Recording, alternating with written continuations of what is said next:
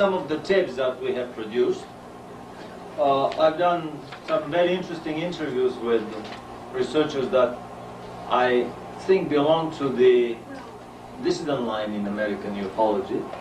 We even organized the American Academy of Dissident Sciences with Al Bielek to try to spread around all the scientific discoveries that have been suppressed by the Illuminati for more than a century. And so with these interviews, I always gravitate toward researchers or eyewitnesses that have something to say different from the party line. We're going to pull it off the hook. The film on that's called Occult National Socialism or Magic National Shamanism is a panel discussion with Chan Johnson and Al Bielek on the extraterrestrial and celestial roots of Nazism. I mean, the real roots for everything that happened in Germany and all the atrocities perpetrated by the SS and the Nazis lie much, much deeper, actually much, much higher beyond our planet, beyond the shallow causes given to us by the political, economic, financial explanations for the origin of the Second World War, through banking and political conspiracies and so on. The secret societies in Germany, the Thule, the Vril, the Hugin, and many others, were at the forefront of the ideological, how should we say, indoctrination and preparation of the Nazi party and the elite of the SS. And it's a lot more important to know what these societies were standing for than to know what was decided on this or that Nazi party congress at Nuremberg. On top of I mean, these secret societies were the main ideologues of the Nazi philosophies. However, these societies were only the agents or the fifth columns, the manipulators, on the level of our planet for the interests of half a dozen alien races, the Pleiadians, the Orions, the Greys, that have been stationed permanently here on Earth and that have been fighting with other alien races for supremacy on the planet. According to Al Bielek, half a dozen alien races were involved with the Germans and the Nazis. Pleiadians joined in to help because they were worried that their Aryan seed on the planet would get wiped if the Germans get too much beaten during the war. So that's why they join in with their technology. So did the Orions, so did the Little Greys, and so on. According to the tape, a lot of concentration camp inmates, I mean, they wanted people to, according to Al Bielek, the Little Greys wanted people to abduct and experiment on, and Hitler said, you can't touch the Germans here, but take as many as you want from the concentration camps. So a lot of the missing persons from the camps may have ended elsewhere.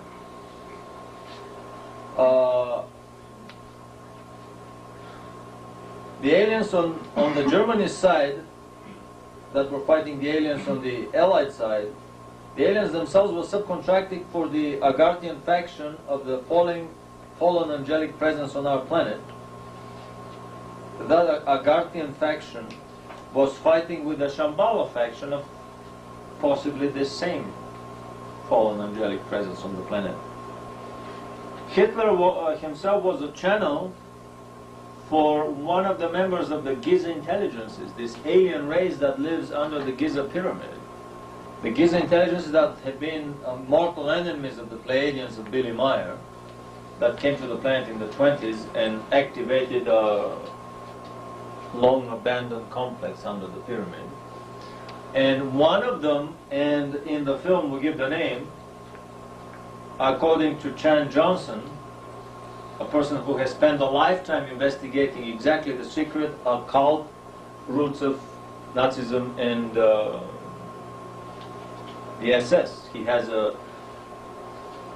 previous lifetime recollection of being a Luftwaffe pilot and falling down in flames, and hence his infatuation with everything German, but he is not a neo-Nazi, definitely not a neo-Nazi. On the contrary, with this film, because twice actually I've been accused of being a neo-Nazi.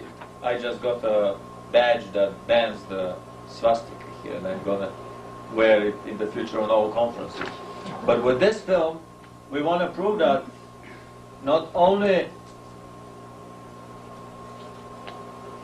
well, the research that we've been doing has nothing to do with neo-Nazism. On the contrary, we would show that the Germans were associated with some of the not very spiritually advanced races in the universe. I mean, even the Pleiadians are not that far advanced. We have to face it. They have had interstellar flight for 120 million years, and they have had no warfare for only 50,000 years, which is just a millisecond from their overall interstellar flight history. I mean, how many cities have they exploded in nuclear wars? How many continents? How many planets? How many stars? The Eye of God in the Lyra constellation was the last star that they exploded 180,000 years ago, or whatever, 100-something thousand years ago, according to their... I mean, they've been vicious, brutal savages on a different level, as much as the Amazonian scalp hunters and man-eaters are, cannibals are. So basically, there were, I mean, the alien presence on the planet was divided in two camps fighting each other, and so were the angelic presences on the planet, of the fallen angelic type. Basically, the Shambhala and the Agartha factions of the Luciferian presence on the planet were fighting each other.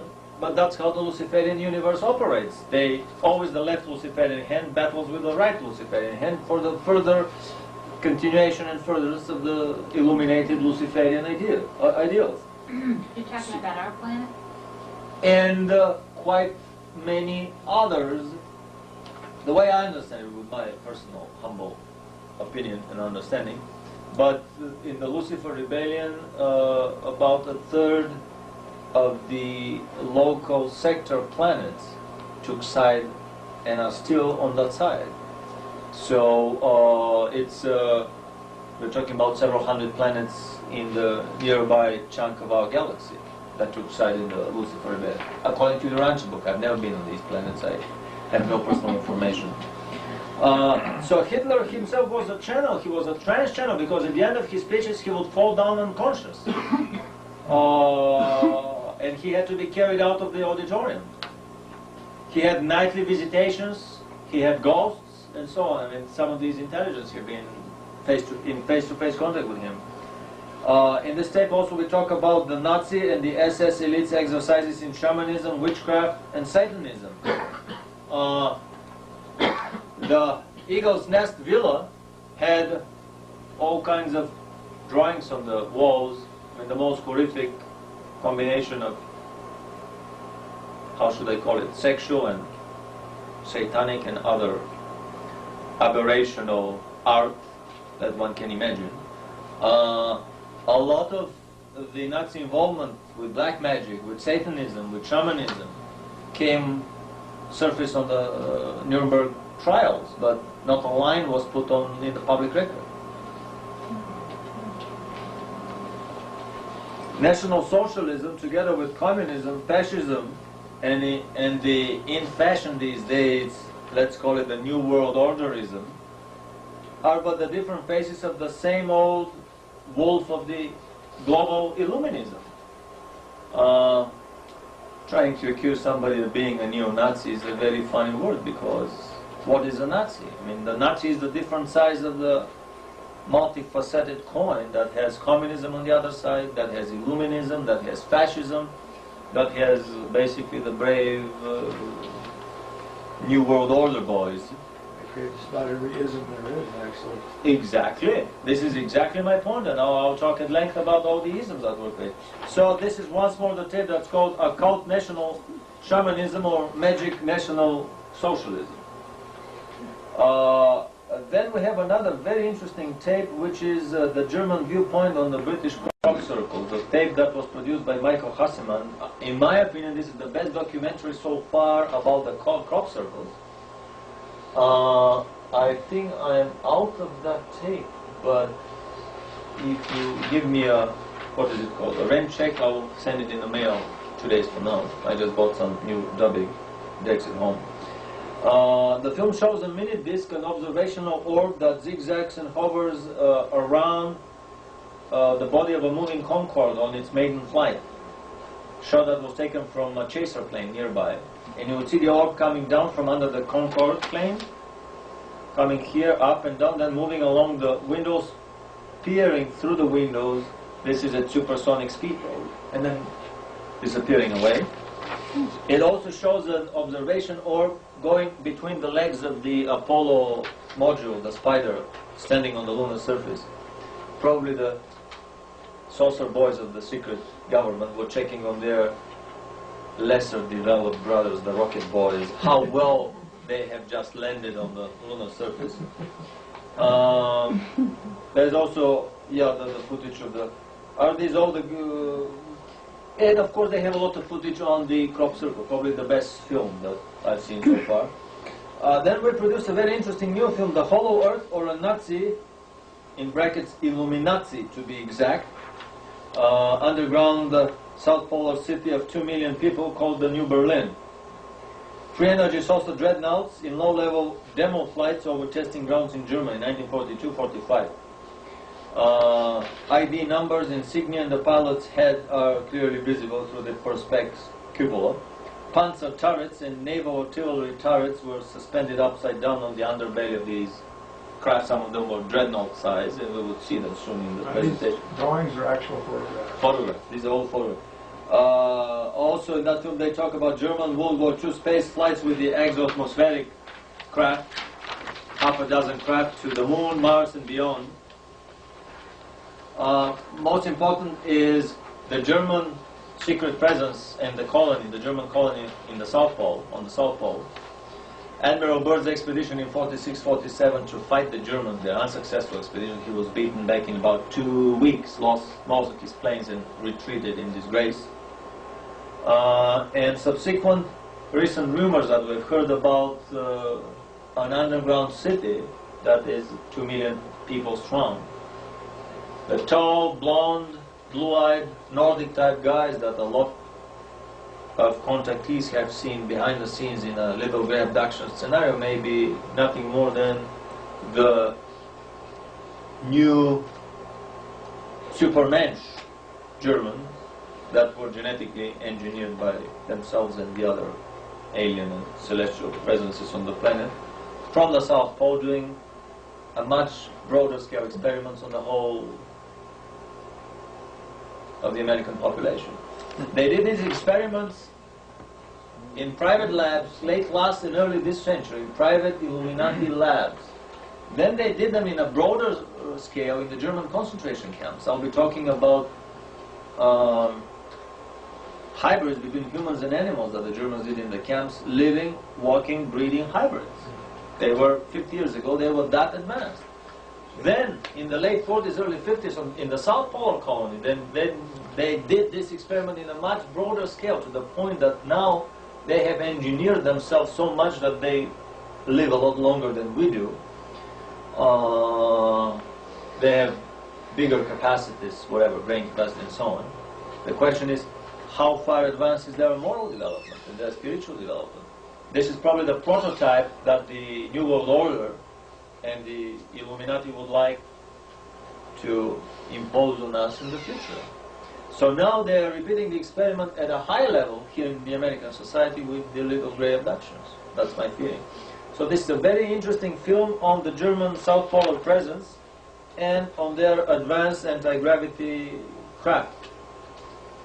Then of course we have several other films here. One is the terrestrial component of the alien presence, or 1 century of secret Illuminati projects launched to the public as the new and ultimate threat, the alien threat.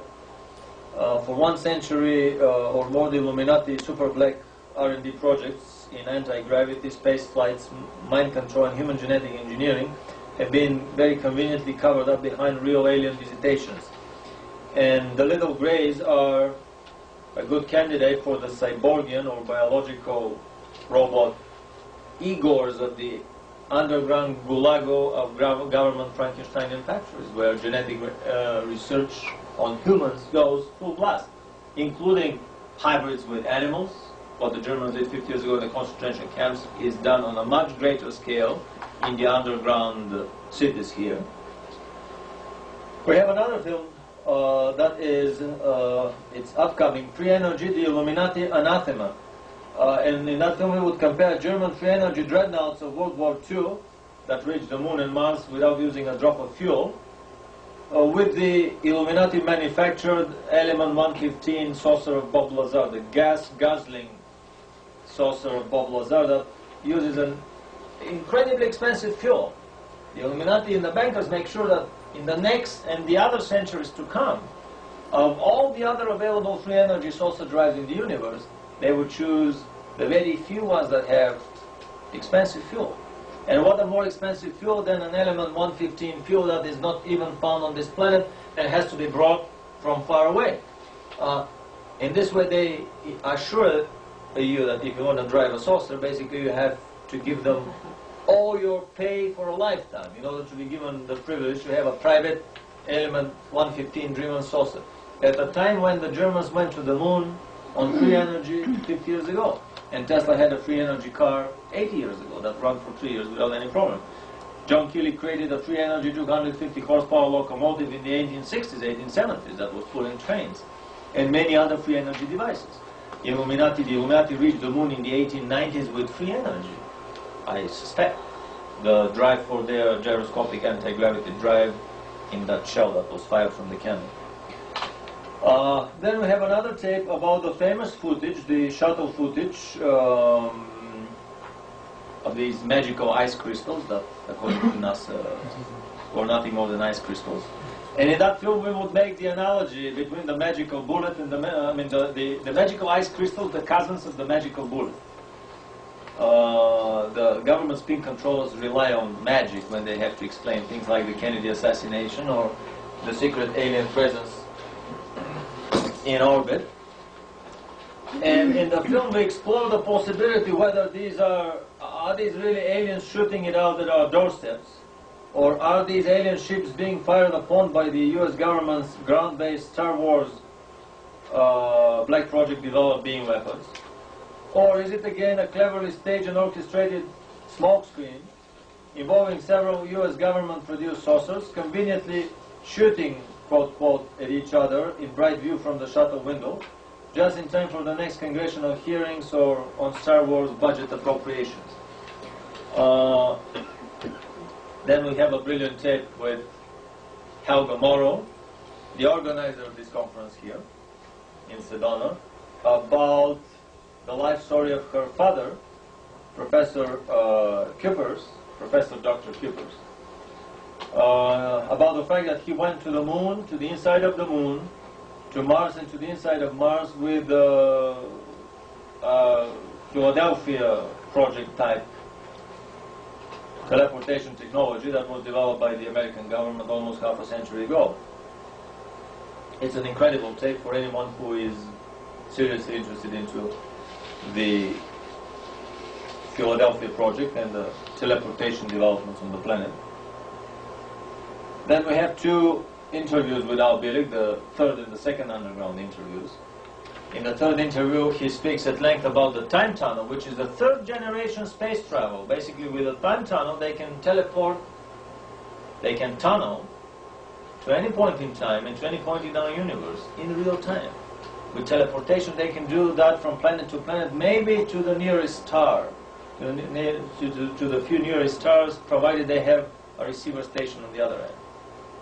Or without a receiver station, probably between the planets in our solar system, or from an orbiting ship to the surface of the planet. It doesn't work as far as the time tunnel does. So, on top of developing the Star Trek nuclear-powered craft that were built by the Rockefeller Foundations and some other private foundations on this planet, the next generation transportation that the Illuminati have ready up their sleeve when in the future they would announce the nuclear power craft to the population. They would to have one level of a higher secret transportation technology that would allow them a competitive edge. And the time tunnel is the third grade, the third level above even the transportation technology. Then we have a tape on the close encounters of the Foo Fighter kind. Introduction to Nazi anti-gravity research and development in the 30s and 40s. And we talk in that film about 50 models of flying saucers with piston, Vankel, turbo, pulse, ramjet and rocket engines with spinning magnetic fields or powered by free energy. We talk about the exoatmospheric and space flight capabilities of these craft around Earth orbit, to the Moon and to Mars, according to German documentary films. We also talk at length about the Nazi Antarctic underground base and Admiral Byrd's failed campaign against them. We have a film on the underground, on the alternative 3 joint secret landing, saucer landing on Mars in 1952, May 22nd, 1952. Was that 62 or 52? I have a feeling that it was 52, not 62, because they landed with saucers much earlier than. In the film, they claim they landed with rockets, but this is not a rocket landing, and we'll see why. We have a film. This is a lecture and seminar by Colonel Marina Popovich. She's a decorated military test pilot from the Soviet Union, from the Soviet Air Force. The film is titled UFO Glassness over Russia. In that film, she talks about a crash-landed UFO that was brought down with a surface-to-air missile in the late 80s over Soviet Caucasus Mountain. And also a photograph of the giant mothership that was a shot that was taken from the Russian unmanned space probe Phobos when it approached the Martian moon Phobos. Very close to the moon, there was a giant 22-kilometer long mothership parked there by somebody, and the Russian probe took the picture before it vanished. Then we have a whole list of audio tapes available from the Graduate School of Conspiratology and the American Academy of Discipline Sciences. Mainly these tapes are about the secret societies of the planet. A tape revealing the Freemasonry and the Masonic Lodge as the Illuminati fifth column on the planet, taped by Ron Carlson. Another tape on the Illuminati Council of Foreign Relations, exposed by Myron Fagan. This is a 3 LP record set of about 3-hour-long tape. The Illuminati infiltration of the American Secret Central Committee, or the Council of Foreign Relations, that runs the United States behind the scenes together with the Trilateral Commission. Another tape on the Trilateral Commission itself by J.C. Lewis, 90-minute long, which reveals that the Trilateral Commission is again an Illuminati outfit to speed up the coming of the one world government and the New World Order, an outfit created by and financed by Rockefeller after World War II. A very interesting tape by Anthony Sutton called The Order exposes Yale University Secret Society, the 322, or the Skull and Bones, which is one of the secret Illuminati prep schools for the Golden Party youth, the future rulers of the country and the new united world, and the torchbearers of the illuminated enlightenment on the planet. And I wouldn't be amazed that, on top of everything else, this is also a quite well camouflaged satanic cult that operates on a university campus. I wouldn't be amazed, because a lot of the symbology of the skull and bones, including the very shape of the bones and the skull, are the same that they do on satanic rituals. And in symbology, nothing is coincidental. The Grand Masters of the Freemasons and the Knights Templars both use skull and bones on their gravestones too. It's a very good point. The Grand Masters of Freemasonry and the Knights Templars use the skull and bones, and so did the SS on their uniforms. It's a very good point that occurred here. Then we have a 3-hour-long tape, the terrestrial component of the alien presence on the secret Illuminati projects swindled to the public as the new and ultimate threat, the alien threat.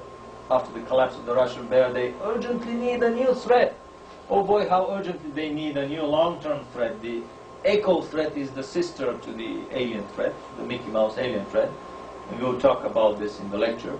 But this tape covers basically 1 century of Illuminati super black research and development projects in anti-gravity, space flights, mind control, and human genetic engineering that have been conveniently covered up behind real alien visitations on the planet. Hundreds of races visit us each year, but behind that there is a very substantial illuminated component of terrestrial developments that it's very easy for them to explain away as all alien, being all alien. And in that tape we would make the claim that the little greys are the government-developed biological robots or cyborgs, the little Igors of the underground gulag of government Frankenstein factories, as Anthony Hilder calls them.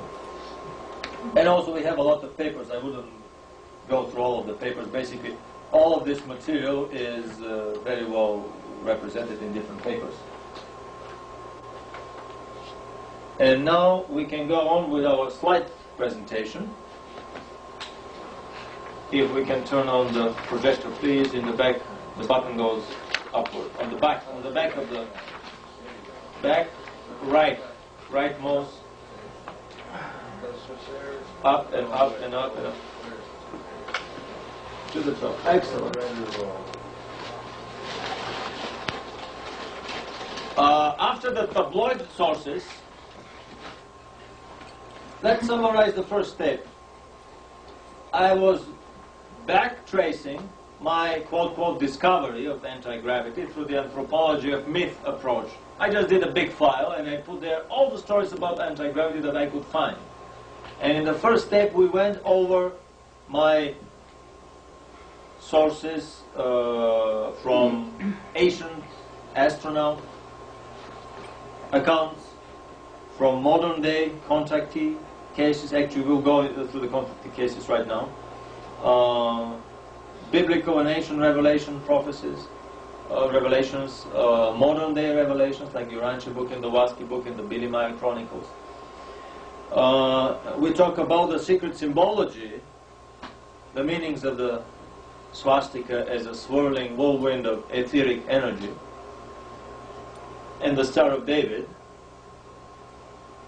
that have much deeper physical meaning than just being a symbol of a political movement on our planet.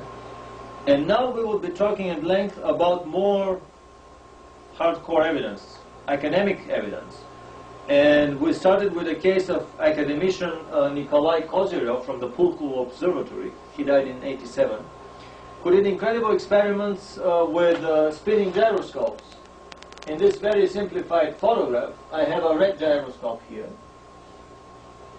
that is spun in motion by a very simple electromagnetic device.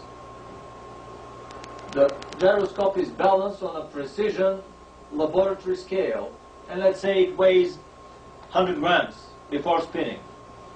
We spin the gyro and we measure the weight again, and if it spins leftwards, it weighs 95 grams. If it spins counterclockwise in the other direction, it weighs 92 grams. Academician Sakharov went a step further.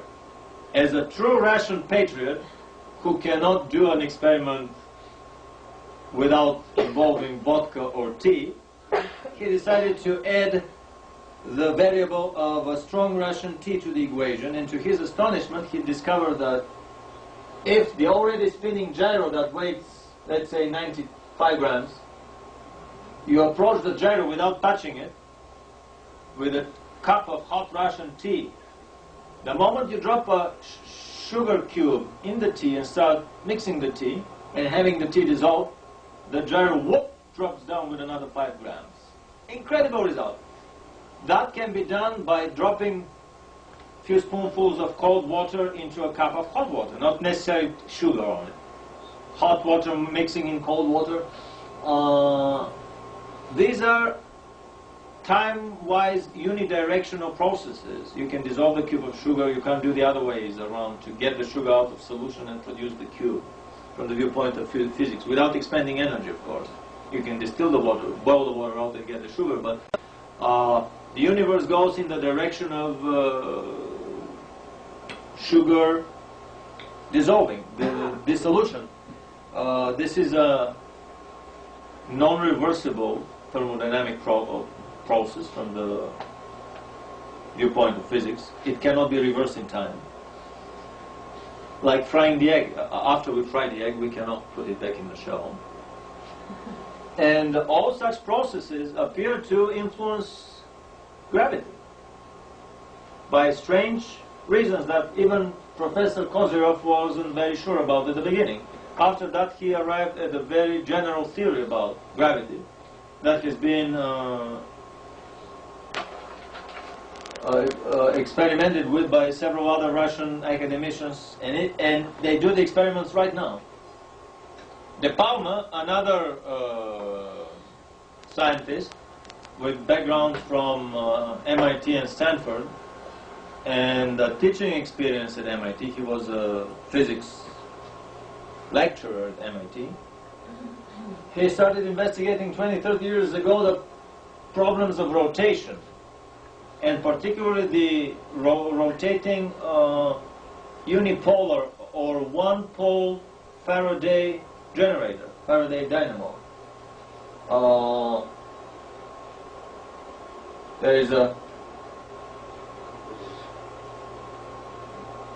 copper disc sandwiched between two magnet discs, magnet donuts, spun on a shaft, and you have two brushes. One brush is touching the shaft, the other brush is touching the periphery of the disc, and a potential difference of 1 volt appears here.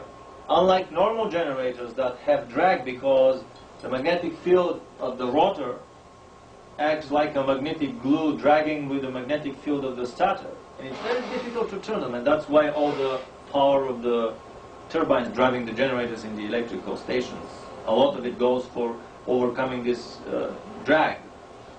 Unlike that, the generator you can spin by hand and there's no drag. Basically the drag is zero. Whether there is load or there is no load. No physicist can explain that. Current physics, as we know it, the party line university academic physics cannot explain that. There's no cutting of lines of force by that generator. Exactly. It probably cuts the etheric lines of force of the planet, but there is no ether, according to modern science.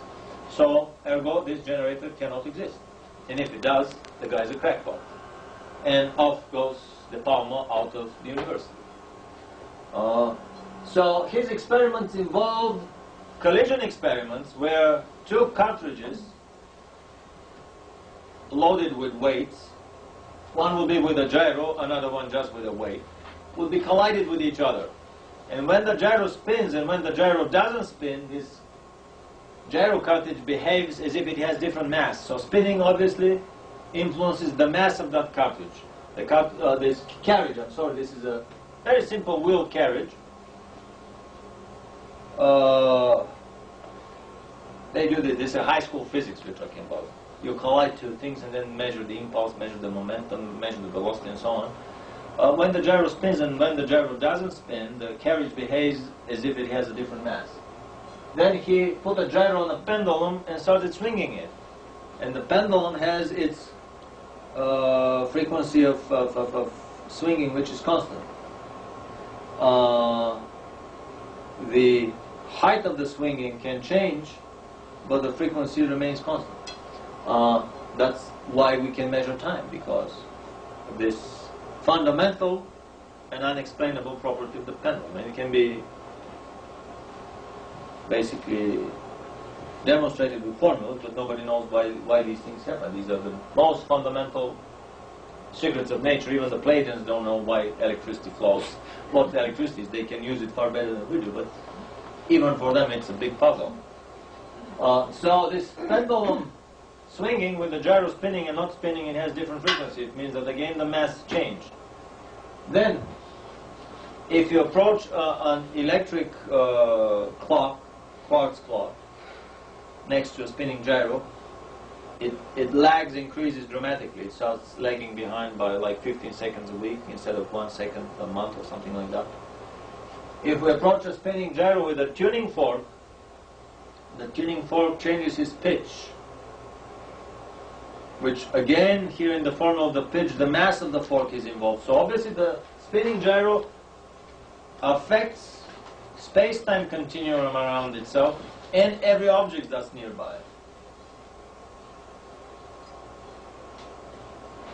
So that's the conclusion of Bruce de Palma's experiment, that rotation changes mass and weight.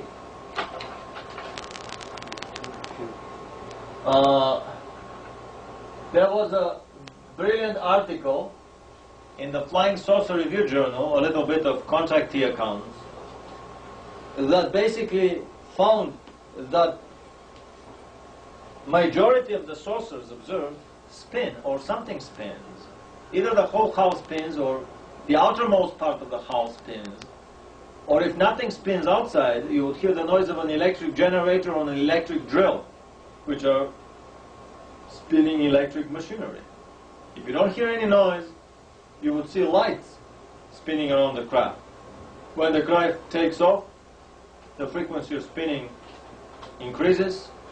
Also, the lights may change their color because of the frequency of the light changing. So, this initial hunch that I had many years ago, that because of the rotational symmetry, maybe spinning is involved, was greatly reinforced here when I found an article by professional ufologists. Flying Saucer Review magazine is one of the top British and probably one of the top 5 world UFO journals, investigative journals, and I greatly admire everything they do. Not as good as Physical Review Letters, professional academic physics journal, but in the marginal schizoid reality of UFO literature, this is probably the best there is.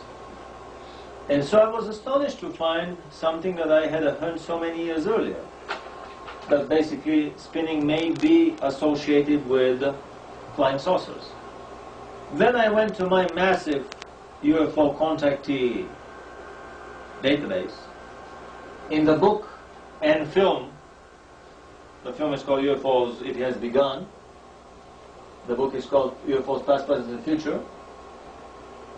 They talk about a San Diego dock worker that asked his aliens, how the hell do their saucers fly? And they say, oh, it's very simple, it's a flying electric motor. The rotor, the red one, spins one way according to along a vertical axis. The whole starter, the blue one, spins the other way. And the cabin on top is gyroscopically stabilized so that the pilots would not spin into insanity with the cabin. Such a construction explains the crop circle whirlwinds, which is a field of rotating electromagnetic and etheric vortex under the anti-gravity drive of the craft, which is basically an electric motor. If we have a big electric motor, flat motor, spinning over a growing grass, I wouldn't be amazed that the grass would assume the same crop circle type formation, even with the a lot lower intensity of the field of an electric motor. We can't produce, at least our official science and technology cannot produce such strong fields as you can produce under an anti-gravity drive. So one of the contactee accounts talks about anti-gravity saucers being powered like an flying electric motor. This is a very interesting contactee account from Red China. And here, unlike in Britain where the crop circle is on the surface, on the ground, here the drive of the craft affects space-time and the atmosphere in such a way that we have a circle formation on the underside of the craft. We have a white and a black forces chasing each other in a kind of a never-ending yin and yang frenzy. ever chasing and never reaching each other. This is a rotational dipole.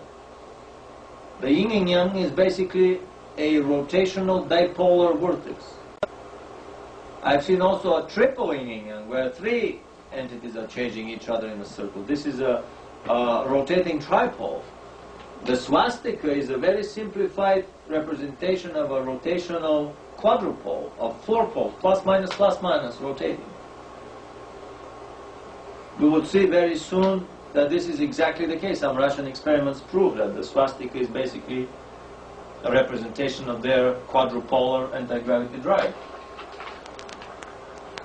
Another contactee report, UFOs contact from the planet Ayarga. Star Trek. Looks like some of the figures. This is a creature that appeared from...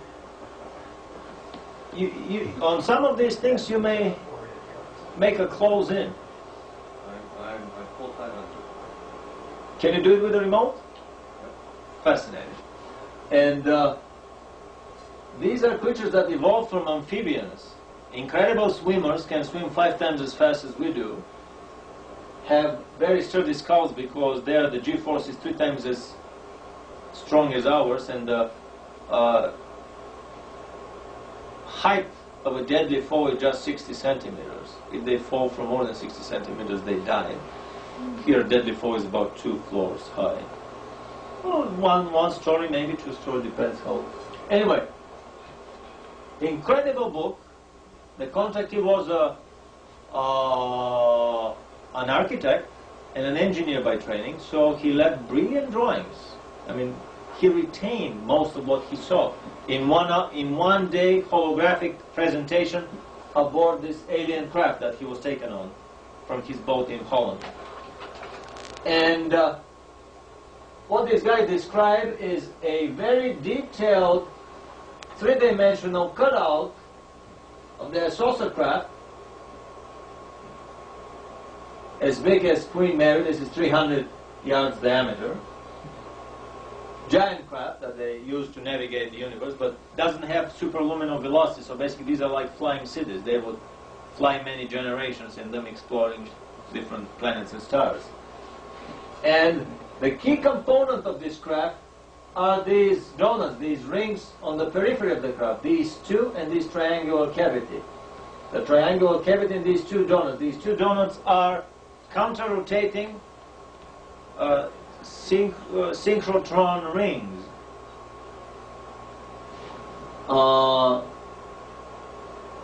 It's fascinating. Do they have to rotate, or can they just send particles? Now, what the guys figured out that instead of spinning the whole hull of the craft, instead of spinning brute mass, a lot of tonnage at slow RPMs, you can spin at high RPMs a very little mass, and you would arrive at the same product. It's mass times RPMs. So instead of spinning the whole craft in a very inefficient drive, all the bearings would wear down, as was the case of the first German saucers. They would keep the craft stationary, and they would spin few elementary particles in these two rings at near relativistic speed. So basically their weight is almost nothing, but the speed is almost everything, so they get the same effect. Again, we have spinning. If we can't spin the brute mass of the craft, we can spin a magnetic field like these electric motor. Well, it's a combination because the magnetic field spins, but also the mechanical part of the electric motor spins. There have been patents in Germany in the 30s for creation of a spinning magnetic field with a stationary non-spinning hardware. So if you go a step further, you don't even have to have an electric motor to create a spinning magnetic field. You would have some sections that would be turning on and off and on and off in a circle, and they would create a spinning magnetic field. I mean, this is technology that has been in the patent office since the 30s. Here the IRGANs are spinning elementary particles.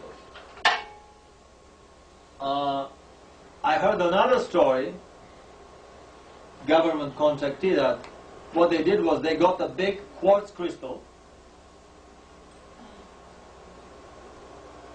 a cylinder of a crystal,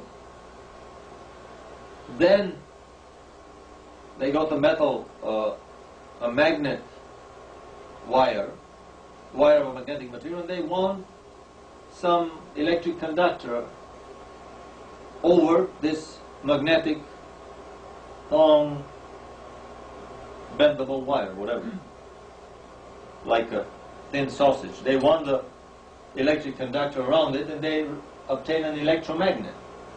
Then this pliable electromagnet was wound around this big quartz crystal, which resembles, by the way, a millstone. This is probably where the story of that millstone in the Mahabharata legend came from, or maybe there are countless other physical ways to create such a millstone resembling saucer drive. But anyway, when the magnetic, basically it's kind of a linear magnet,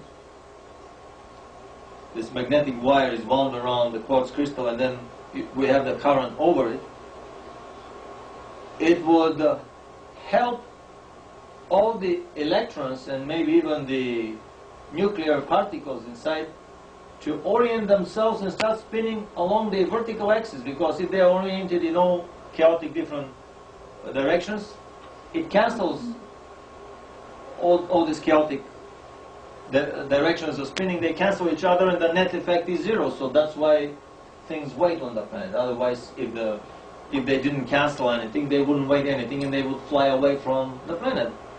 Whoever created the worlds thought that, well, we have to keep the buggers on the planet. If they start floating freely in space, we would lose them. So that's why in normal crystal objects, all these spins, all these little rotations of electrons and nuclear particles and everything are oriented chaotically in every direction. But if we can reorient them in the same vertical direction, vertical, then we obtain what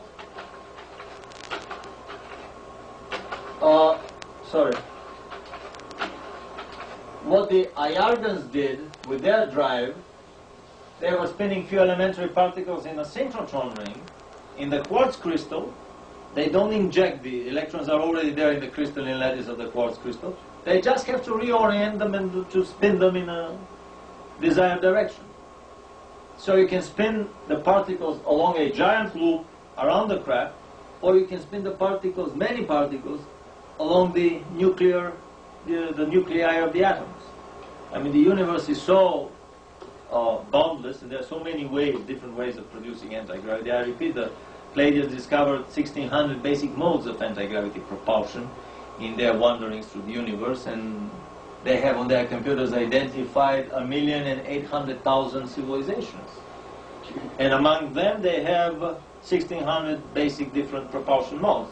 Here in this lecture, we will touch upon probably 20 or 30.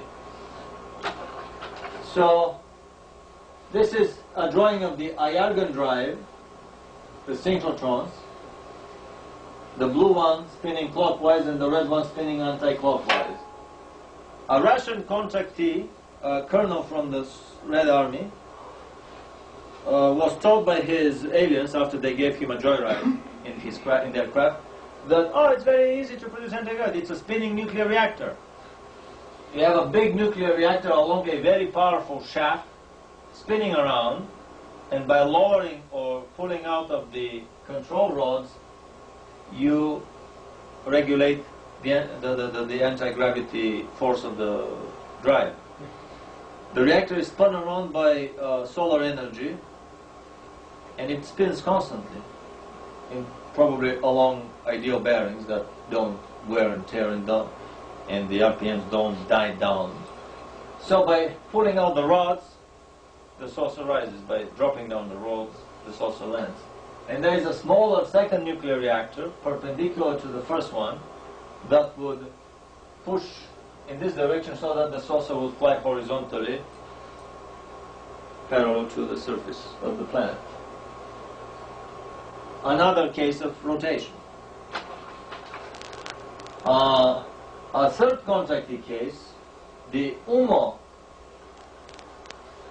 craft, a contact in Spain, talks again about some electromagnetic cavities along the periphery of the craft, a donut-shaped electromagnetic cavity.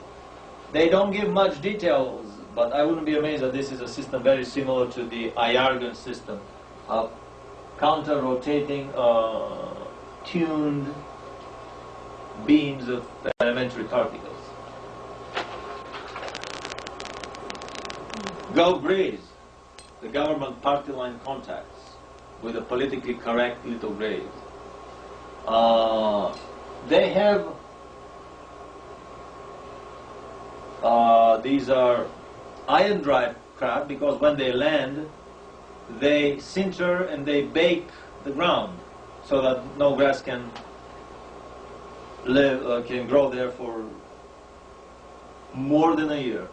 The electromagnetic drives not only do not bake and sinter anything, but crops continue to grow without even developing a burn on them. They just bend horizontal and start growing horizontal. So even in the iron drives, we see that the drive has some circle to it. Whether this is a condenser plate coupled, this is not a light, this is the drive system.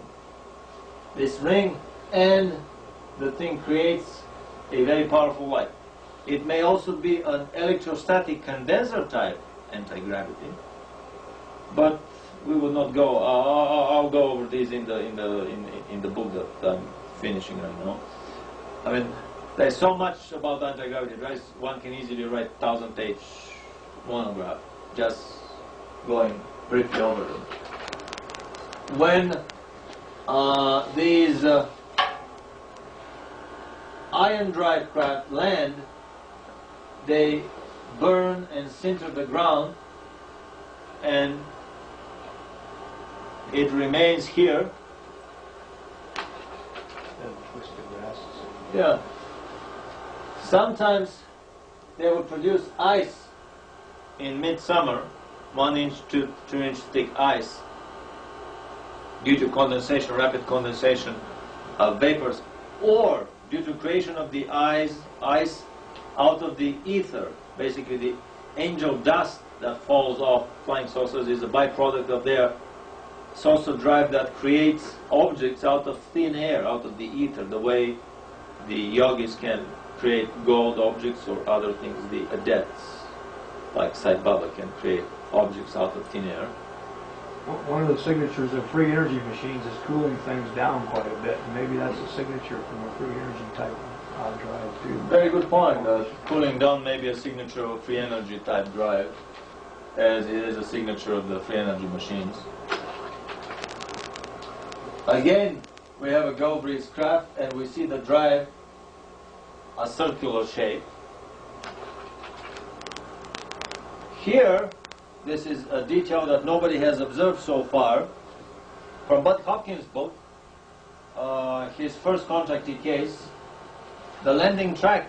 This is how his research started. He realized that, and this is not a figment of the imagination, if you have a big spot of grass in your backyard that stays there for several years. What I discovered that nobody else has discovered, here on the photograph, there's another jet that goes in this direction. This is a direction tangential to this disk. My suspicion is that just before takeoff, they fired a shot of some energy in this direction and another one in that direction in order to spin the disk in order to take off. Because this could have been in a radial fashion, it could have been in any other angle of all the other possible angles, which are quite many here. This is in a tangential direction. It could be a jet of energy that was used to spin the drive of the craft before takeoff. Another circle of an iron drive. After the contactee reports, there are a lot of inventor stories and reports about anti-gravity. And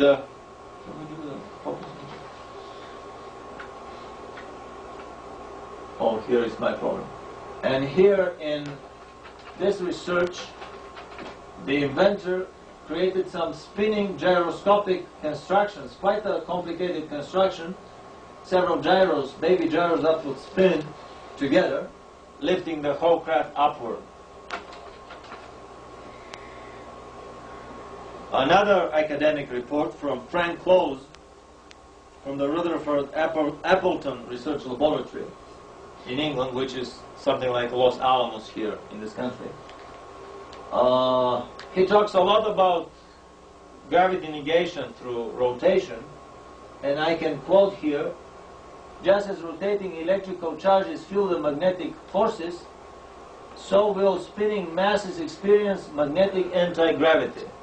What year was that written? This is the Manchester Guardian, Friday, March the 14th, 1964. I got in the library. So again, we have a connection between anti-gravity and rotation. Actually, electromagnetic drive. Recently, an article about the American Olympic Committee for discus throwing, there was a little miniature fact there that when they removed the weight of the discus from the center and concentrated it on the periphery, that increased greatly the throw length of the discus. When a discus is thrown, it spins. By moving the mass from the center to the periphery, we do not increase the radius, but we increase the flywheel momentum. A flywheel of a car is made such that it is edge heavy and center light. It's thin in the center and all the mass is concentrated in the edge in order to accumulate more energy. If a flywheel is built in this way, it accumulates a lot more energy than if the mass is concentrated in the center. So, by working on one of the variables of the anti-gravity formula, they were able, without realizing it, to increase the throw distance of the discus quite substantially, 40% or something. I heard that in the Second World War there was a frisbee-type grenade that they were throwing, spinning, and that would fly a lot longer than a normal grenade. A guy who was a general in the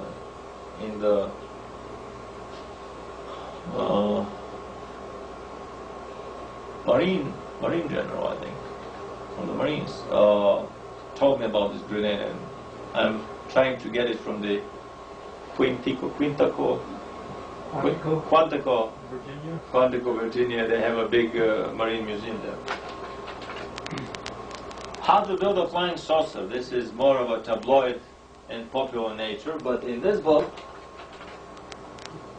they discover a very interesting gyroscope experiment.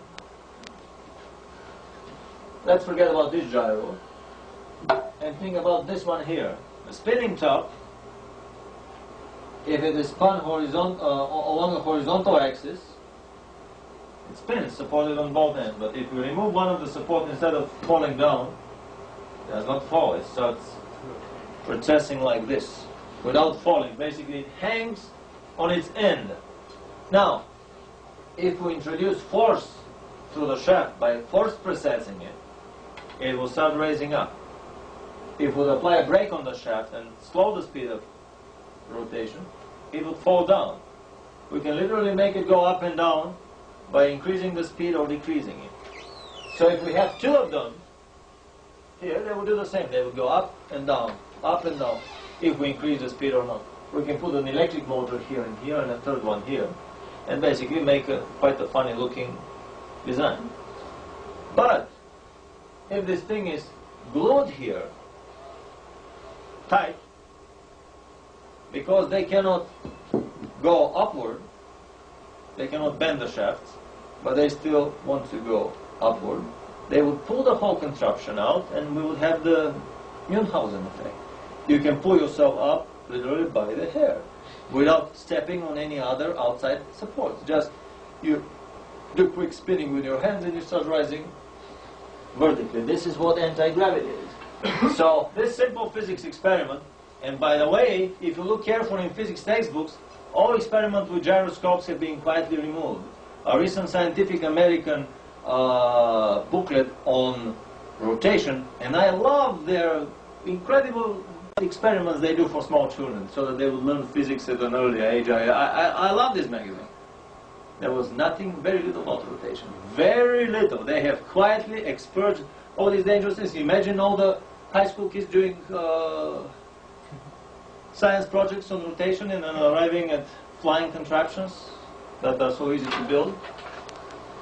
This is exactly what Sandy Kidd did.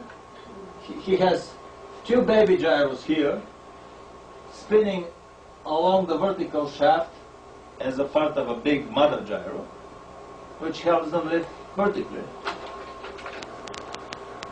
Sandy had two baby gyros, but we can have 3, 4, or n.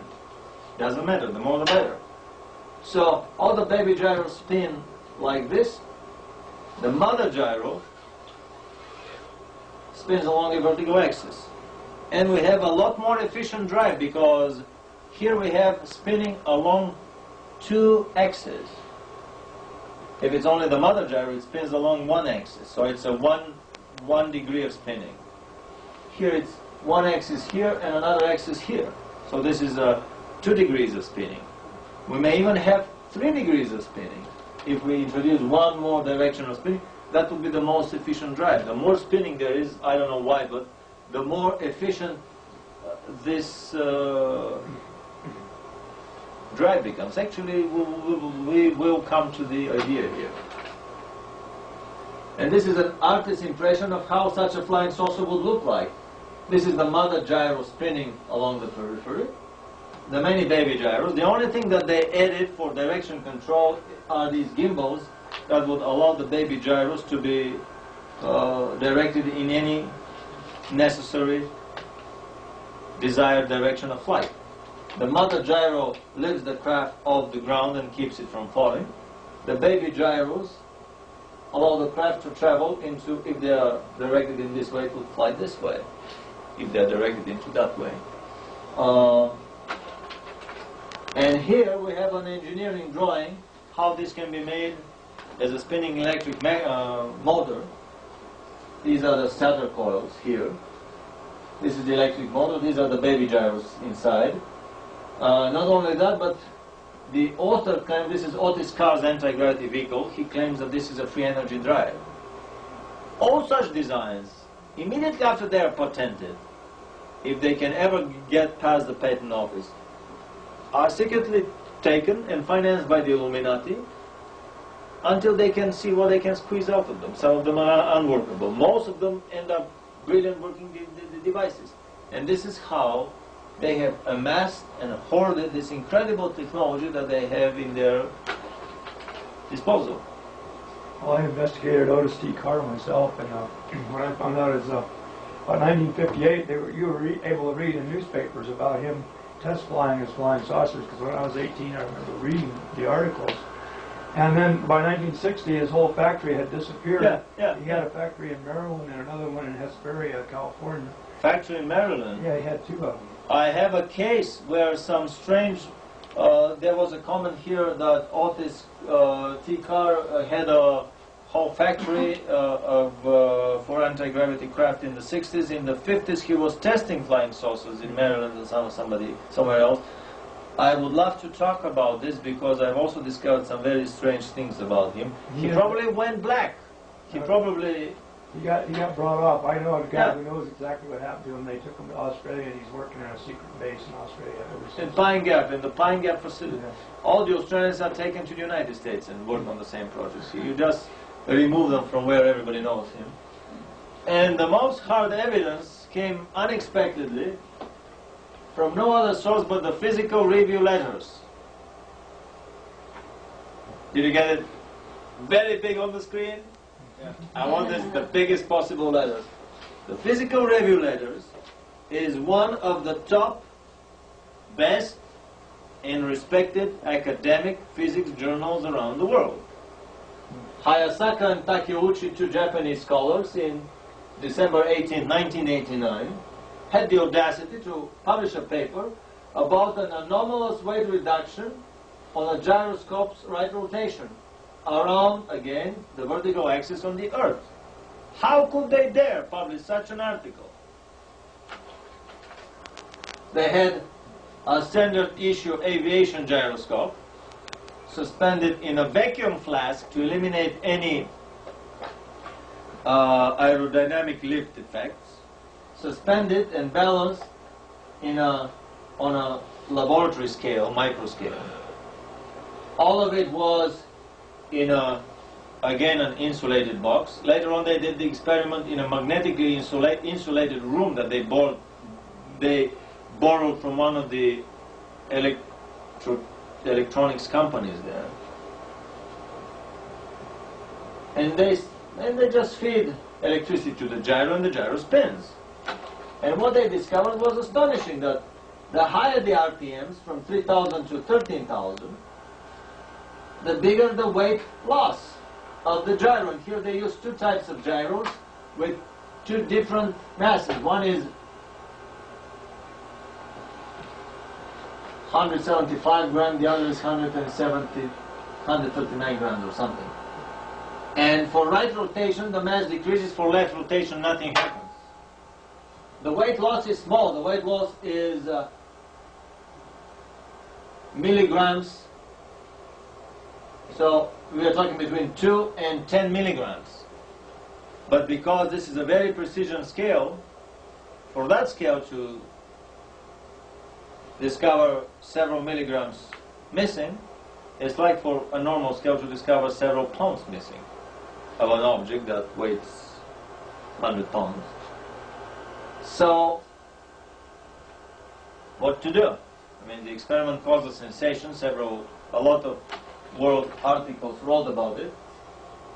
Less than a month it was debunked by two authors from Colorado working on an Air Force grant. How were they able, around Christmas time and New Year, to build quite a complicated plexiglass spinning top powered by an air turbine, to machine it, to draw the drawings, machine it in the shop, assemble it together, to do the experiments over and over and over again, to write the paper, to go through the peer review, to take it to the press and to publish it 29 days later. This is impossible. They have been given the green light by the whole government establishment to debunk the paper, and their article was titled "Anomalous Reduction with a Now Weight Loss Experiment with a Now Result." They made sure that even in the title it would become obvious to the biggest dimwit that this is a hoax, that this cannot be. And effectively all research died down. By the time others had the time to create similar experiments, these came with a refutation, and I don't know of anybody else that repeated this experiment, unless they do it in private. So, let's repeat here. I've done a little analogy. Sandy Kidd had two baby gyros spinning as one along a vertical axis. There is an inventor in Phoenix who has three baby gyros, driven either by individual motor, each one of them, and then a fourth motor spins them along a vertical axis, or by one motor, doesn't matter. In a Russian experiment, they have four baby gyros, each spinning left or right, mounted on a mother gyro that also can spin left and right. However, here,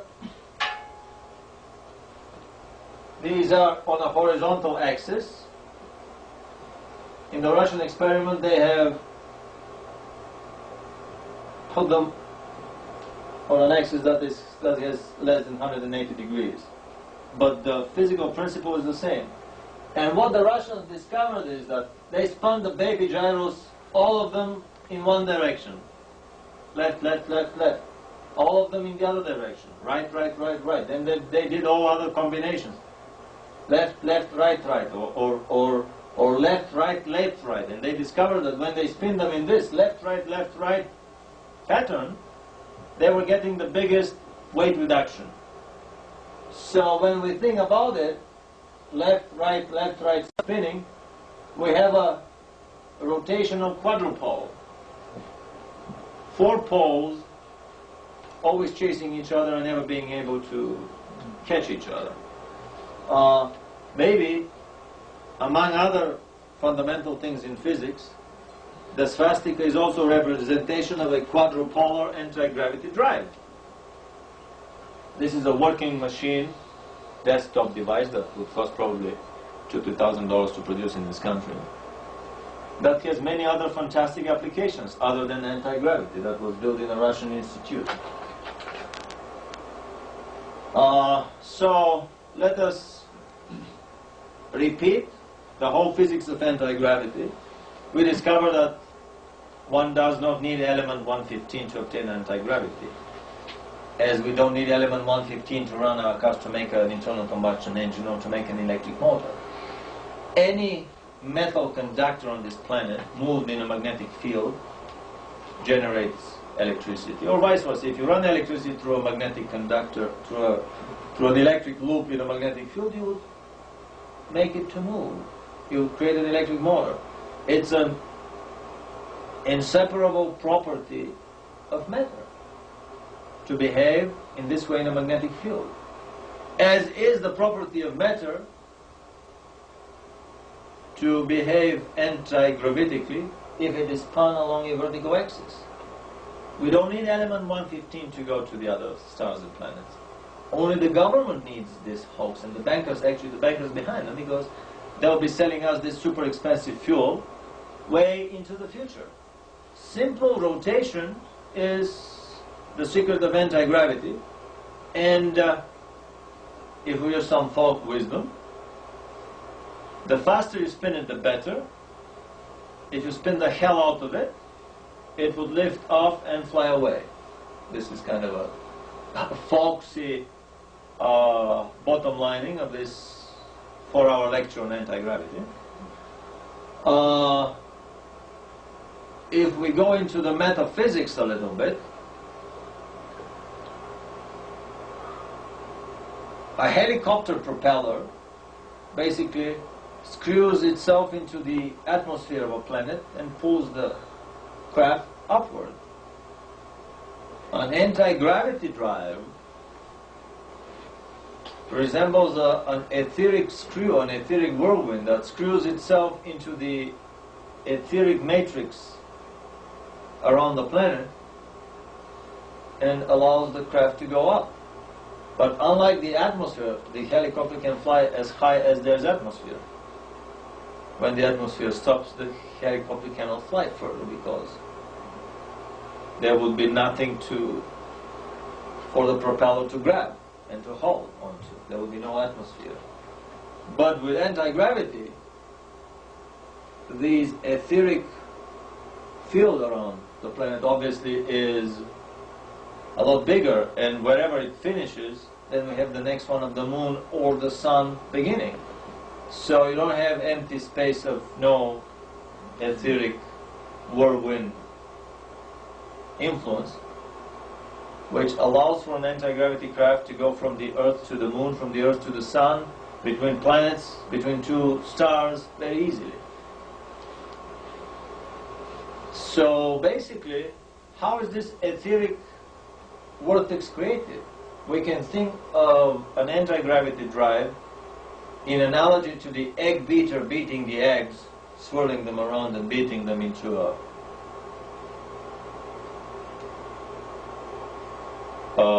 vortex. We can think of an anti-gravity drive as an ether beater, when either a brutal mass starts spinning around, or some fine energy field starts rotating around the craft. All these things work like the beating wings of an egg beater that beat on the ether and make it spin around. And this etheric vortex is actually the power that lifts the craft upward. Now, some experiments to prove that our theory is correct. Actually, I was thinking of doing one, but buying a doll for my daughter, for my baby daughter, I ended up buying twice more expensive present for myself. This is a, as it always happens, you end up with a toy train for yourself instead of. This is a styrofoam saucer sold at Toys R Us. Nobody can. I mean, there have been so many cases of the NSA arresting inventors the moment they create something that flies. The moment, this is a threshold point, the point of no return. Once you make something that flies and proves the theory, that's it, you disappear. You go black, they will buy you off, they will kill you off, whatever. As long as you don't do that, it is just tabloid, cranky stories. So I was thinking of very much of doing something like that, and then I see that actually the guys at Toys R Us have already made it. Let's analyze this saucer with the knowledge that we have. This is a piston engine here from a very small model plane, a model piston engine that spins a propeller in a vertical shaft. So this is a ducted fan, ducted because the propeller, the fan is in a duct. This is a ducted fan configuration of an air cushion vehicle because the air that is compressed downward kind of pushes the craft up. But there's a catch here. And the catch is the following. This craft cannot fly under the power of the gasoline engine alone. You can start the engine, you would leave it on the ground and it would never lift off. You have to pre-spin the body of the craft. The model is about this big. When you throw it in the air, you have to pre-spin it by hand with the engine running. To throw it by spinning it. And if you spin it clockwise, it wouldn't fly either. You have to spin it only counterclockwise, exactly as the experiments in anti-gravity that we talked earlier. So what happens is, let's repeat, it would not fly under the power of the engine alone. We can start the engine and leave it on the ground, it would never lift off. I bet after this tape all these models would disappear from Toys R Us. I can bet. It would not fly if it is pre-spun by hand in the clockwise direction. The only way for it to fly is if it's pre-spun in the anti-clockwise direction. And it would lift off about 180 meters before exhausting the gasoline, and then it would come down. Now, once we pre-spin it, it's kind of a jump start. After that, the engine itself rotates the styrofoam. It's a very light styrofoam body of a craft. By number one, there is this reaction of the propeller. The propeller rotates one way, the engine tries to rotate the other way because the engine is bolted to the styrofoam body. It rotates the body in the other way.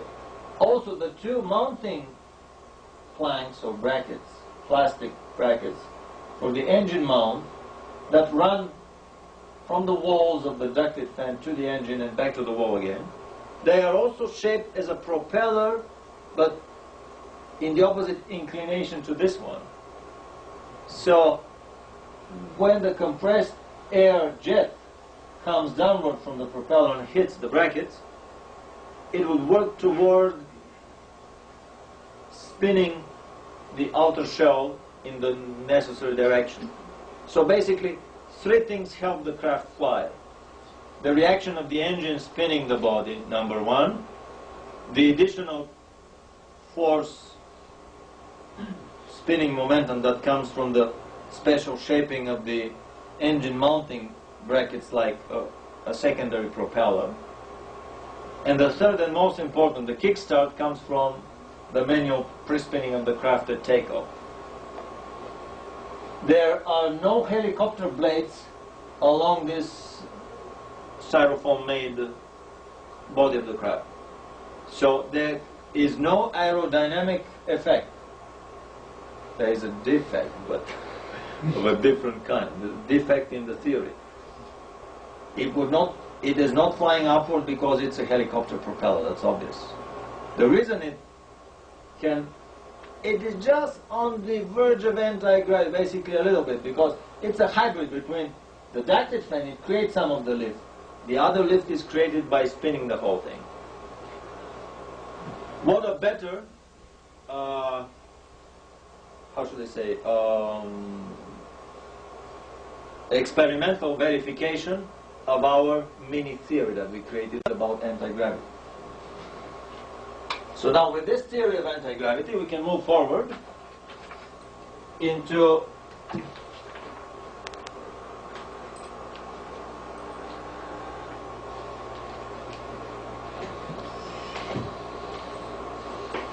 close encounters of the Foo Fighter kind, secret research and development in anti-gravity and flying saucers in the Third Reich, Germany, from 1925 to 1945. First close detailed photographs of Nazi Germany's free energy saucer dreadnoughts. It's very dangerous these days to talk about anything that the Nazis did, especially anything of interest or anything that's not bad about them, even if it is a technology. There are many factors. The guys from NIBRID, the Anti-Defamation League, would be very quick to point out that this is probably a neo-Nazi propaganda. With our 2-hour documentary film on the Satano-Lucifero illuminated roots of Nazism in Germany, I think we've made quite abundantly clear that we do not stand for, when I say we, these are the several people that work on the film, we do not stand for anything that is neo-Nazism, because this is just another coin of the global Illuminism. Every time they accuse me on a radio show of being a neo-Nazi, I simply say, what is a Nazi? I mean, what is a communist? Aren't these the same commun-Nazis? Aren't these the two sides of the same coin? What is a Nazi and what is an Illuminati? Aren't these the same other two sides of a bigger coin, the Illuminati coin? How many people understand that distinction, though? That's the problem. Well, I can point to literature sources. Hannah Arendt is the best source here in this country, Origins of Totalitarianism by Hannah Arendt, that basically equates Nazism with communism. Fascism is another book that our president wrote, which has dozens of pages of Nazi Party, National Socialist Party yearly meetings and the reports on these meetings. And you read them and you suddenly get these ants crawling on your back, the cold shivers on your back, because you realize that this could have been pages of a Communist Party yearly meeting. You can get 20 pages of the Nazi meeting and interchange them with the Communist meeting, and nobody of the guys that sleep in the room or do crossword puzzles or talk to their neighbor, just waiting for the time for the whole damn thing to finish, would ever realize that they were just read 30 pages from a Nazi party. I mean, even the party is labeled in one word, the party with capital P. That's it. They don't even state the whole name, I mean, the Communist Party or the Nazi Party. And something else that I would like to point here is that, I mean, I'm coming from Bulgaria, a Slavic country, and in the Nazi racial and genetic purity doctrine of the creation of the super race, the supermensch, the Slavs had genes that were expendable, so ergo all the Slavs were destined to become the fertilizer for the agricultural fields of the 1,000-year Reich. And true to their philosophies,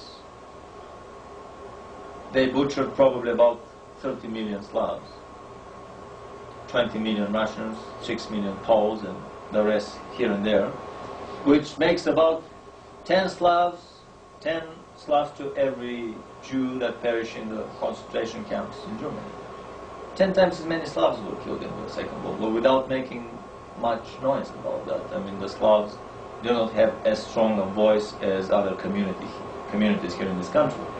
So it's very hard to accuse a Slav of being a neo-Nazi. It's like accusing a Jew of being a neo-Nazi. I mean, we've suffered so much by the Germans. This is a little kind of a statement of a political lineage of myself. What I'm interested is not in the Nazi propaganda. I'm interested in the hardware that was created by the Nazis and passed on to all the superpowers, Russian, British, and Americans after the war, and has been used or abused ever since. The Nazis created all the hardware necessary for a standard run-of-the-mill little gray abduction scenario. They had the stun guns, the paralyzer phasers, they had the anti-gravity lifting tractor beams that would lift a body out of a house. They had the special radiation. When you radiate a house with the roof of the house, it makes the roof transparent so that you can lift the victim through the roof without making damage or any visible cause or scar to either the roof or the human being. This is called throughportation. It came as a byproduct of the Philadelphia experiments for the Americans. I mean, the Nazis had that developed much earlier.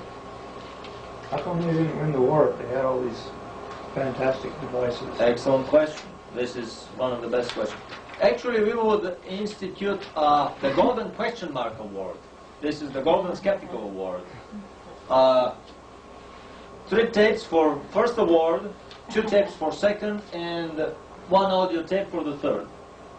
For the best skeptical questions during this 10-hour seminar. I mean, this is how I get my most important feedback, by the way. The most harsh, attacking, skeptical questions are the ones that I love most. I'm coming from a European tradition of very hard arguing and, how should I say, basically quite heated academic disputes that remain academic. Basically, we attack each other's positions and each other's statements, but not personal attacks. So I greatly admire all these skeptical questions that come from the public. And here we have our little race. Now, let's go through the slides that we have. Where did the Germans build all this stuff? I mean, Germany was bombed flat at the end of the war. They couldn't make a truck run and work. They had no gas for the trucks. Well, that was the first question that came to my mind. I mean, where the hell would the Germans build these things? And then I remembered Bill Cooper's book about the excessive, tremendous underground construction that has been going on after the 50s in this country and all over the world, by the way, camouflaged under nuclear bomb shelters. The Luciferian presence on the planet very skillfully creates a fake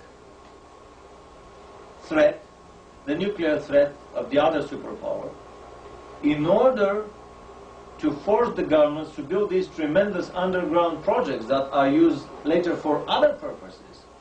If there is a adjudication coming down to the planet from the Trinitarian management, what a better place for the Luciferian forces to hide underground in their alternative to evacuation scenario than in these shelters that were built originally against a nuclear attack.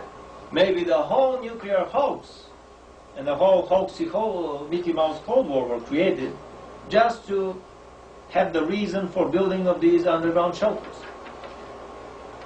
So, where the hell did the Germans build their saucers? Bill Cooper has been talking about underground construction here on the planet. And then I realized that on some of the photographs, this looks suspiciously like an underground factory.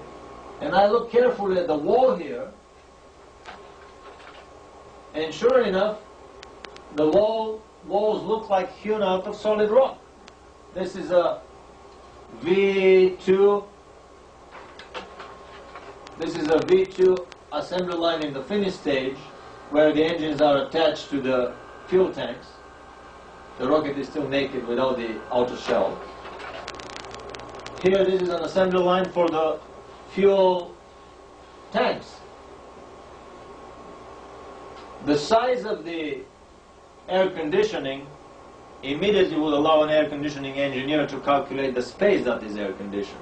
And we are talking about monstrous spaces.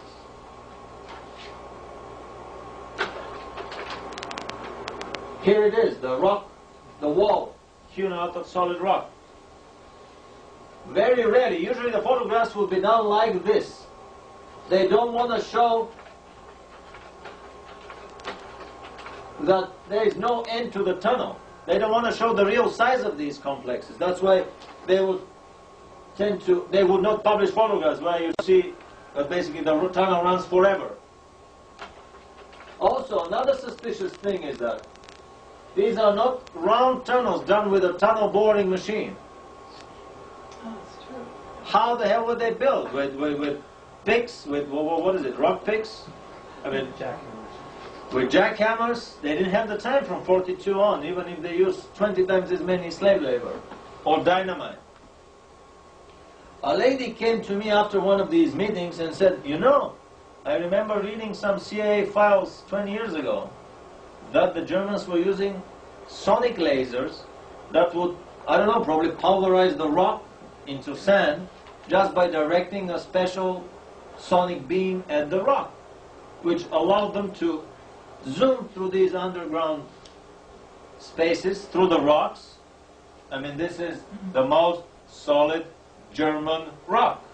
We are not talking about Mickey Mouse Italian dolomite here that that you can blow it in and it would disintegrate. This is rock hard Teutonic rock.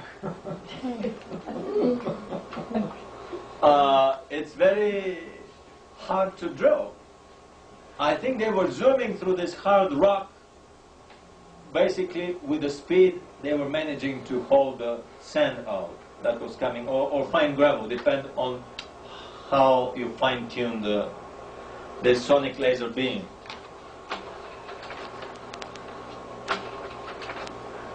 There is assembly line for V1 in Nordhausen, and Nordhausen is a giant underground complex.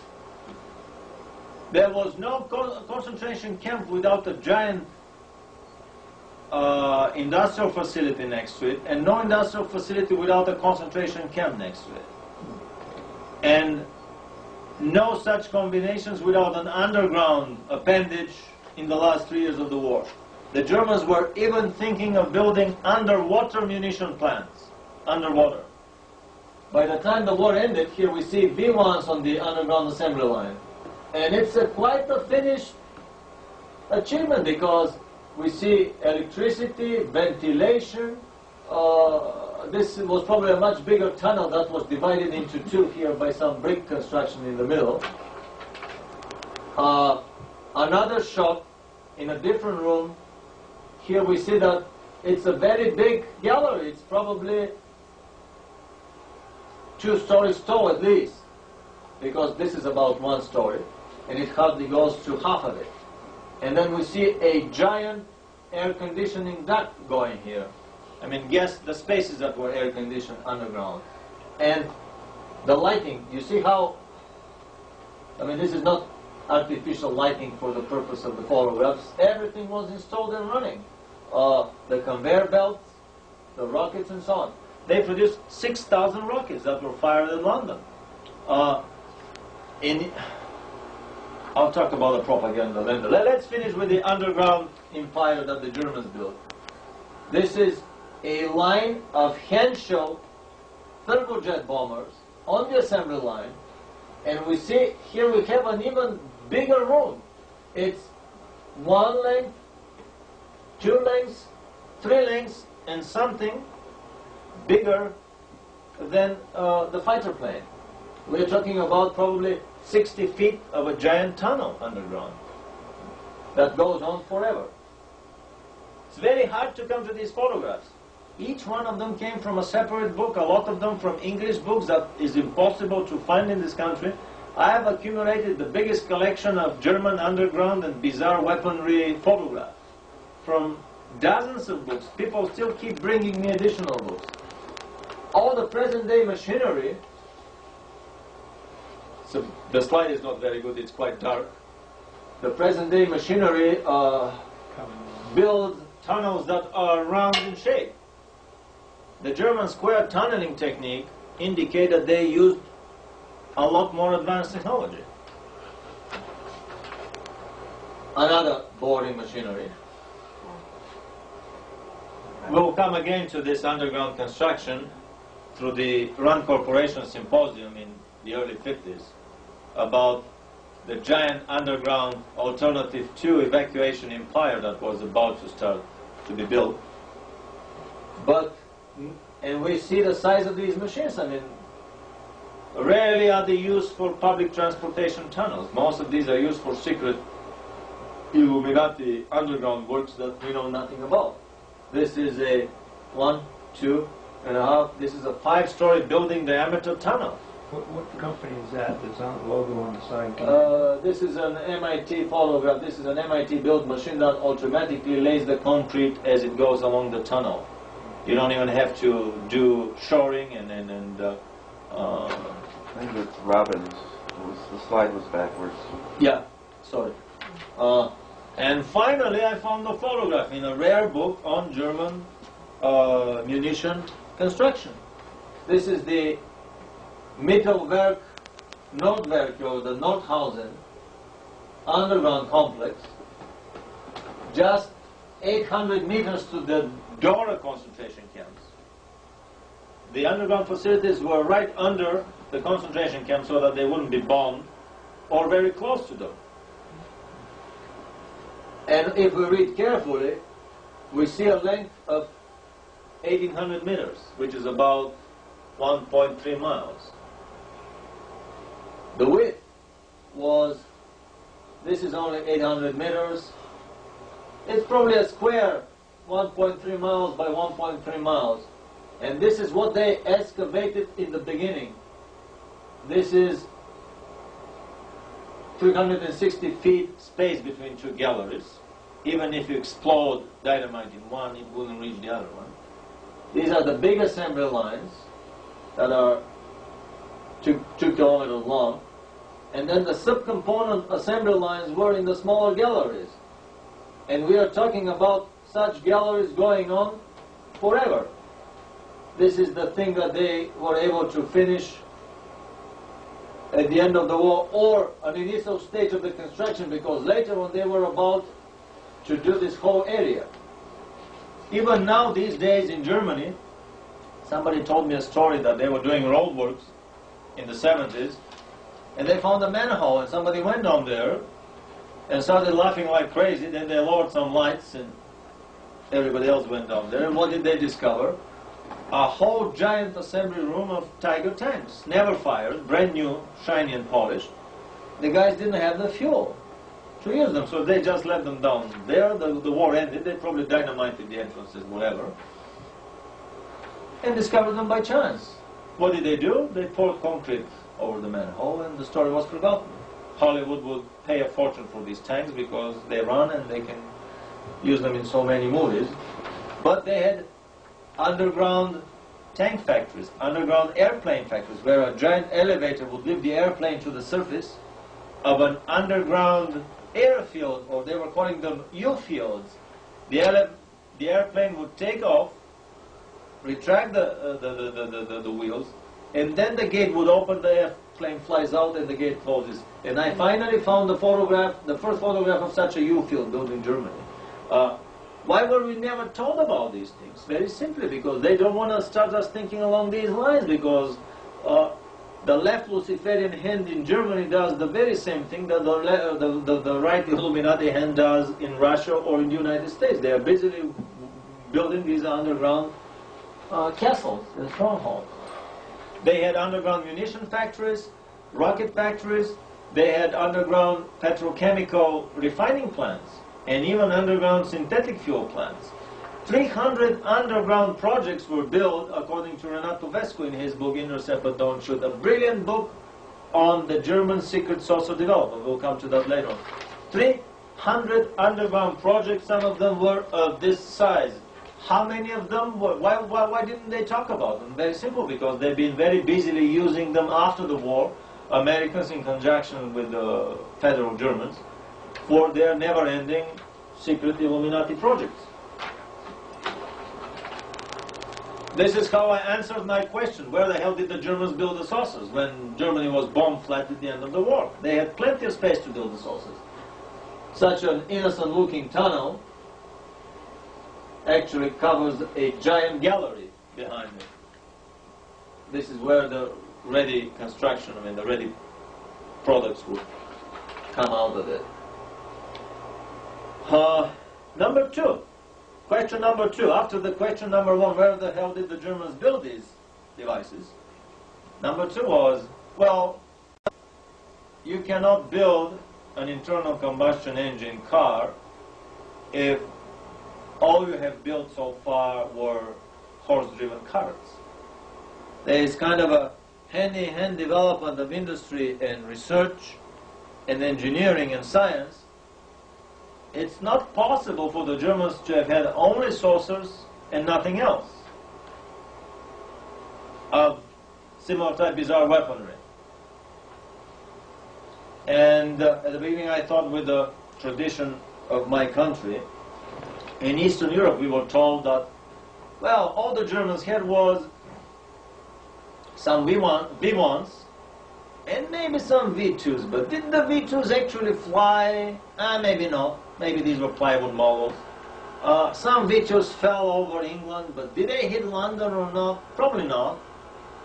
And I have a film that we can show later, we can see later, of the V1 and V2 offensive. 5,000 V2s were produced, and a lot of them hit London. And in the height of the V1 and V2 offensive, 1 million people were evacuated from London. England was on the brink of getting out of the war. If they were just a few weeks more advanced with the project. Anyway, in Bulgaria we were told that the V1s and the V2s were all the Germans had. Here is the V1 cross-section. Here is the V2. That's all. And then I started my research in some very hard-to-find books of this sort. Hitler's last weapons, Hitler's secret weapons, Hitler's vengeance weapons. Most of them are British books and are hard to find in this country. Secret weapons of World War II. Some of them are produced by neo-Nazi outfits, as the establishment labels them. The most incredible ones were actually here in this book by Samizdat in Canada. Die Deutsche Waffen und Geheimwaffen des Zweiten Weltkriegs. This is Rudolf Lussar, a patent bureau officer, was the first one to mention in the official literature the existence of German flying saucers. In this book, this is an extremely rare book to find. Published in Germany, and when it was translated in English, here it was shortened, as it happens always with the books that have dangerous information. And many other books. I have made a big volume of these, and this is just a small part of them. Very hard to find books, basically collector items. And I have found sometimes a single photograph from a book. So rare are these photos. And if you don't know what you're looking for, you would just go over it without realizing. I would give many examples here. They have a photograph of a spacesuit, of a pilot sitting in the cockpit of this twin-engine turbojet stealth fighter bomber built by the Horten brothers. But if you are not suspecting German space flights, you will think that this is a pilot suit only. Only after you carefully, because there is no text underneath to explain, after you analyze the spacesuit carefully, you realize that it is way more advanced than the Vostok and Gemini spacesuit. Let's go very quickly through the cornucopia of killing devices that the Germans created. I was astonished myself many times over. Mini remote-controlled demolition tanks, giant minesweeper tanks, so heavy that the mine won't be even able to lift it. The exploding mine wouldn't do anything to the tank. A cannon that would blow air circles, like the circles coming from a pipe. Smoke rings. This is a smoke ring cannon against low-flying airplanes. When this turbulence hits the wing of the plane, it loses lift and crashes in the ground. fired by coal. This was probably the only cannon in the world that was firing with powderized coal. They didn't have gasoline or explosive at the end of the war. And the German genius found a solution again.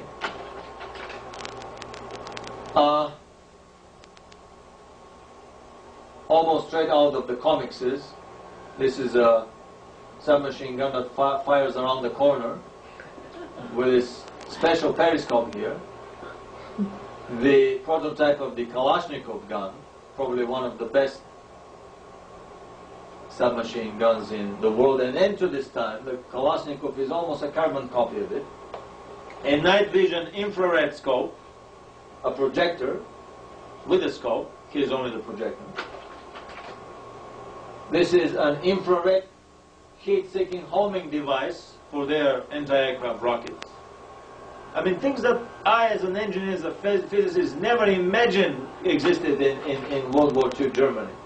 This is not only the snorkels for their U-boats, but this is a stealth technology. This is a radar invisible snorkel. Recently, I heard from Al Bielek that the Germans were experimenting with Philadelphia technology on their U-boats, but unlike the Americans, they were experimenting with the U-boats running in water, which introduces one more variable in the equation. And the equation backfired, and they lost all the U-boats. They never came back. They lost them in hyperspace somewhere. So some of the tabloid stories of German U-boats that resurfaced and were captured by the American Navy just a few months ago. I mean, in '92 there was a big tabloid story in Weekly World News. Maybe just that. Some of these U-boats surfaced way back in space and time, as did a lot of the sailors. Some of the sailors that disappeared on the Philadelphia experiment, some of them were found embedded in a brick wall in an Italian bar in Milan. Others appeared in a restaurant in Brooklyn from a back room, and there was no back room. They just walked through the wall. I mean, so many bizarre things happened through the Philadelphia technology. But anyway, this is not just an insulated case of a stealth technology. They were, I mean, because on the higher levels, what the Americans have is immediately transmitted to the Germans and vice versa. It is the same Knights Templar secret society and the same secret world bankers that finance both sides of a war. These are the guys that move the briefcases with the secret documents and make sure that if the Germans invent the rockets, there will be rockets in the British and the Russians too. I know that in 1936 there was over 100 U.S. corporations inside Nazi Germany helping to build their war machine. Excellent. And there was also we'll come to that. I'd like you to say this when the time comes. I'll be talking about the secret behind-the-scenes collusion. Right now we are only at the level of the hardware. Okay. Stealth technology. Now, these are machine guns that were firing upwards from a fighter plane. At the belly of the bombers, this was their least defended part. Who has ever seen a machine gun mounted in this way on a fighter plane? I mean, incredible solutions that show that the Germans had the guts, the fantasy, the imagination, the engineering and scientific mastery, brilliance. I mean, I was so much impressed. Other books on the same topic. This is two bombers joined together with a fifth engine added in between to pull their giant gliders. Anybody seen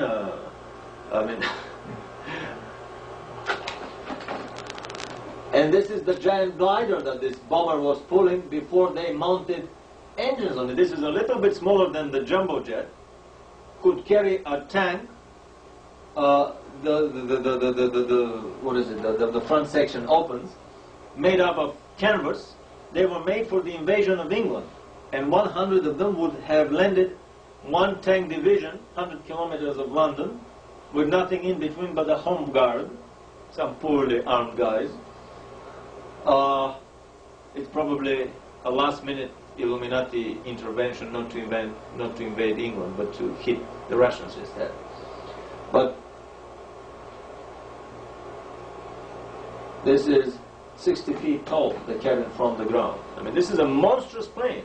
Why didn't they show the photographs for 40 years after the war? Because they didn't want to create the impression in us that everything we have in our Luftwaffe here came from the German Luftwaffe.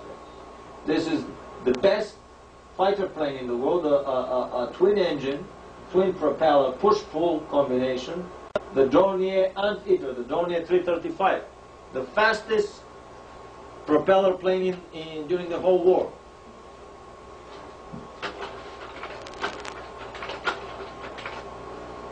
Vertical takeoff and landing capability through pitching the engine. This is basically a short takeoff and landing somewhere in the mid-30s. Extremely innovative designs. Asymmetric cabin and body with this stabilizer missing, not shot off. This is how the plane was designed. This is a reconnaissance plane by, I think this is, what is it, Blom and Voss. Uncle Igor Sikorsky invented the helicopter, hogwash. The Germans had these helicopters in their Kriegsmarine operational since '41. Sikorsky's helicopters could barely get off the ground at the time. I found a photograph recently of a whole wing of about, I don't know, 20 machines of these parked on the tarmac. But we see, I found a family of probably 20 different machines. The Japanese were given most of the German technology in secret, and they experimented with similar machines like the German ones. This is a kind of a interesting flying wing, basically a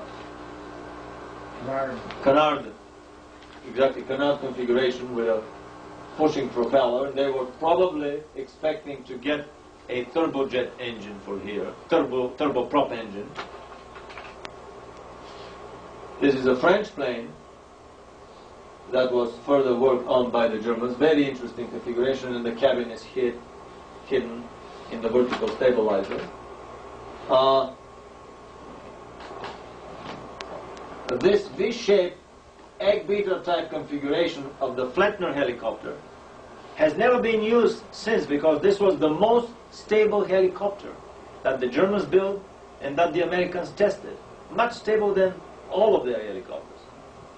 Even to the point I am suspecting that these propellers here are mounted on a lot simpler pitch and yaw mechanism than the normal helicopters. And the reason for the blacklisting of this design by the Illuminati is that a third world nation can easily duplicate this one. But the single propeller scheme that we are using nowadays is a lot more difficult to build, because there the mechanism is a lot more complicated. I've discovered many such simple technologies that were blacklisted for once, and they've never been used for half a century, because this would lower the technology threshold and third world nations would be able to produce the technology.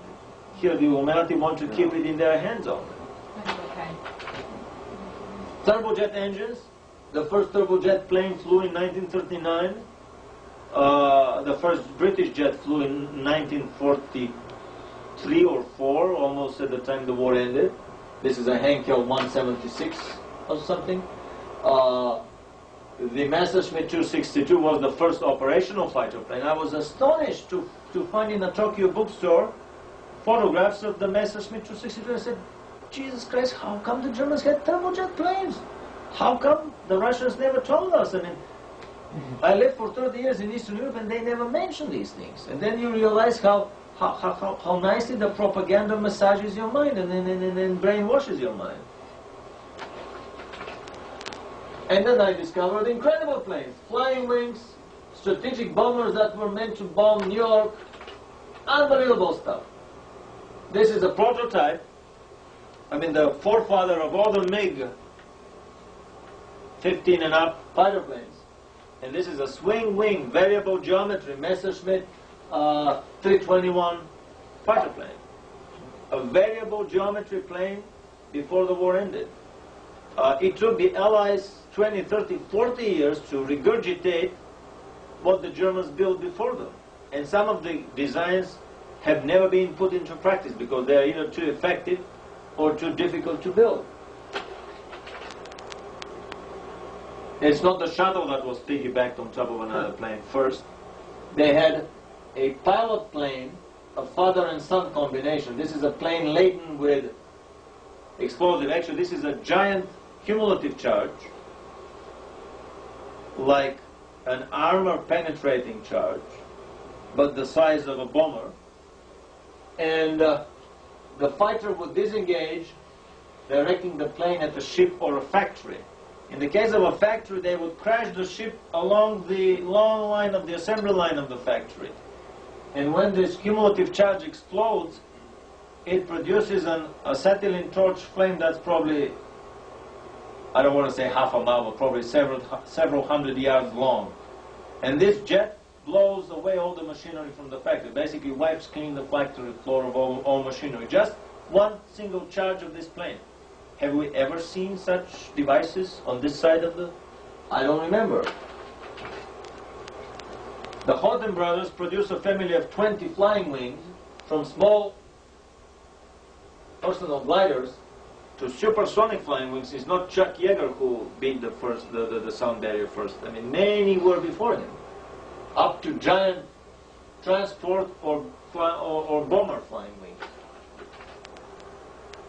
This is a small glider in 38, motorized bigger versions of so many different configurations. I mean, if it were not for the secret Illuminati siphoning of this secret technology from the Germans to the Americans, Northrop in his designs was basically copying, making carbon copies of the Dornier of the Horten brothers' design. This is a flying wing assault glider by the German, this is the Flugfahrt, the Aeroflight Society. And this is a rare photograph of the turbojet flying wing, the Horten 6 with a brake parachute, secretly examined in a British Air Force base in November 45. This is the propeller version of that plane in a fighter configuration with pushing propellers, the Horten 5. This is a glider of the turbojet version. Anybody seen such a craft? This is a Henschel 132 Freedom Fighter. They didn't have time to put the engine inside, so they just strapped the engine on top of the craft. The pilot is lying in a prone position to minimize the air resistance.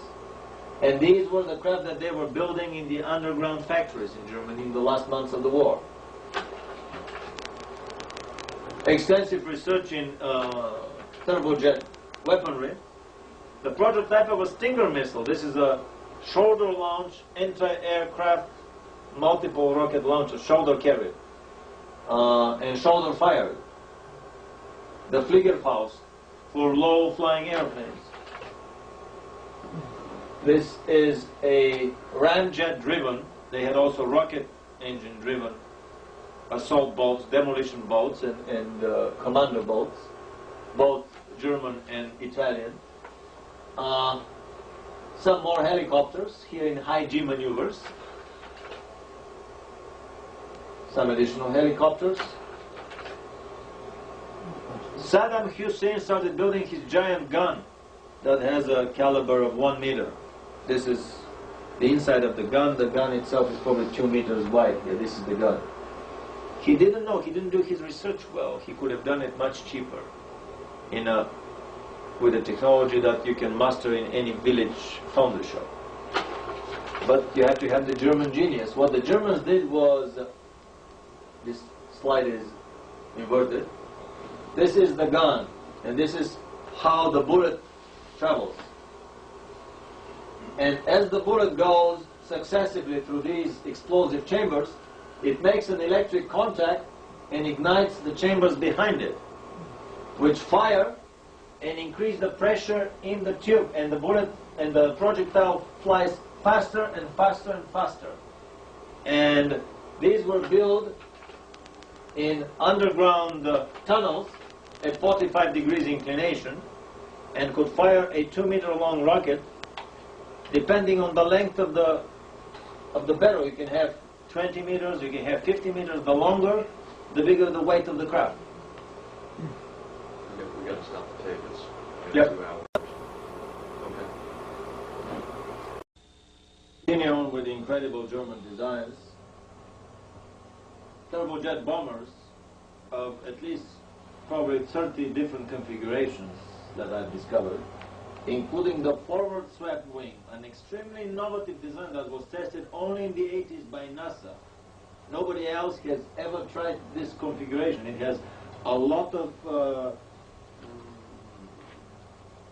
should I say, it has a lot of positive points relative to the normal backward swept wing. This is a drawing of such a 6-engine bomber. I found a fuzzy photograph of such a bomber finished in Russia and test flown from a Russian airport in '46. Gull wing wings, different engine configurations. All of the major companies were working on these bombers. Engines on top of the wings, forward swept wings by Junkers. This is a manned V1. I never knew that they had manned V1, but it's very important for the German space program because they had also manned V2s. This is a Japanese model of the manned V1, built by Mitsubishi. This is the first rocket plane in the world, the Heinkel 176. It flew even before the turbojet plane in the late 30s. This is an extremely rare photograph of the rocket plane. The pilot lies in a prone position, carried on top of a Dornier bomber, Dornier mothership. Nobody was doing these things from the Allies during the Second World War. The Germans were 50 years ahead in aviation. This is the linear gun that we were talking about, buried deep underground. You can get 20 feet, you can get 120 feet. The longer the tube, the bigger the throw distance. The rocket was about 2 meters long, and it could fire about 150 kilometers length. A little bit less than the V2 rocket. They had several parallel technologies that were similar to the V2 in range. The jet-powered Messerschmitt plane attacking enemy bomber formations were devastating results. But this is a rocket power. The first rocket plane in the world and the first operational rocket fighter. I mean, one of the first and the first operational rocket fighter. Nobody has ever had operational rocket fighters in service to this day, 50 years after the Messerschmitt Comet flew. This is a twin-engine Messerschmitt 263, much more powerful. I suspect that they beat the sound barrier with that plane, but they have not, well, how should I say, advertised that much, because with the previous plane they reached 960 kilometers an hour, just basically 100 kilometers less than the sound barrier. And I have a German documentary film on that record, establishing of that record. This is the flying wing turbojet twin-engine Horten fighter bomber with stealth technology. The exhaust of the engine is ahead of the trailing edge, so that a heat-seeking anti-aircraft missile coming from under would not see the glow of the jets. This is exactly how the engines on the B-2 are made 50 years later, after the Horten plane. This is the first supersonic glider. This is the plane that beat the sound barrier. It's not Chuck Yeager with his funny plane, which also was a carbon copy of a German model. This is the first plane. They just dropped it up from a bomber, down from a bomber, and they beat the sound barrier. My best design, a cannon that was firing shells as big as a Volkswagen car. I photographed myself next to one shell in the British War Museum. It had a crew of 1,500 people. It could fire one shell in about an hour and a half. It's not 250, it's 1,500 people. Is that big Bertha? No, this is the Dora, the 8 centimeters war. And they use it only once in the war with devastating results. They demolished the forts on the Crimean Peninsula. The Maxim Gorky fort was demolished. These giant guns were just tossed up in the air and fell back into their own concrete foundation. Guns that weighed thousands of tons. The whole structure was demolished by a single shell. They basically annihilated the Russian defenses at Sevastopol. This is where the Maxim Gorky barrier is. I recently found a German artist drawing of what remained of the barrier. It was so devastating the Russians would never publish these photographs. This is a giant ramjet engine, basically a hollow pipe, piggyback on top of a Dornier bomber. And recently I found a photograph of it fired in test. These engines were made for a single stage-to-orbit plane, the Zanger Brand suborbital skip bomber, that was probably tested, because this is a photograph of the early 40s.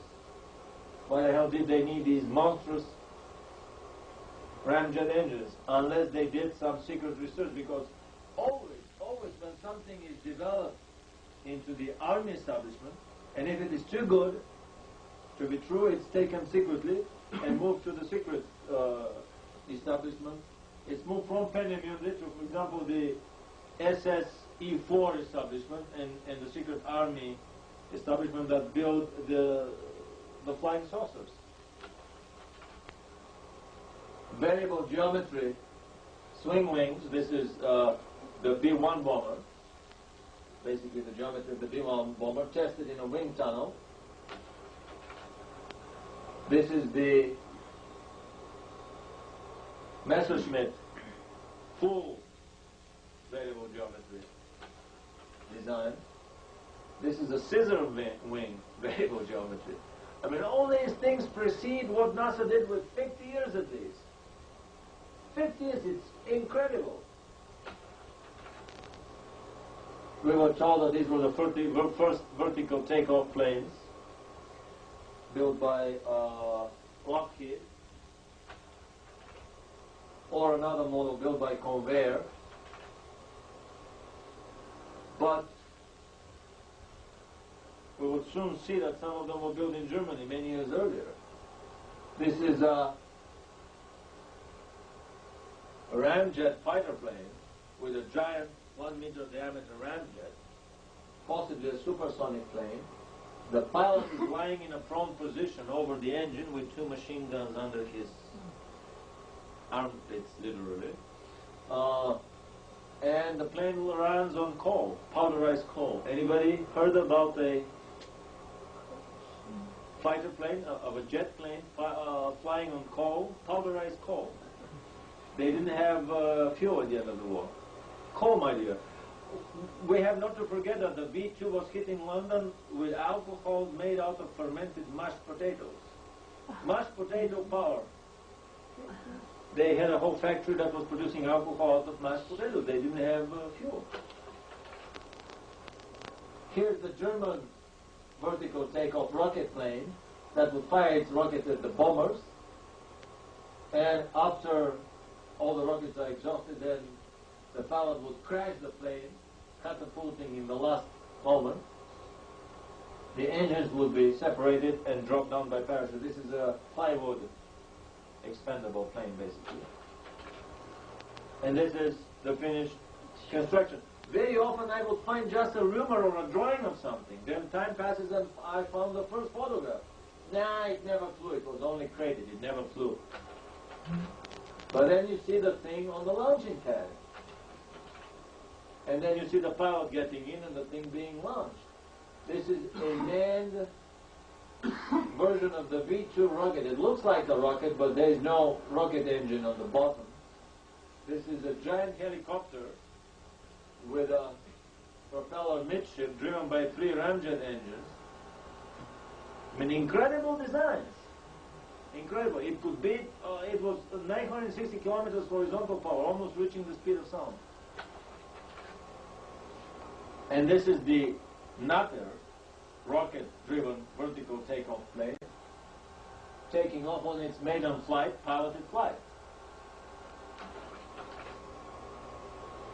Mercedes-Benz was working on a giant airplane that was an airplane carrier for a smaller bomber, several fighters, or about a dozen cruise missiles. Basically, the V2 is the V1 is a cruise missile. Enough about airplanes. Rocketry. They had extensive rocket engine design from the 20s, before even Hitler came to power. The German aviation societies and the German secret societies. Excellent. Can we have the next tray, please? It's right there.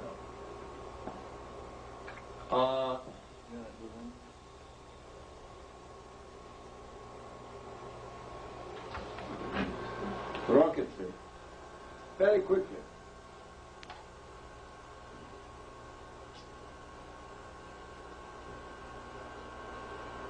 The Germans were strapping rockets to everything that moved. Personnel rockets.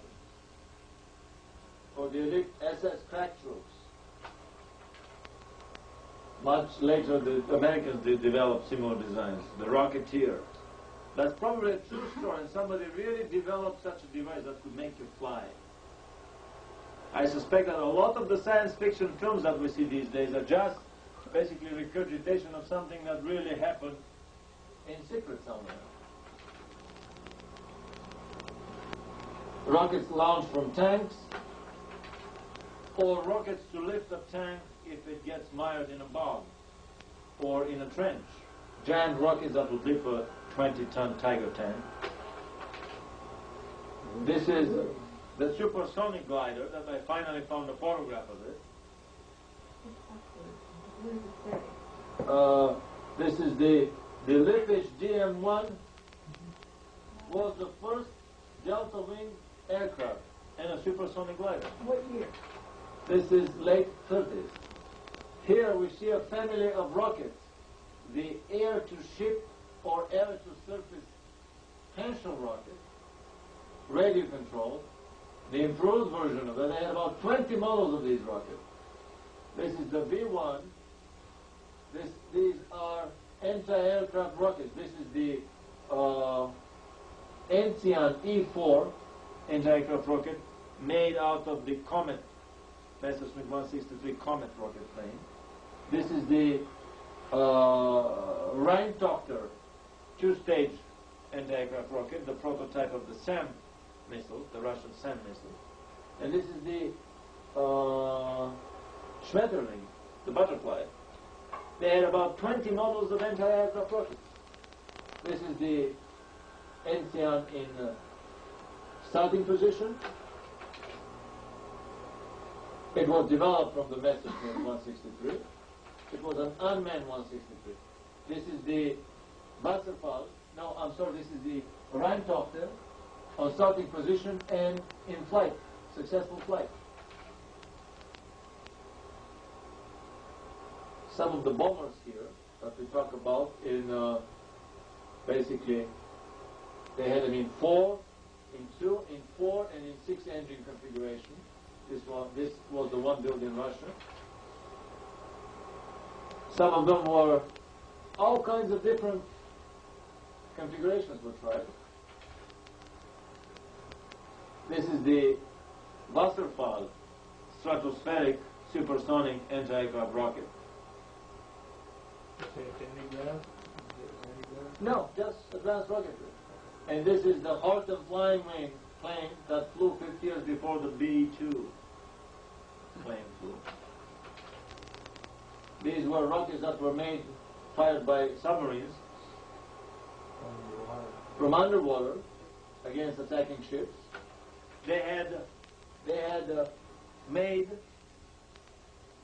They were working on firing V2s from submerged platforms that were schlepped behind submarines, and wanted to fire them at New York from underwater, from pretty close from the city. This is the twin-engine Arado bomber taking off with rocket assists. A whole family of exocet type missiles, air-to-ship missiles, the Henshaw. This is subsonic, this is a supersonic rocket. Extremely advanced designs. I mean, it took the Americans 20, 30 years to regurgitate what the Germans had. The American and the British engineers were astonished at the variety of stuff that they found in the underground bases. This is a Royal Air Force engineer examining a Henshaw anti-ship missile. They had about half a dozen ships that were sunk with this missile. This is Dr. Kramer's X-4, which is this is a wire-guided air-to-air missile that was installed on their twin-engine Messerschmitt 262, their turbojet twin-engine planes. The first air-to-air missile in the world. This is a 4-stage unguided missile, the Fire Lily, prototype of many such missiles in the subsequent Russian and British arsenal and American arsenal. The original A3 rocket, the prototype of the V2. This is a wing version of the V2. Very important drawing because they fired wing versions and they also had manned wing versions. And when they would go in orbit, they go to 120 kilometers upward, which is about 20 kilometers higher than the Vostoks, than the Mercuries or the Geminis. Actually got them into orbit. So basically they had suborbital space flights with their manned versions of their V2 rockets. And they used these wing versions for re-entry, for gliding. They also had a 2-stage ICBM, the America rocket, to which we would come later on, that was fired at the East Coast with the main version V2 on top of it. Now, so what's the bottom line? The Germans had more than enough of fantasy, of engineering power, of research and development brilliance to produce the designs that we are about to talk right here. Aircraft with circular wings have been produced on numerous occasions. This is, by the way, a design made by another German engineer, but I don't think that it had any anti-gravity. I'm not sure. I have to check because there may have been some camouflage anti-gravity drive inside. But anyway, there have been a lot of attempts to produce circular craft with conventional means. This is a basically between the wars attempt. Somebody saw, a designer saw a saucer fly by, and he said, gee, this is maybe a great idea to make a wing. Why don't we try it? This is exactly how this plane appeared. That's not even the first one. This is a kind of a British colonizer's, helmet. Like the Africa Corps. Safari helmet. Safari helmet. Some wings or something. We see a 6-cylinder inline engine with a giant propeller. This is basically an attempt to build a saucer with the technology of Wright brothers. This guy saw a saucer flying. He saw it making high G maneuvers, basically banking sharply. And he decided to build one. It may even resemble the shape of some of the government saucers that he may have seen, because at that time the government already had Tesla-built saucers that were flying successfully. All these craft were basically made for debunking purposes. They were designed not to fly. They were designed not to fly because They put the propeller in the middle and the cabin around. The Germans did the other way around. The cabin in the middle, everything else rotates in order to maximize the anti-gravity effect. Here they minimized it by putting the propeller in the middle, just for the proper media purposes. They wanted to debunk, to prove to the world that, well, it's next to impossible to make a flying UFO. They had similar craft, but these are more like ducted fan craft, air cushion craft. There would be a slight anti-gravity component due to the rotating mass of the fan, but that's all. They were experimented with and never put into mass production. In the 50s and so on. So, back to some almost tabloid reports about Kugelblitzes, about strange fireballs chasing enemy bomber formations over the skies of Germany. They were literally glowing like Christmas tree ornaments. They would dash at incredible speeds, stop at a time, come back, chase the plane. At the beginning they were chasing the planes. Later on the planes started experiencing electrical malfunctioning and terminating the engines were cutting out. Only after the craft went away, the engines would restart. Some of the bombers got out of the dive, others crashed. Later on, bombers were fired by shooting projectiles, by shooting explosive gases in front of the bomber, so that when the bomber flies through the cloud of gas, it will be sucked by the engines and make their carburetors explode and catch fire. Renato Vesco talks about 20 such accounts of flying saucer attacks over enemy bomber formations with devastating results. One pass and 3 bombers were falling down in flames. Just one pass. Basically, the saucers were flying so fast, the bombers were sitting ducks for them. So I started investigating this rumor about German flying saucers, and I discovered a long list of newspaper accounts from Germany, which are impossible to find here in this country, through a good friend of mine who runs the German research projects, and I'm greatly indebted to him. And we have a drawing of the first German craft that I ever saw in my life. Other articles about wonder weapons, Wunderwaffen, and here we see Untertassen. This is a flying saucer, for the first time mentioned. Is that what they call them in German? Untertassen? Yeah, under the teapot, Okay. under the cup, under couplings, whatever. That's in the 50s. The best source that appeared through Virgil Armstrong in the UFO community in the country is the article from the Neue Zeitalter from August the 20th, 1966, impossible to find in this country, where they list not one but 3 models of saucers. The Schriever, the first type, 4142, that was making 2,000 kilometers an hour. The second type, this twice the speed of sound. The second type, which had a much more powerful Walter rocket engine. Walter roared. This is the Walter engine was propelling also the Messerschmitt 163. The same engines they use for the airplanes, they use for the saucers and vice versa. And then this is a turbojet powered the Alonso Miete Schriever joint project, this first operational fighters interceptor saucer in the world. Incredible stuff. I mean, they were reaching twice the speed of sound. A little bit more serious publication here, the Stern magazine, the Spiegel magazine from 30th of March 1950 has a very large article about German designs. They give the dimensions of the craft, 14 meters diameter, about 5 feet tall. This is as big as a 5-story building in diameter, powered by 3 rocket engines that were spinning this giant, it's kind of a giant fan blade, a giant propeller blade, with propellers, pitchable propellers, and 2 more rocket engines pushing the craft forward. By spinning the fuel tanks, they were negating their mass too. So basically the fuel was weighing nothing.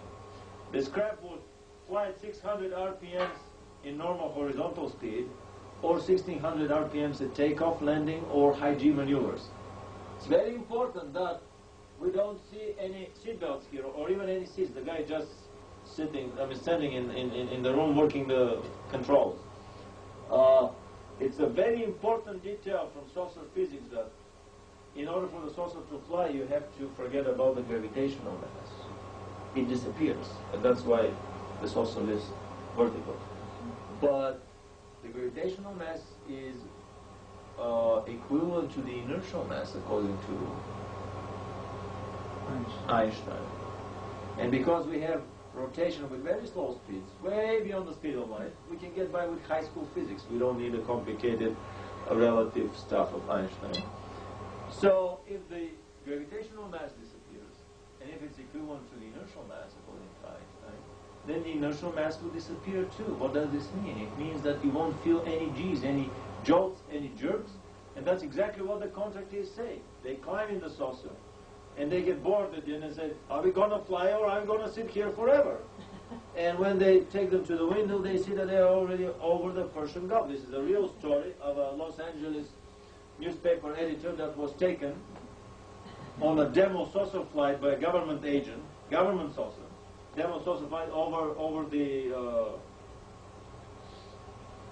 Gulf War, over the Persian Gulf, during the war, I think, in a craft that he didn't feel anything.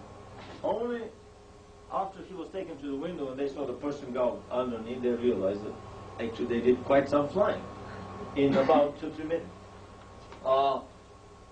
The most one, I mean, it's like sitting on your living room floor. You don't even feel the quakes. You don't feel anything inside the saucer. This is very important because this is one of the biggest lines of the government debunkers. Nah, aliens cannot come here. How the hell are they going to withstand this tremendous G-force? Maybe these are unmanned observational devices. Human forms cannot withstand these tremendous G-force. There is no G-force. It's the saucer creates its own inertial reference system, its own coordinate system. It detaches itself from the inertial system of planet Earth and ceases to experience these these G-forces, inertial forces. I mean, one would be amazed at the important details that can be squeezed out of a drawing made by an artist who was maybe an engineer, maybe an artist. He was told by an engineer how to do it, probably, by some of the witnesses. But it's amazing how much detail can be found in these. When these engines were spinning around the craft, they were creating a sizable anti-gravity component because they were quite far away from the body, so they had a substantial flywheel effect, which explains the incredible capabilities of this helicopter. It was raising vertically with 160 kilometers an hour. This is faster than a speeding train. No helicopter can raise vertically that fast, even these days. And it was flying horizontally almost at the speed of sound, 960 kilometers. Only the Black Project helicopters with anti-gravity assists can approach or match the speed nowadays. Not a single helicopter was able to do that in 50 years after the Germans flew. This is the Focke-Wulf's Triebflugelflugzeug built at the Wiener Neustadt factory. I think the reason for this incredible capability is the fact that a lot of the weight of the craft was negated through the anti-gravity lifting effect. These are photographs of the Foo Fighters attacking enemy bomber formations or over the airfield. More newspaper articles. Welt am Sonntag, April 53, had this drawing and an interview by an engineer, the survivor of the project. The first saucer flew in Prague. Now this is a debunking article because for 40 years the story has been that, well, the first saucer flew in Prague a week before the Russians entered, and then the Russians captured it. Ergo, if you want to talk about saucers, go ask the Russians. Don't bother us because the only saucer was captured by the Russians. This is a cover story, basically a debunking story planted by the intelligence services. These saucers lifted up in the early 40s, not in 45. And also they have airbrushed the engines that were spinning the saucer, so as not to allow you to understand how the hell it flies. Because if you see the engines there mounted tangentially, you'll see, I mean, they're not pushing engines to push it forward. The only thing they would do is spin the saucer. Well, again, if it's spinning, then maybe you'll figure out on your own that spinning creates anti-gravity, as we did in the previous step. That's why all these engines were airbrushed here. Similar craft with ducted fan craft, like this Toys R Us model, are built by a Los Angeles company for the Navy, battlefield observation camera platforms. They may have anti-gravity component of their own. At least the propeller creates some anti-gravity lift. Although this is more or less a ducted fan air cushion craft. Harbinson, in his two books, Inception and Genesis, talks in a fictional form about the German development of turbojet flying saucers and their subsequent escape to the South Pole, where they are still to this day. They don't mention it in the books. My whole two-year research in this field has discovered that the Genesis novel is a gross understatement rather than it's a fictional novel, but it's a gross understatement. It's a designer leak. The author probably doesn't speak English, doesn't speak German. He was given all these preceding newspaper articles because we found them through a book list, bibliographic list at the end of Genesis. This is a typical designer leak case where the government, by leaking some information, covers up for a lot more important information behind. This is presented as a fiction, these books? And also it's presented as a fiction.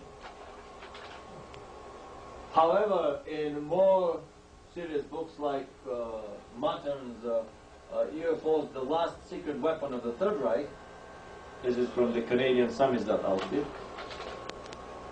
we have discovered about 50 models of craft that the Germans built. This is a piston engine propeller driven saucer built by Junkers with 3 Junkers engines. And I'm trying to get a better photograph. I have a feeling that this external periphery rotates, creating the anti-gravity. The cabin is in the middle, and these are the engines with the propellers that are pushing the craft forward. Very interesting configuration. I don't have a better photograph yet, but I know somebody who has. Intercept UFO by Renato Vesco. Renato Vesco was the Italian Air Force chief for research and development. Basically the Italian Werner von Braun, we can call him. In his book, this is not a fictional book. This is a book, Intercept UFO or Intercept but Don't Shoot. This is a book about the whole development of probably a dozen different models of the German turbojet family of saucers, plus their underground constructions that was traced through dozens of British intelligence reports that were written after the war, going through piles of information that was taken out of the German underground bases. And he's the first one that mentions the Focke-Wulf plane, or the Shriver discs. We will show several drawings that basically point to the same configuration, only the engines here were airbrushed to prevent us from figuring out how the hell they would spin this big disc. Similar spinning discs are used by Dornier these days for this unmanned observation camera platform. This is the landing disc, and it does not rotate. The only thing that rotates is this disc with these propellers. However, if you look carefully, these propellers are too short and too narrow, too small to lift this big machine. If this is a helicopter only, they have to be about as long as here. They say that this is a gyroscopic stabilizer that keeps it stable. It is, but also it's the main component of the lift. So we see how the technology already trickles down. And we have the first, I mean, this is a public domain literature. Nothing of this was found in secret army reports or whatever. Bladed things at the bottom, they have things with blades on them at the bottom. Oh no, this is probably amortizers for the landing gear. It does not rotate. Only this thing rotates. I mean, absolutely no way for these short blades to lift the whole heavy machine in the air. Again, drawings of the German flying saucers. Here they show the two engines pushing it forward. So we have how little by little information is piled together. Little by little. This is an important link here. At least we know how they were propelled forward. This is the... One can figure out from here that actually you can use the same engine to spin the thing around. The Germans developed similar flying bombs, hovering bombs, anti-gravity bombs that would fly in the air waiting for the bombers to come. 4 ramjets would spin the propeller around the bomb, and because of anti-gravity they were extremely economical, and they could wait quite long up there in the sky waiting for the bombers to come. Henry Quanda developed in the 30s, this is the so-called lenticular aerodyne. This is a turbojet / ramjet anti-gravity craft. These are additional ramjets for creating vertical lift. 1, 2, 3, 4, 5, probably 9 of them. The ramjets here. And these are the turbojets, the turbojet turbines. We see how many of them. This is the turbine. 1, 2, 3, 4, 5. And the exhaust gas is blown to the periphery and is vented through these openings. They have probably airbrushed the opening because it should be vented tangentially in order to spin the craft. I think the whole craft is spinning. And an indicator for that is that the control rod is made at the very center of the cabin.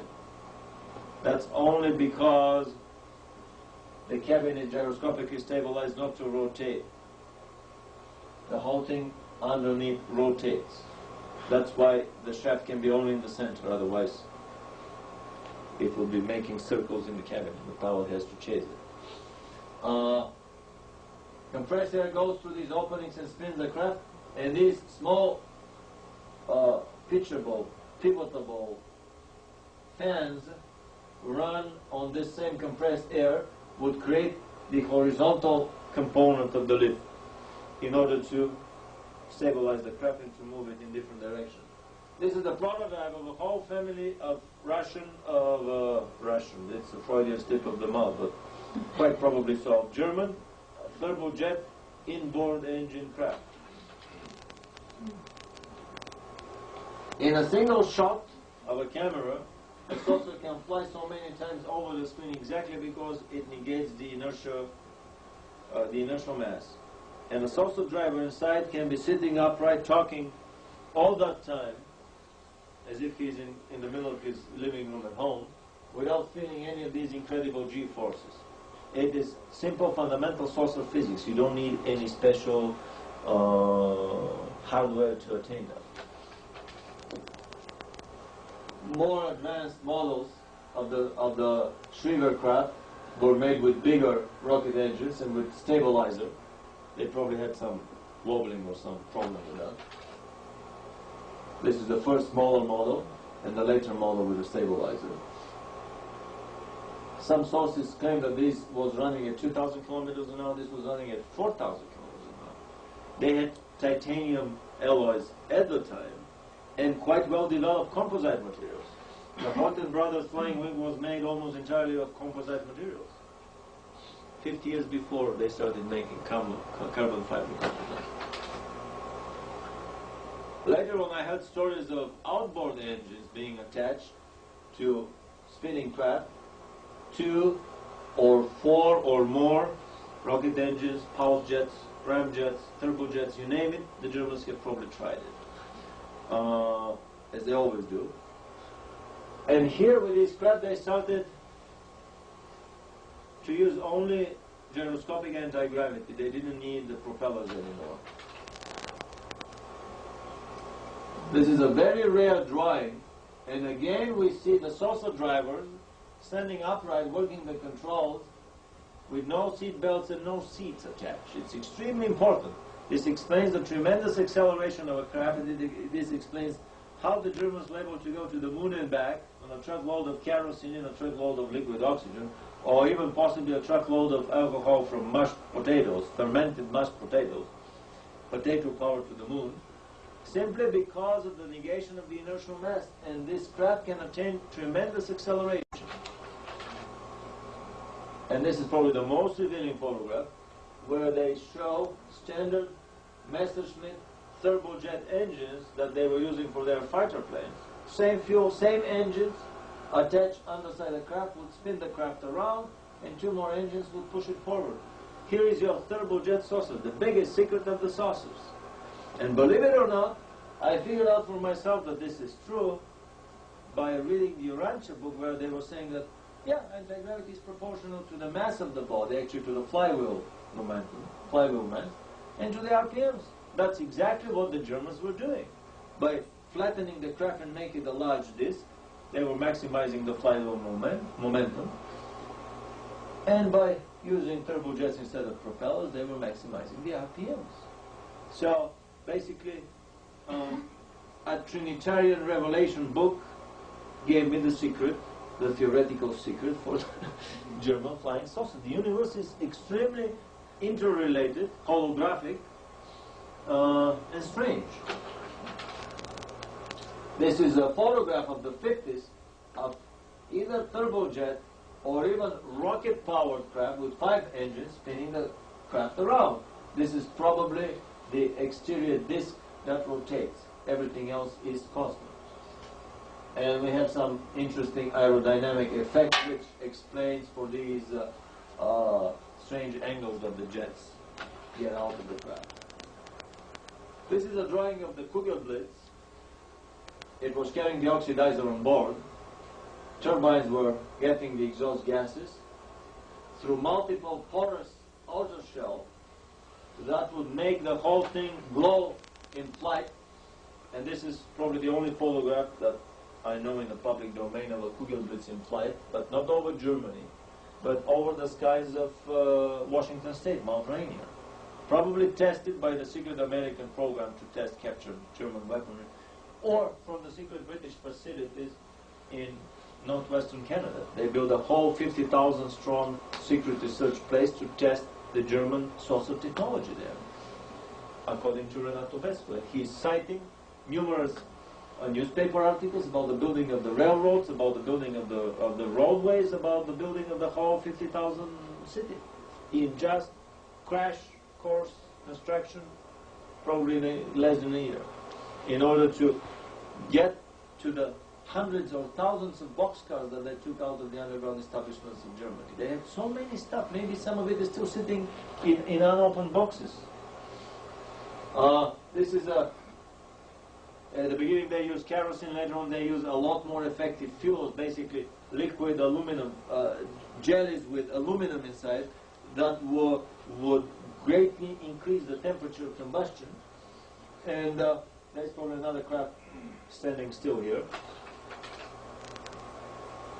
This is the whole photograph. This is Mount Rainier in the beginning and in the background, I was told. I mean, we can talk for hours about the physics of smoke formation, flame formation, analysis of the smoke on the periphery, on the inside, the distribution of color. I mean, for somebody who's a physicist, there are so many details in this photograph. It's not a hoax. And that's probably an internal combustion, kerosene-powered UFO that we see here. Then there were reports about an inboard turbojet engine craft that will also meet the Schriever craft that is depicted here in this photograph. And here are some of the earlier drawings. This is an attempt to explain it away as a ducted fan craft with just 2 propellers, which is a basically a debunking effort. And here, can we go a little bit on the proper speed?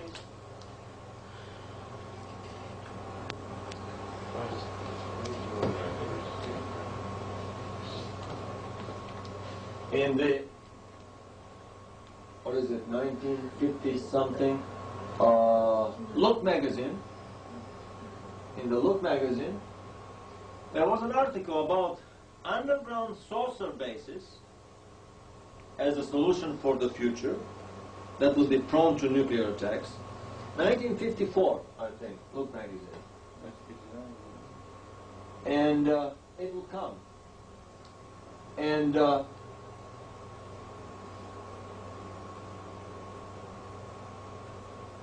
there's a cutout drawing made by an aviation engineer of a turbojet saucer. The pilot lies in a prone position in a cabin that gyroscopically stabilized. It's the only thing that does not rotate. The landing pods do not rotate for obvious reasons. And the rocket container, the rocket pod, also is attached to the cabin. Otherwise it would be very difficult to shoot a target with rockets that are mounted on a spinning platform. Everything else spins. The whole body of the craft spins one way, including the fuel tanks. If you spin the fuel tanks, you would lose their weight. Everything loses weight. The compressor ring, coupled to the gas turbine ring here, spin the other way. So basically, to the reaction of the engine relative to the compressor, you can spin the craft itself. The air goes in, compressed through the compressor, goes through the combustion chambers, drive the turbine, a typical turbojet combination, and gets out through these exhaust pipes, possibly ducted a little bit. I think they were tangential to spin the craft further. And in 55, this is a photograph of the real Avro car that was never unveiled to the public. And here we see that it's different from that Mickey Mouse Avro car. Here the turbine is in the periphery and the engine is in, the cabin is in the middle. The Mickey Mouse Avro car was the other way around. The turbine was in the middle, the cockpit was on the periphery. Everything rotates in the periphery, creating quite a powerful gyroscopic anti-gravity lift effect. And there are probably multiple nozzles on the periphery, spinning the craft. This is a photograph. And this is a hypersonic cabin that would send probably Mach 3, 4, 5, 6, I don't know how much. But this is a cabin of the type they were mounting on their X-15s and up. The Blackbird has a similar cabin. This is a hypersonic cabin that we have here. And this is a gun camera picture of an Argentinian fighter plane chasing a craft, quite probably this craft. This is the cabin. This here is this one. This slanted edge here, clearly visible, is this slanted edge here. I think this is the gang camera footage of a secret American overflight of Argentinian territory. And this is a schematic drawing of how the engine was working. Air would be sucked in, compressed by the compressor, goes to the combustion chamber, greatly expands through combustion, drives the turbine, releasing some of its energy that goes back through the shaft to drive the compressor. Most of the energy goes through the exhaust pipe and is used to spin the craft around. Simple as that.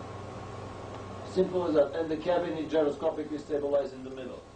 What the Germans did, they took a standard salami-shaped turbojet engine and performed a topological transformation on it. They flattened it, lowered the height, and increased the diameter. So basically from here, they transform it into a flattened ring, then open a hole in the middle and drop the cabin in the hole. Otherwise, this is the same engine as any other turbojet engine. Just a little bit of a continuous topological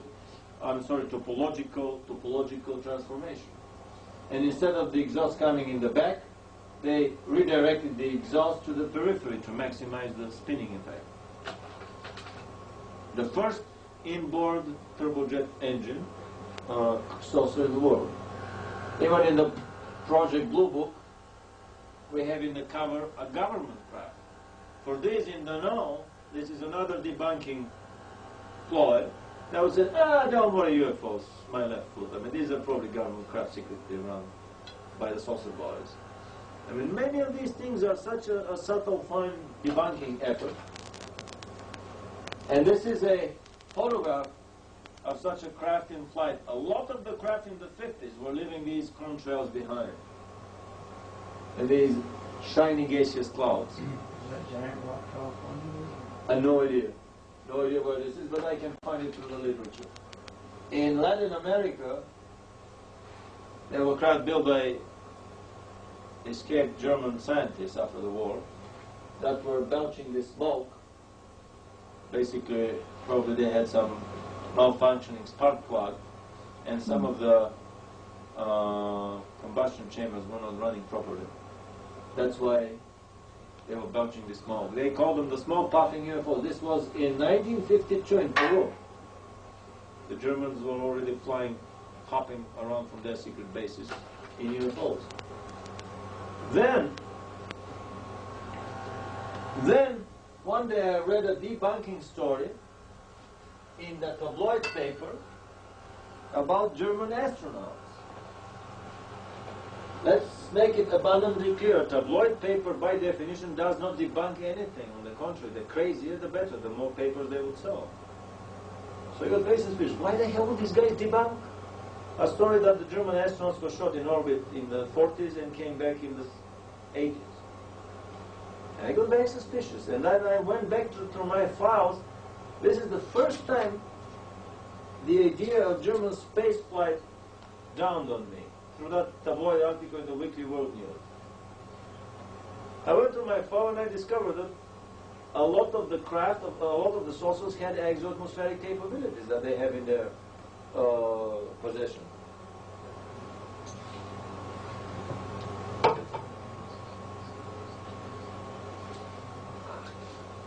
This is a rocket engine propelled craft with outboard rocket engines, no propellers, no nothing, carrying the oxidizer on board. Unlike the turbojet engine that is atmospheric dependent, if you go out of the atmosphere, the engine would flame out and you would have to wait in a long suborbital flight to land back on the planet and to restart the engine. This craft is carrying its oxidizer on board and has a clear exo-atmospheric and orbital capability. In a similar way, some of the Kugelblitzes were carrying their oxidizer on board. This is a manned version of the Kugelblitz, which had a spinning gyro inside. It may have been enough to create the lift for that craft.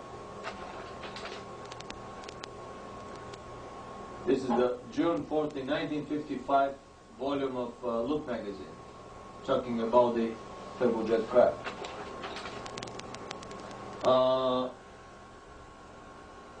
Another very interesting design was produced by Victor Schauberger, but in this case he did not apply any moving parts in any engines.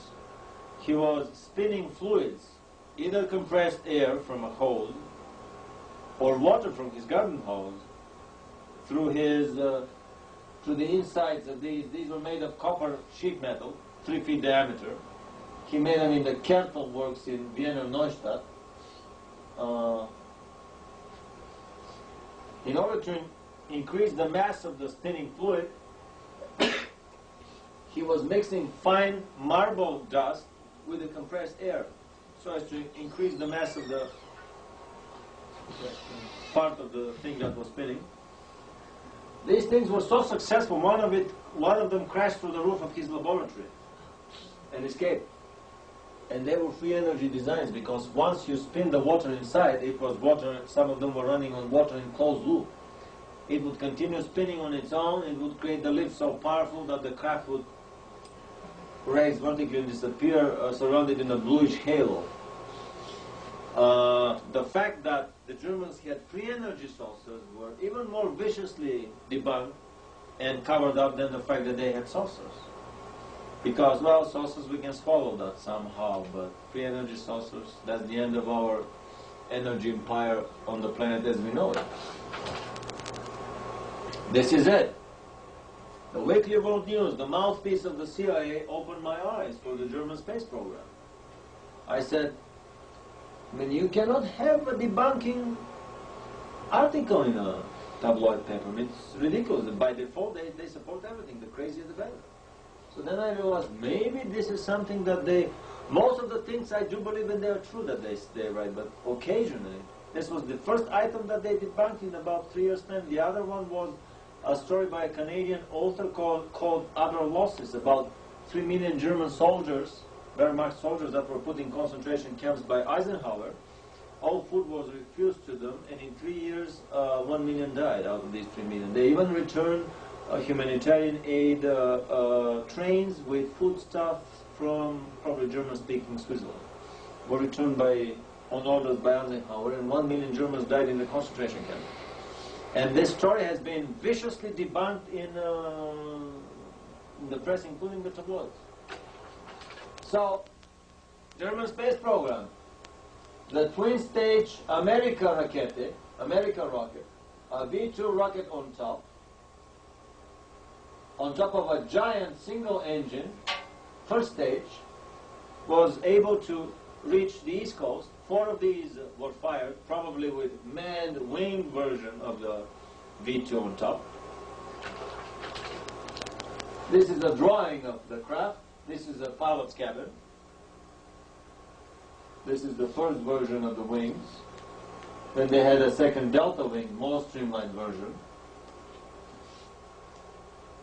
And they would reach an altitude of 360 kilometers, 3.5 times as high as the Vostok and Gemini and other orbital flights. So, I mean, they would win astronauts' wings were they to fly after the war in the United States. And here is a very rare, the only photograph I know about of the German spacesuit.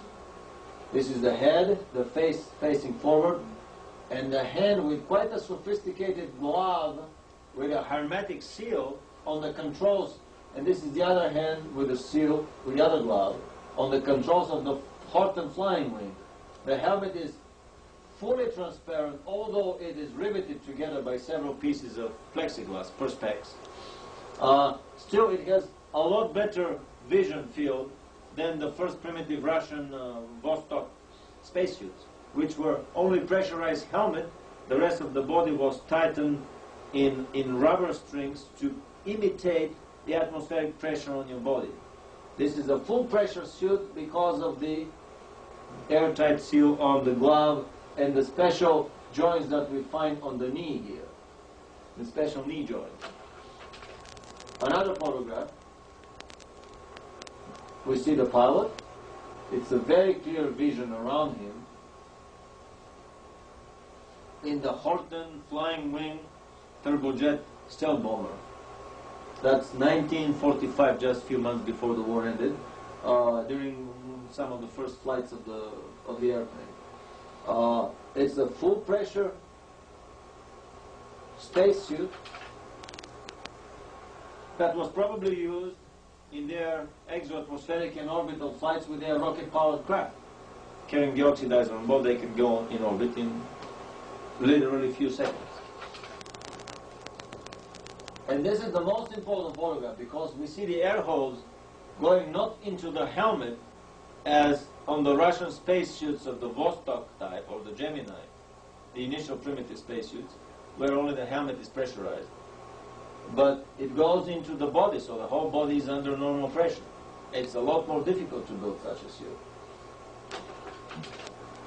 So you're saying those Horten flying wings are going to go out of the atmosphere, out into space? Not they, but they use the same suit for the Hortens because they did not have time to build a pressurized cabin. But they were definitely going at quite a high altitude. So, on top of the rocket-powered craft, we found the drawing of a much bigger streamer disc that was 60 yards in diameter, almost 180 feet in diameter, 30 yards tall, which is 10 stories tall, sitting on 5-story tall legs. And the most astonishing thing was that when I was going down, I was trying to confirm the size of the craft that they give here. 60-yard diameter. This is a football field-sized dreadnought, powered by basically chemical mixture, fuel and oxidizer, carried in reservoirs around the periphery of the craft, losing their weight, that would drive high-speed turbines that would produce a high-frequency electric current. Obviously, they were driving some magnetic circuits with this current, and magnetic field was the main load of these generators. Quite probably because I don't see the way they were spinning this craft and gyroscopically stabilizing the cabins. The cabins are bolted to the craft, so they cannot spin the crew with the craft. Obviously, the craft was stationary, and they were spinning the magnetic field around the craft through some superconducting coils that they obtain room temperature superconductivity by mixing mercury with aluminum in a very simple formula. I've heard stories about German superconductivity research. And the most important breakthrough came when I was looking at these little things that resemble doors on the architectural drawings. I said, Jesus Christ, if these are doors, then really this thing could be what they say here. I thought that they have just kind of exaggerated the linear dimensions. And then I read here very tiny letters. It says Kommunikationsräume, which means the command compartment. Then they have Tagesräume, which is the mess hall, second floor, and the third floor is Schlafräume. And I said, Jesus Christ, sleeping compartments. Who put sleeping compartments in a craft that would circle the Earth in less than an hour, maybe in 15 minutes? Where the hell are you going to sleep in it? It would not take you days to reach your destination. The biggest destination on our planet is reached by this craft in maximum half an hour. Where are you going to go needing to sleep in the craft? From Germany to Germany, from Germany to the South Pole, from Germany to some secret bases in South America, that's it. Unless this is an interplanetary exploration craft where you land on the moon and sleep in the craft, or you go elsewhere and sleep in the craft. The designs were doctored by the Germans so as to prevent somebody else building it, but they missed some important things. Because the doctors of the designs didn't know the real capabilities of the craft, they forgot to wipe out the sleeping compartments. This is a little but very important clue for me that basically shows the Germans having space flights long before the war ended. We probably better cut it now because it's been another hour, and I know Helga's got to go someplace and supply as well. But we'll be back tomorrow, certainly. Excellent. Tomorrow. Is that all right? Yeah. Okay. I think that looks like we're in sort of transition shot right here. So. Yeah. Excellent. Excellent.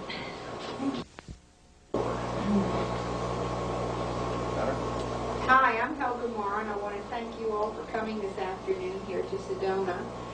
And I want to introduce a wonderful man, a good friend of ours. His name is Vladimir Tarzisky. He's come from California, and he's going to talk to us today about the terrestrial component of alien presence. He's a very well-educated, erudite young man, and I'd like to have a big hand for him today.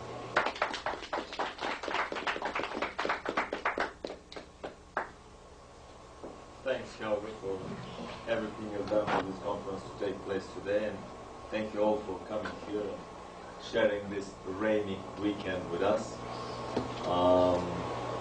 I think we will, among other things, we will make a very nice videotape here that will be soon available from the Shining Star Productions and from our American Academy of Discipline Sciences in Los Angeles, as are many other tapes. Over there in the corner you can find some tapes from Shining Star. Over here I have some of our tapes, but we will deal with that in the break.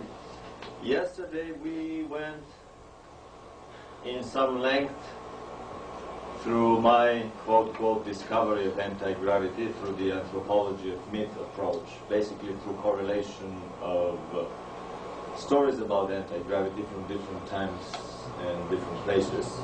And we arrived at a very simple conclusion that anti-gravity is extremely easy to produce. Simple rotation around the vertical axis reduces the weight of the spinning body until a critical speed is attained, beyond which it lifts off and flies away. Or, to use the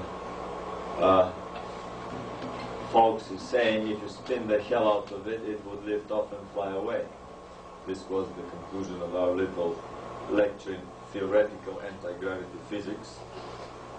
That was complete even with some demonstration of a Toys R Us styrofoam model. We didn't fly the model, but we went through the menu for that model, which simply says that the little toy saucer flies only if it is spun by hand in the counterclockwise direction, clearly giving it an added anti-gravity component to the lift created by the ducted fan engine. After our lecture on anti-gravity, then we went in great detail through the close encounters of the full fighter kind, secret research and development in anti-gravity, and flying saucers in the Third Reich, Germany, from the 1920s until the end of World War II. And today we would finish with that topic, and we would show detailed photographs of Nazi Germany's free energy saucer dreadnoughts. The tremendous program that the Germans had, secret program, which was not run from Peenemünde, it was run by the several secret branches of the SS and the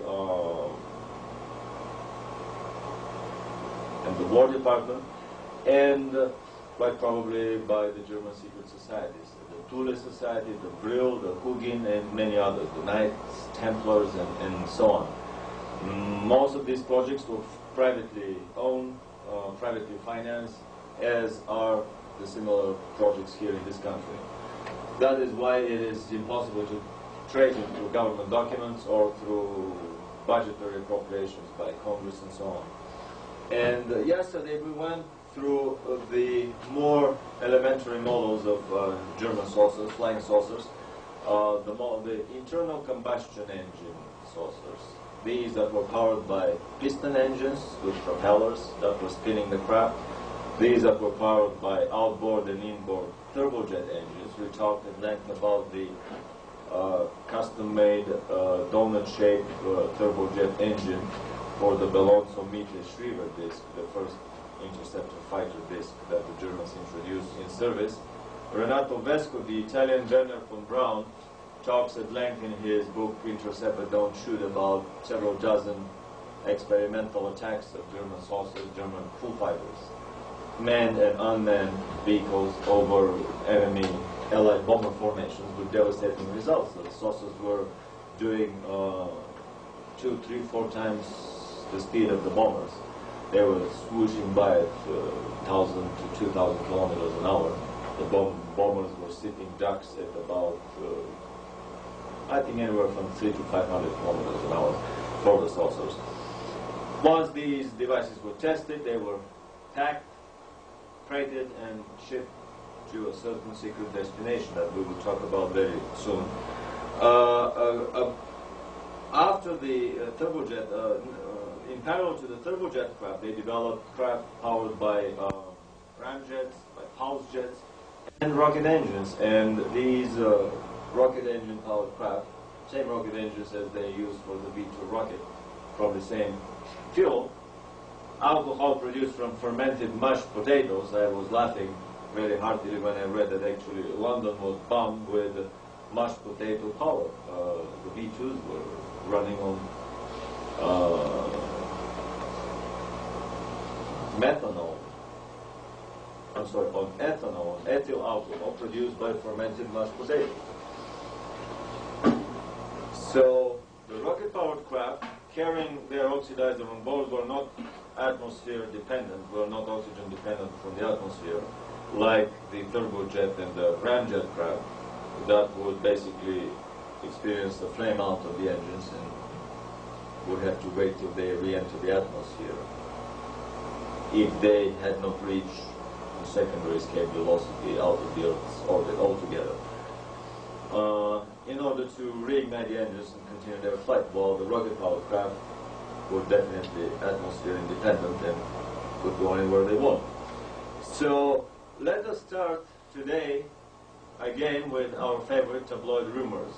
This is a rumor about German space flights that were done by German astronauts during the Second World War.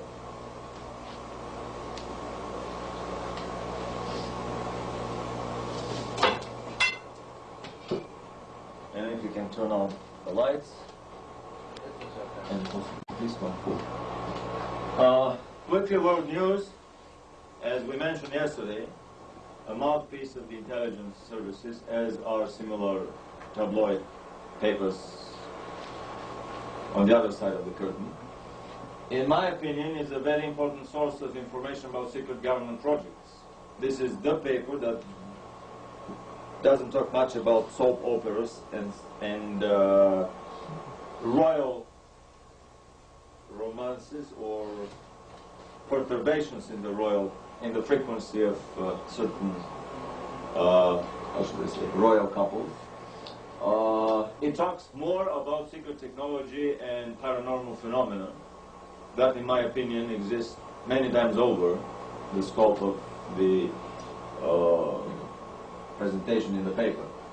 Of the only two topics that I found debunked in a tabloid newspaper, and I repeat, it's the very word seems very funny, the very expression, something debunked in a tabloid paper.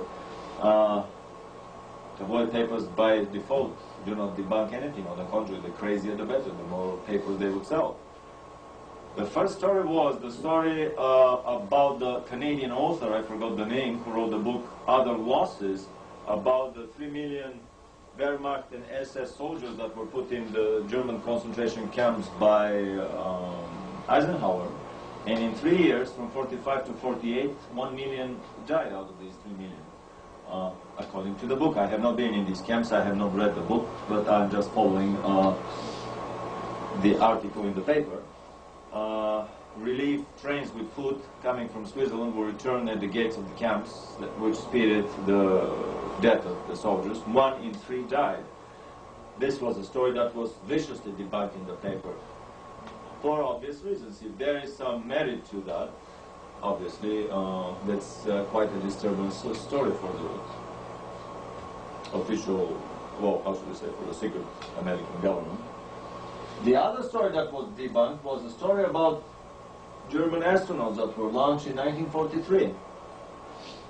And immediately a big red light flashed in my mind, and I dug into my files.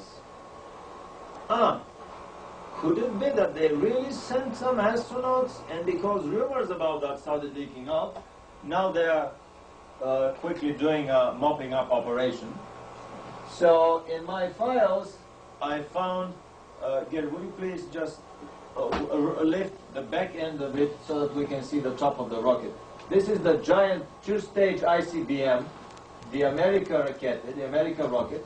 This on top is a V1 rocket, a V2 rocket with specially made delta wing stabilizers, which is sitting inside the giant first stage. This is the America rocket. We can see a single engine. Well into the 80s, the Russians could not make such a large engine, so their Vostok rockets, the Vostok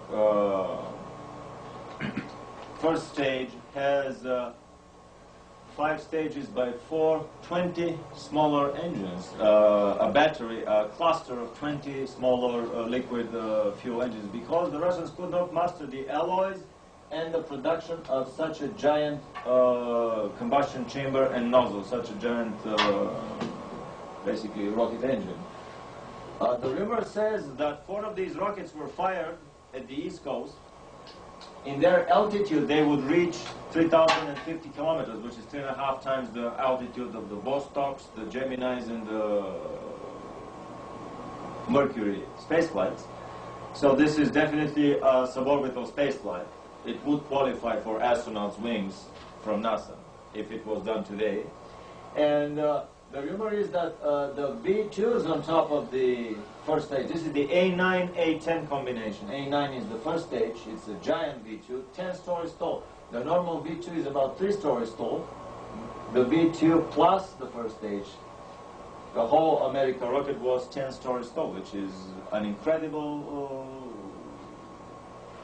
achievement half a century ago, 1940, basically in late 40s.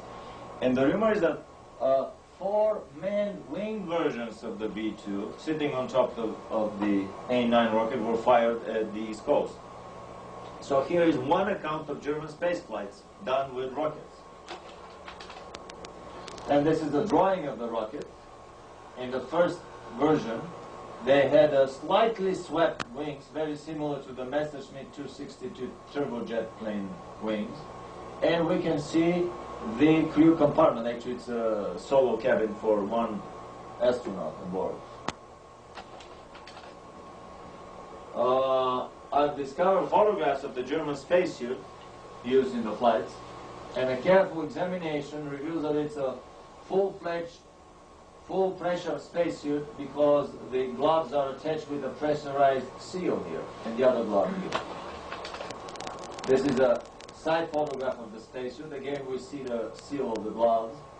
Quite well, very good, how should I say, transparency. The first Russian and Mercury spacesuits had only one little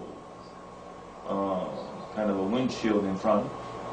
This is more of the Apollo type spacesuits where the whole, almost all of the helmet is transparent. Although riveted here, still this is quite an achievement for 1944. Then I discovered drawings of the rocket-propelled saucers. These were 4 rocket engines, outboard engines, spinning the craft around. Actually, the outermost section of the craft was spinning around.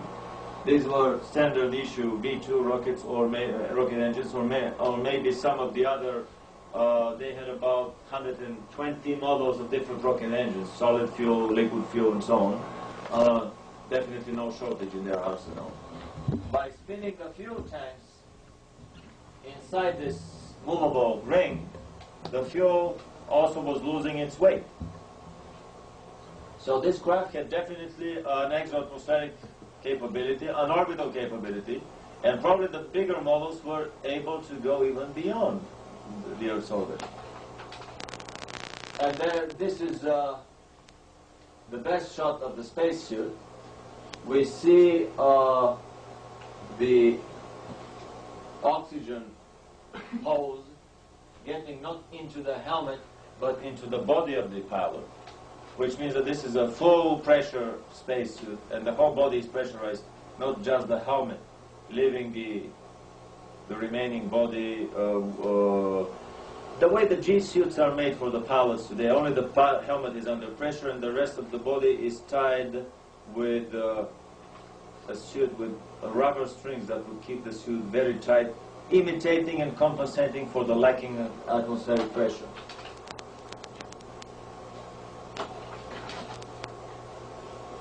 Later on, I discovered in my drawings the first candidate for an exoatmospheric craft was a drawing by a Schriever saucer, a giant saucer made by Schriever.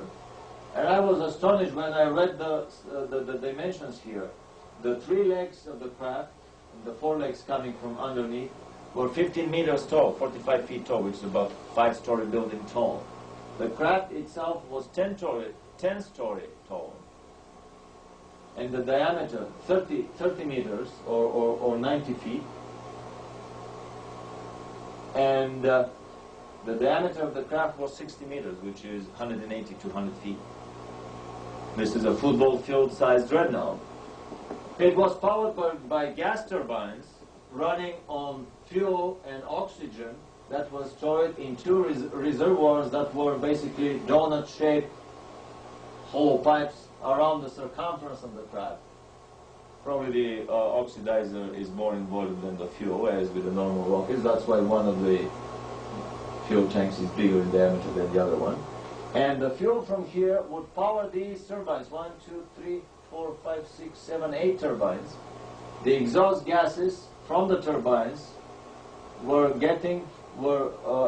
exiting at the periphery of the craft.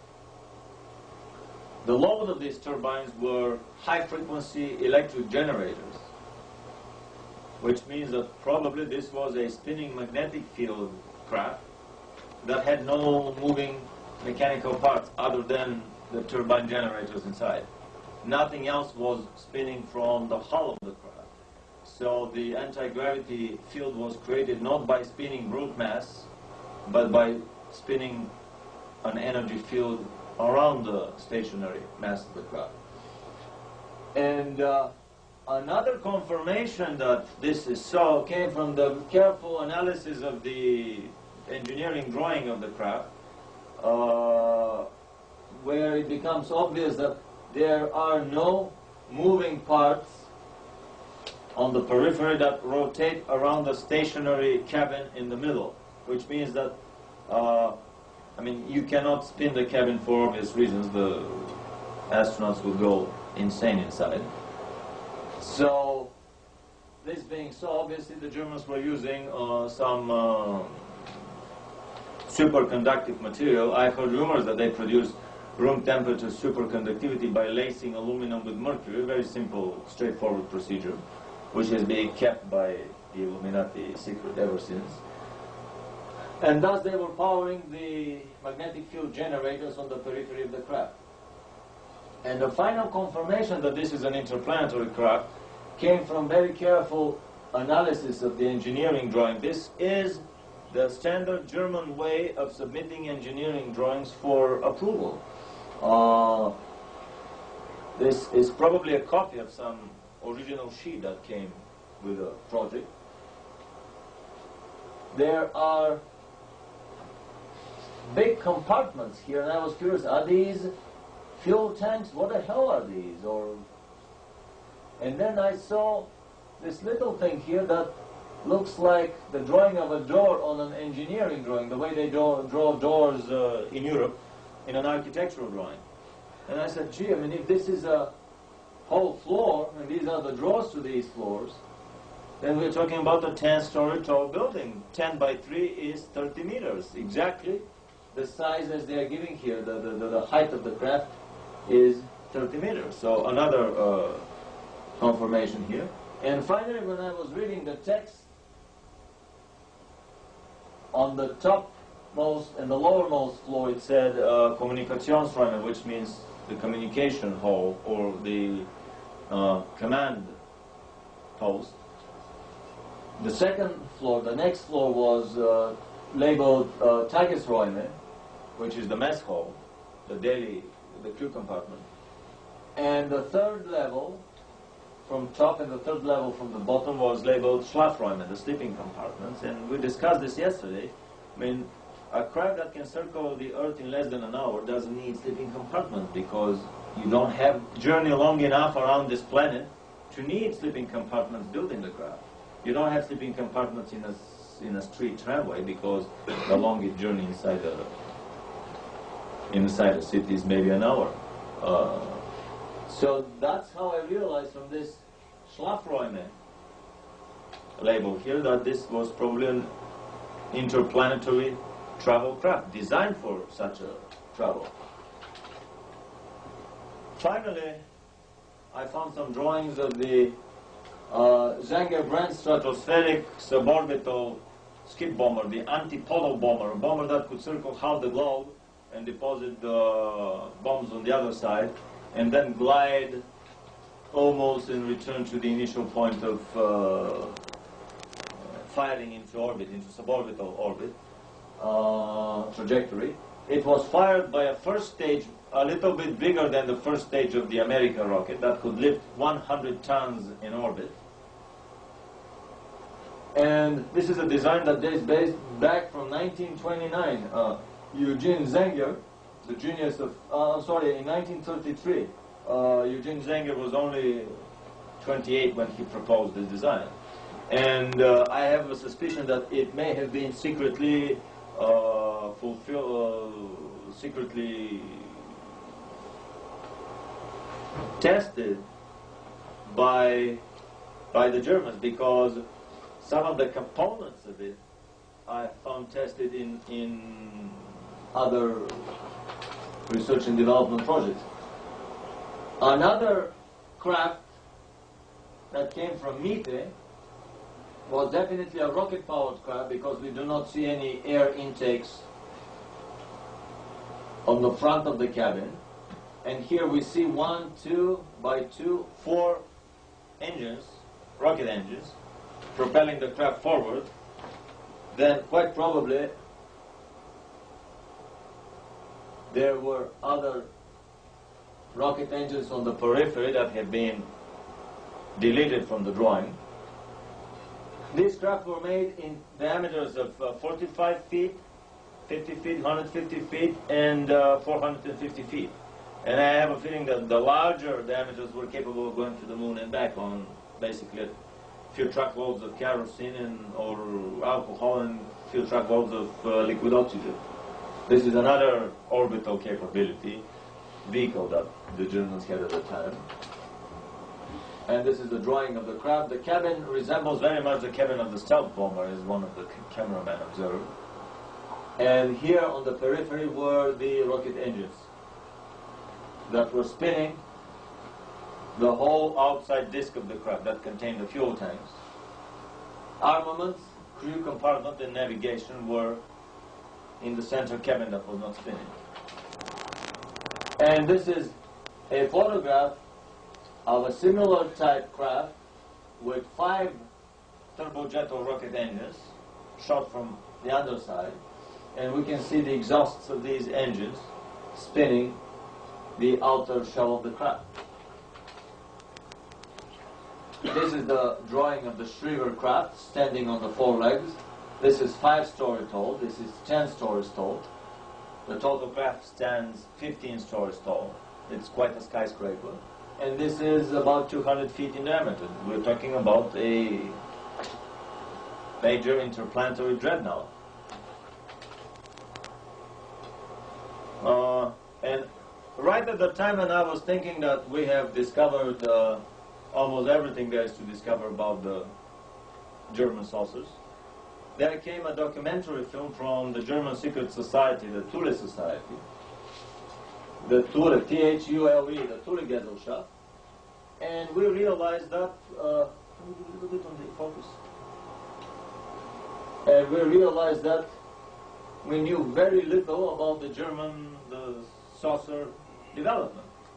That everything that we had from the literature, and I repeat, this is all public domain mass circulation literature, was nothing compared to the information that came out from this film. The Thule Society, the Greenland Thule, the same T-H-U-L-E, is a German secret society. Somebody mentioned that this could be the German version of the Knights Templars, but regardless of the name or the label that is put to it, the Thule Society, as all other secret societies on the planet, are basically run by the same headquarters, regardless of the differences of opinion or bigger stages of disagreements or quarrels or outright warfare that they may engage from time to time. All the secret societies on the planet, as we shall see later, are basically governed by the same source. The Thule Society was formed in the early 1910s, and we see that they were using the swastika way back then. These were the theoreticians of the Nazi philosophy of the Third Reich, the founders and the masterminds behind the Nazi party in the SS. As have the Illuminati been the theoreticians and the masterminds behind the British and American societies for the last several hundred years. Anyway, from this film, the film purports to show some official SS documents of the most advanced craft of the Honeywell 1, 2, and 3 type and the Vril type that were built in Germany in very limited numbers. 2 pieces of the Honeywell 1, 7 pieces of the Honeywell 2, only 1 piece of the giant dreadnought, the Honeywell 3, and 17 pieces of the interceptor fighter, the Vril.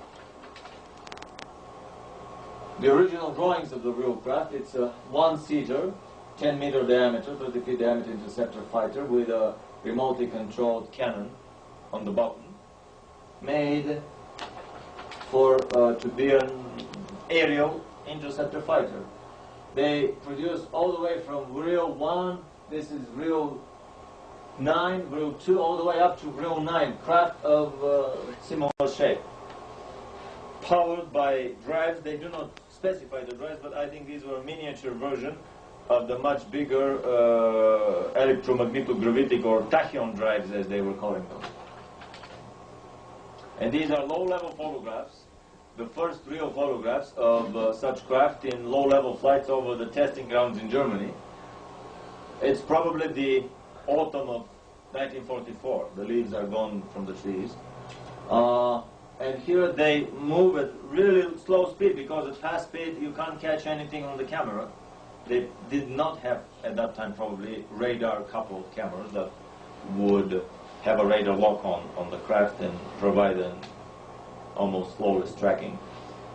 They show high-G maneuvers, because in order to shoot down, to look down and shoot down, they had to be able to incline the craft and to be able to look down first in order to shoot down with the cannon. They wanted to show off to the observing commission on the ground that the craft was really very maneuverable and agile. In this photograph we can see the head of the pilot through the transparent perspex cupola of the craft. A very steep maneuver. Possibly the craft is moving in this direction upward because of all the edges. These and these edges are blurred. This happens usually with the edges, with the attacking and the trailing edge of the craft. What are those lines underneath? Parts of the drive. In this enlarged photograph, we see an even better picture of the pilot inside. These 2 dark spots here could be the sunglasses that the pilot was wearing. The craft could go 2,900 kilometers in the atmosphere, almost 3 times the speed of sound. It definitely had exoatmospheric and orbital capabilities.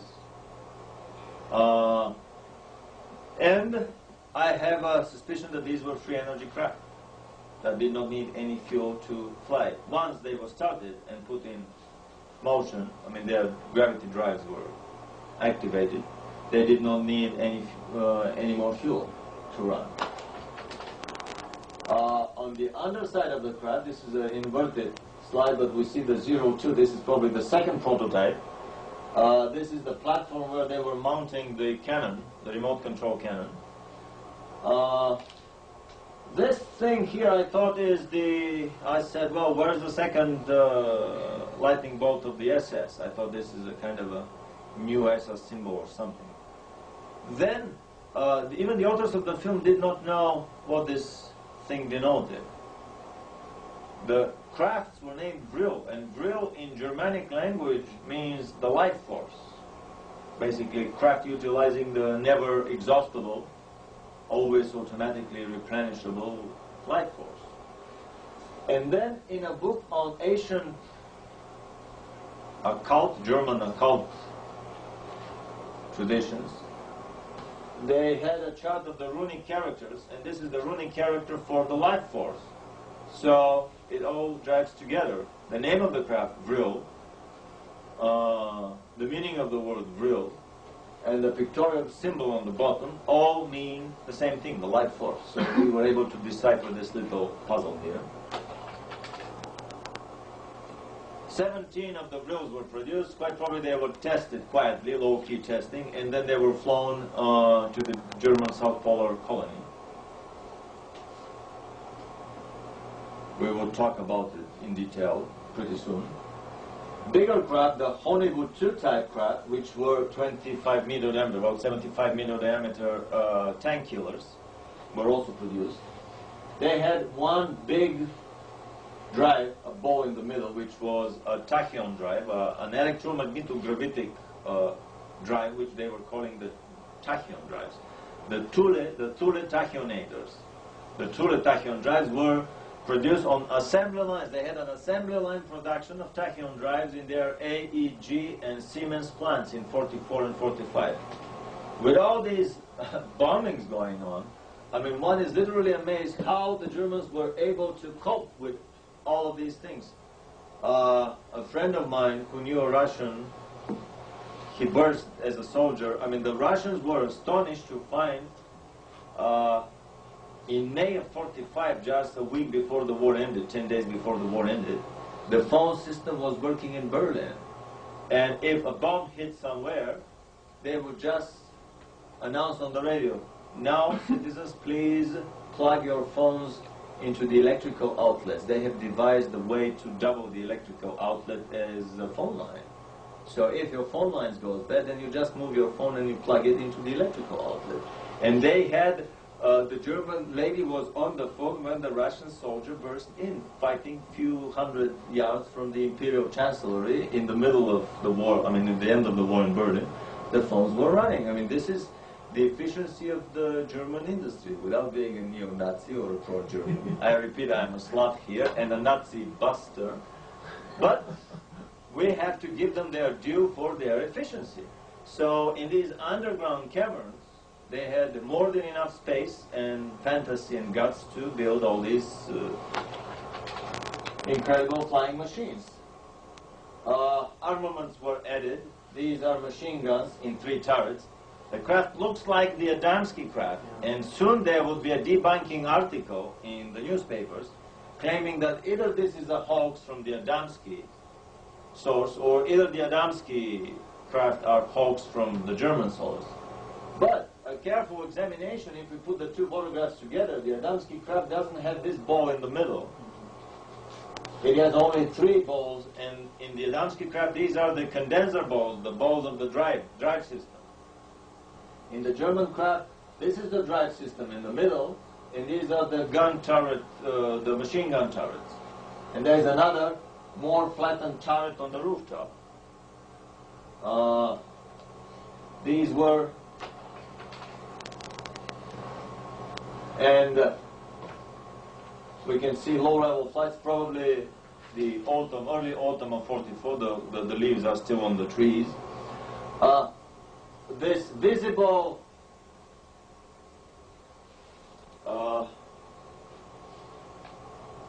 asymmetricity here, if we divide the craft, it looks like the cabin has been blown backward by a strong wind, or it's kind of a cake melting in our refrigerator, just taken out of the fridge.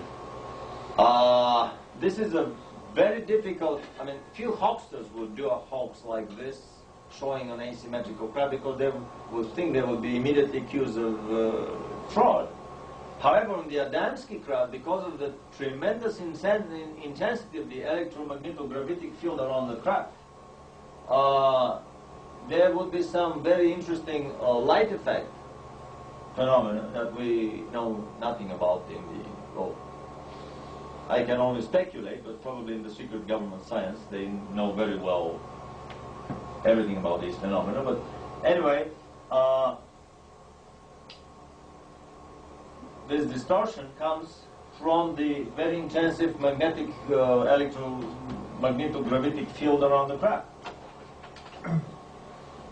On this photograph, we see some of the armaments here clearly visible. Something is sticking menacingly from the underside of the craft. A shot from the underside shows the Luftwaffe cross, either the 4 legs or 4 small machine gun turrets, and something that looks very suspicious. Something here that we would see very soon resembles like a tank turret with a gun sticking out. These were really the tank killers of the Hollywood 2 type. They were designed to fight whole tank armies. The skeptics would say, well, it's impossible to, what a stupid idea. It's impossible to put a tank turret on a saucer because it would never lift off. A tank turret is about 10-15 tons. It's alone is 2/3 or maybe half the weight of the tank. However, the Germans claimed that these craft were 100 tons in weight, armed with brute steel plates. They did not have developed at the time the force field shields around the craft that they developed later on. That's why they're relying on brute steel armor. But the whole craft being 100 tons in weight, no big deal to have 10 tons more for the tank turret here. A gun buff immediately identified this gun as a German tank gun, 75 times 70, 75 millimeters caliber, and the length of the gun was 70 caliber. These were long barrel, high velocity, extremely high velocity, extremely high accuracy tank guns that the Germans produced at the end of the war.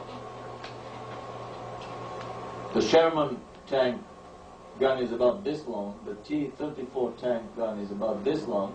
At the beginning I thought that these were anti-aircraft, long nozzle guns mounted there, but it turned out that the Germans had exactly this type. These were their best, and probably, not probably, definitely the best tank guns during the whole war. And this is a standard issue Tiger tank turret mounted on the underside of the craft. This shot resembles very much the Billy Meyer photographs, where the sun is peering from the back of the craft, here, which is another very difficult, impossible thing to hoax. A double exposure photograph, hoax of a UFO, is easily done. The easiest is when the background is very dark. The more bright the background is, the more impossible it becomes to make a double exposure, because there is no way to blend this edge without leaving a dark line. The worst possible condition is if you have the sun as a background, because this is the most bright spot in our little terrestrial universe. And this blending here could not be done, even on a computer. That's the surest sign for me that this is not a hoax. Another photograph with the observation turret extended. These were probably remotely controlled turrets with television cameras mounted. The Germans had fully developed television for remote controlled rockets, or for the tail gun turrets of their latest bombers. And this is an inverted photograph. The Tiger turret with a long nozzle, 75 millimeter times 70 tank gun. This is a Panther tank turret with 3 observation turrets here, very clearly visible. And numbers are 031. I have the photographs here that we will see in a minute. Hard copy photographs of this shot. And this is a shot of the Tiger tank turret, which has only 1 observation turret and a different gun mount here. Possibly on the same craft, because we see the 031 identification mark here too. Also, the authors of that film discovered drawings of cigar-shaped motherships. This is the idea project of such drawing. 1 giant tachyon drive. Let's backtrack here.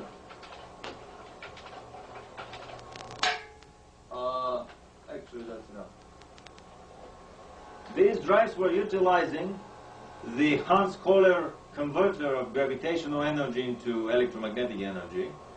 Gravitational energy is not just the energy of a body falling towards Earth and having its energy change from potential energy into kinetic energy into some kind of useful mechanical work. Because this would be an impossible perpetual mobile to achieve. In order to get more energy out of this object, we have to lift it up again and drop it again. So the energy we lift would be the same or even bigger than the energy we get from the falling object. Ergo, perpetual mobile of falling objects utilizing gravitational energy is not possible. This is really so. But there are many other ways of obtaining energy from the gravity circuits. And one of them is the Kohler converter. It is a very simple combination of 6 coils wound in a very specific way, where the wire goes to one end and then it comes back in a kind of a double, 2 parallel wires being wound together, and then the 2 loose ends at the end are soldered. In order to eliminate the electrical component of the field of that coil and to have only a magnetic component. This is a specific winding that, according to the last film we did, documentary film from our Academy of Business and Sciences about free energy formulas, designs and motors, in many of them such coils are utilized, where the winding goes with double strand wire, insulated. The whole coil is wound, and then at the end of these 2 wires are soldered together. Such a parallel winding, by the interaction of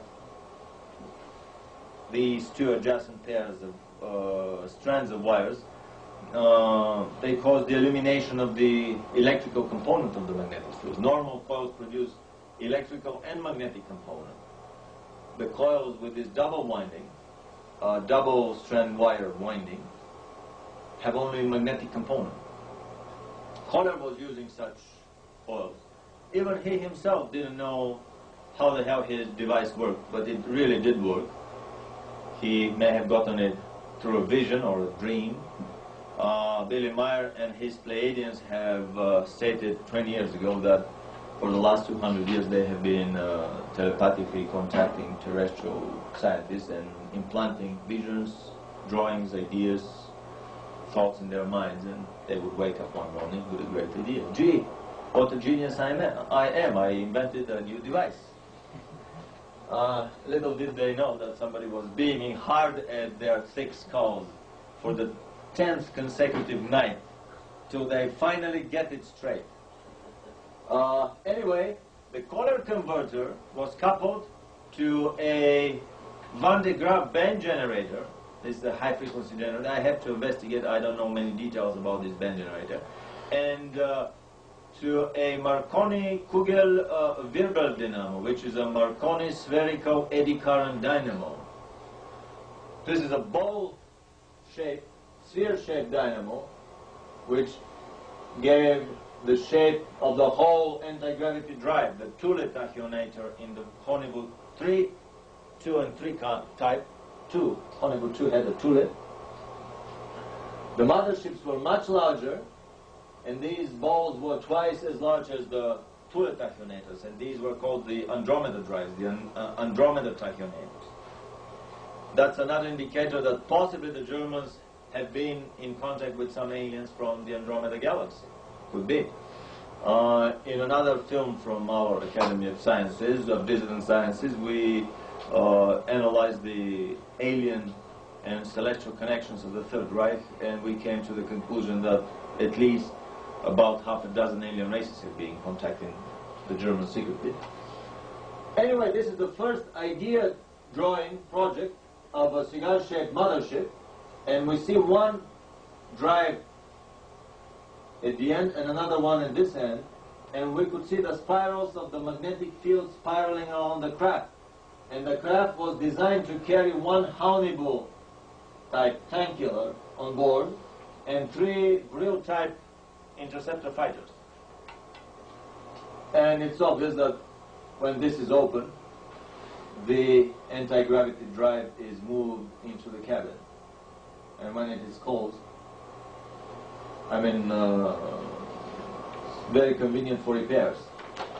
Later designs introduced two drives, probably for malfunctioning of one of them. They had a spare one. Two drives here and two drives here. And the same configuration of one Hollywood 2 type 75 feet diameter tank killer craft on board, and three real 30 feet diameter interceptor fighters, or scout ships. The big craft would come out of this hatch, the smaller craft would come out of this hatch. These could have been ICBMs or some other armaments, or possibly some crew compartments here. The whole mothership was 104 meters long, about 320 feet long, and about 30, 40 meters, probably 35 meters diameter, which is about 130, 40 feet diameter. These drawings date from, I think, October 1943, 2 years before the war ended. The Germans were already planning for their space conquest. If you can build a submarine twice as big as this craft, and they had submarines this big at the time, engineeringly, structurally, it won't be a problem at all to make this craft. I have a gut feeling that these drives were giant balls full of mercury, and the mercury was spinning, creating the anti-gravity lifting force. This is my personal hunch. Submarines loaded with a submarine with 500 tons of mercury was torpedoed in the South Atlantic, and everybody was trying to figure out where the hell were the Germans hauling all this mercury? Did they have that many cavities to fill with amalgam on their South Polar colonies or South Polar base? Or what the hell did they need all this mercury for? And obviously they needed the mercury for their anti-gravity drive. Cigar-shaped motherships have been observed around this planet. In the film, the authors paint a picture that these are all terrestrially made German craft. I do not agree with them, and I think that dozens, if not hundreds, of races visit us each year, and this has been the case since time immemorial. Another photograph of a longer cigar-shaped mothership around Earth. Some of these could be German.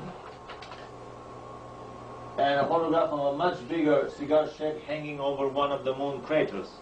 Photograph that came from an amateur astronomer on Earth. He took the picture with his telescope.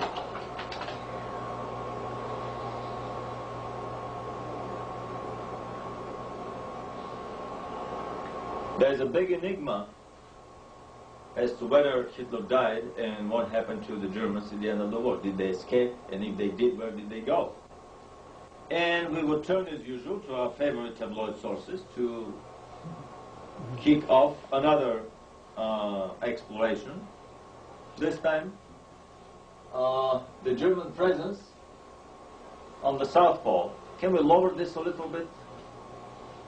With the, there's a bolt, yeah. The other way. The UFO mystery is finally solved. Solved? Yeah, excellent. It is not UFOs that visit our planet, but Germans riding UFOs that come from a secret South Polar base.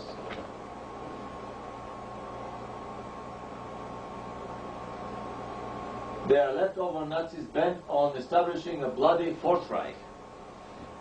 These subtle overtures, the frightening of the masses with the Fourth Reich impending victory again over us, is another hoax, another threat of choice, the Nazi threat, sister threat to the alien threat and the ecological threat. From the never-ending Pandora box of the Illuminati, for reasons which we should discuss in a minute. Anyway, let's see whether there is some ground to these rumors that the Germans established a massive presence on the South Pole. Harbinson, in his fictional book Genesis, talks about German South Polar expeditions in the 30s. They are built up from 42, 43, 44 of a massive colony there, and finally they are escaped by submarines at the very end of the war. The social scientists, all the elite German scientists, disappeared, probably there. Fictional account. And later on they have been doing abductions on the terrestrial population for their own genetic experimentation purposes. From their saucers flying without any damage or resistance all over the globe. Is there any truth to these tabloid or fictional rumors? Or could this be another designer leak by the Secret Services and the Illuminati? The story is that the Germans escaped to the Queen Maud Land, which is south of South Africa. The present-day Queen Maud Land, the Norwegian queen, I think. Some of this land was Norwegian, but after the Germans captured Norway, it was legally German. And they established a colony there in the land that they renamed the Neuschwabenland, right south of South Africa. So let's see if there are some grounds to these rumors of the German presence there. They discovered giant lakes that never froze, the Schirmacher group of lakes, and quite a bit of area free of any snow, which was very puzzling. And we've never been told in the geography books that there are areas that look like the Arizona desert, free of snow, full of mountains of coal, and we would see the documentary film at the end. These are some of the mountains that never freeze. They have no glaciers, no ice. The Richter group, Captain Richter was the captain of the Schwabenland ship, the mother ship that was shooting the planes, the flying boats. Unmelted water on the other side.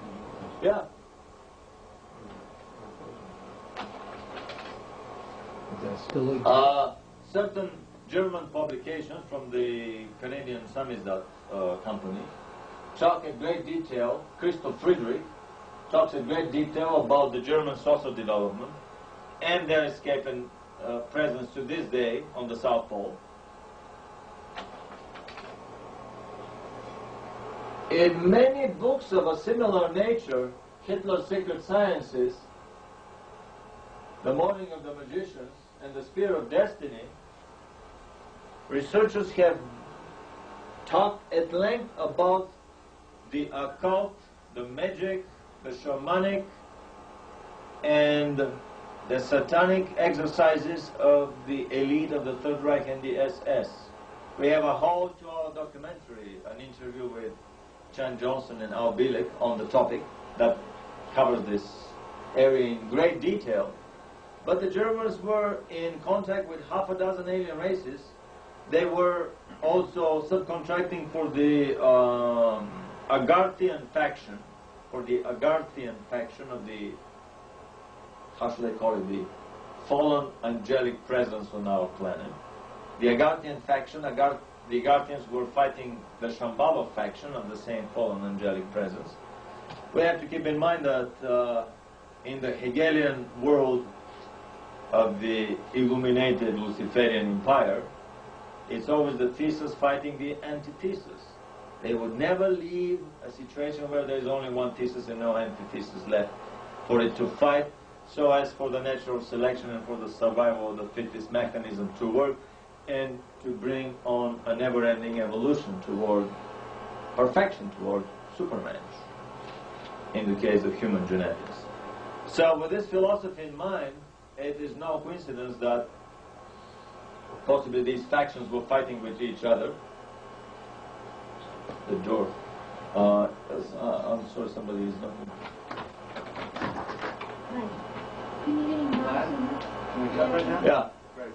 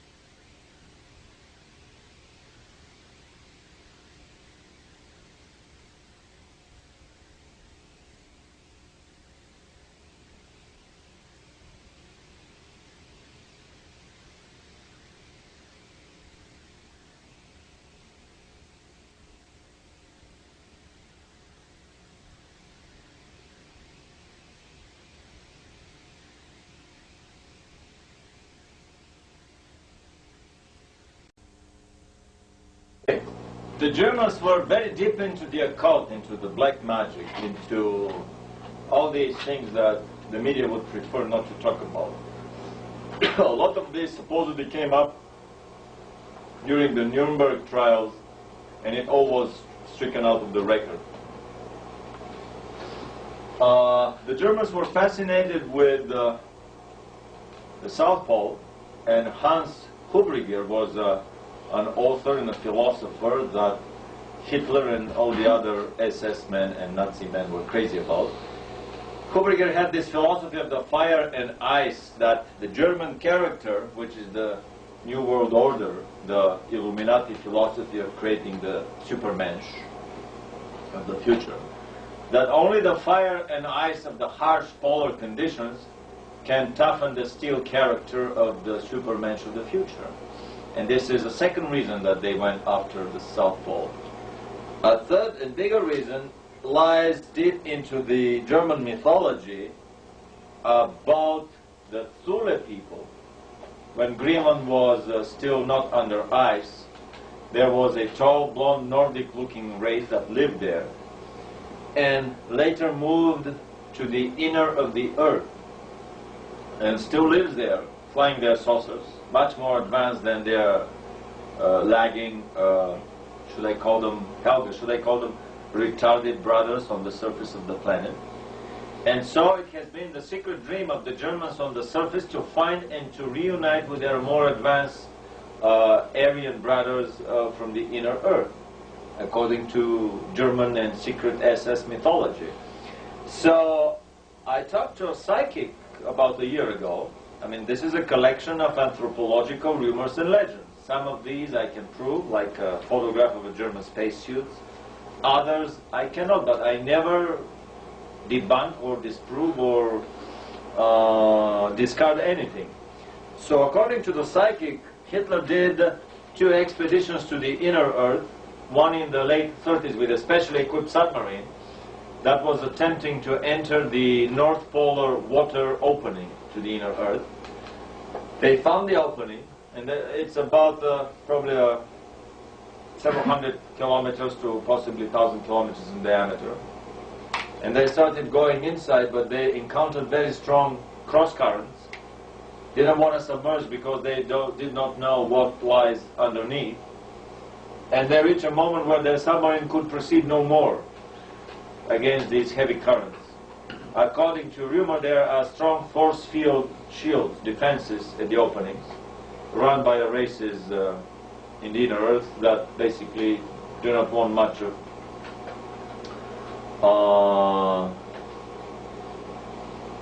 contact with us, the lesser developed savages on the surface.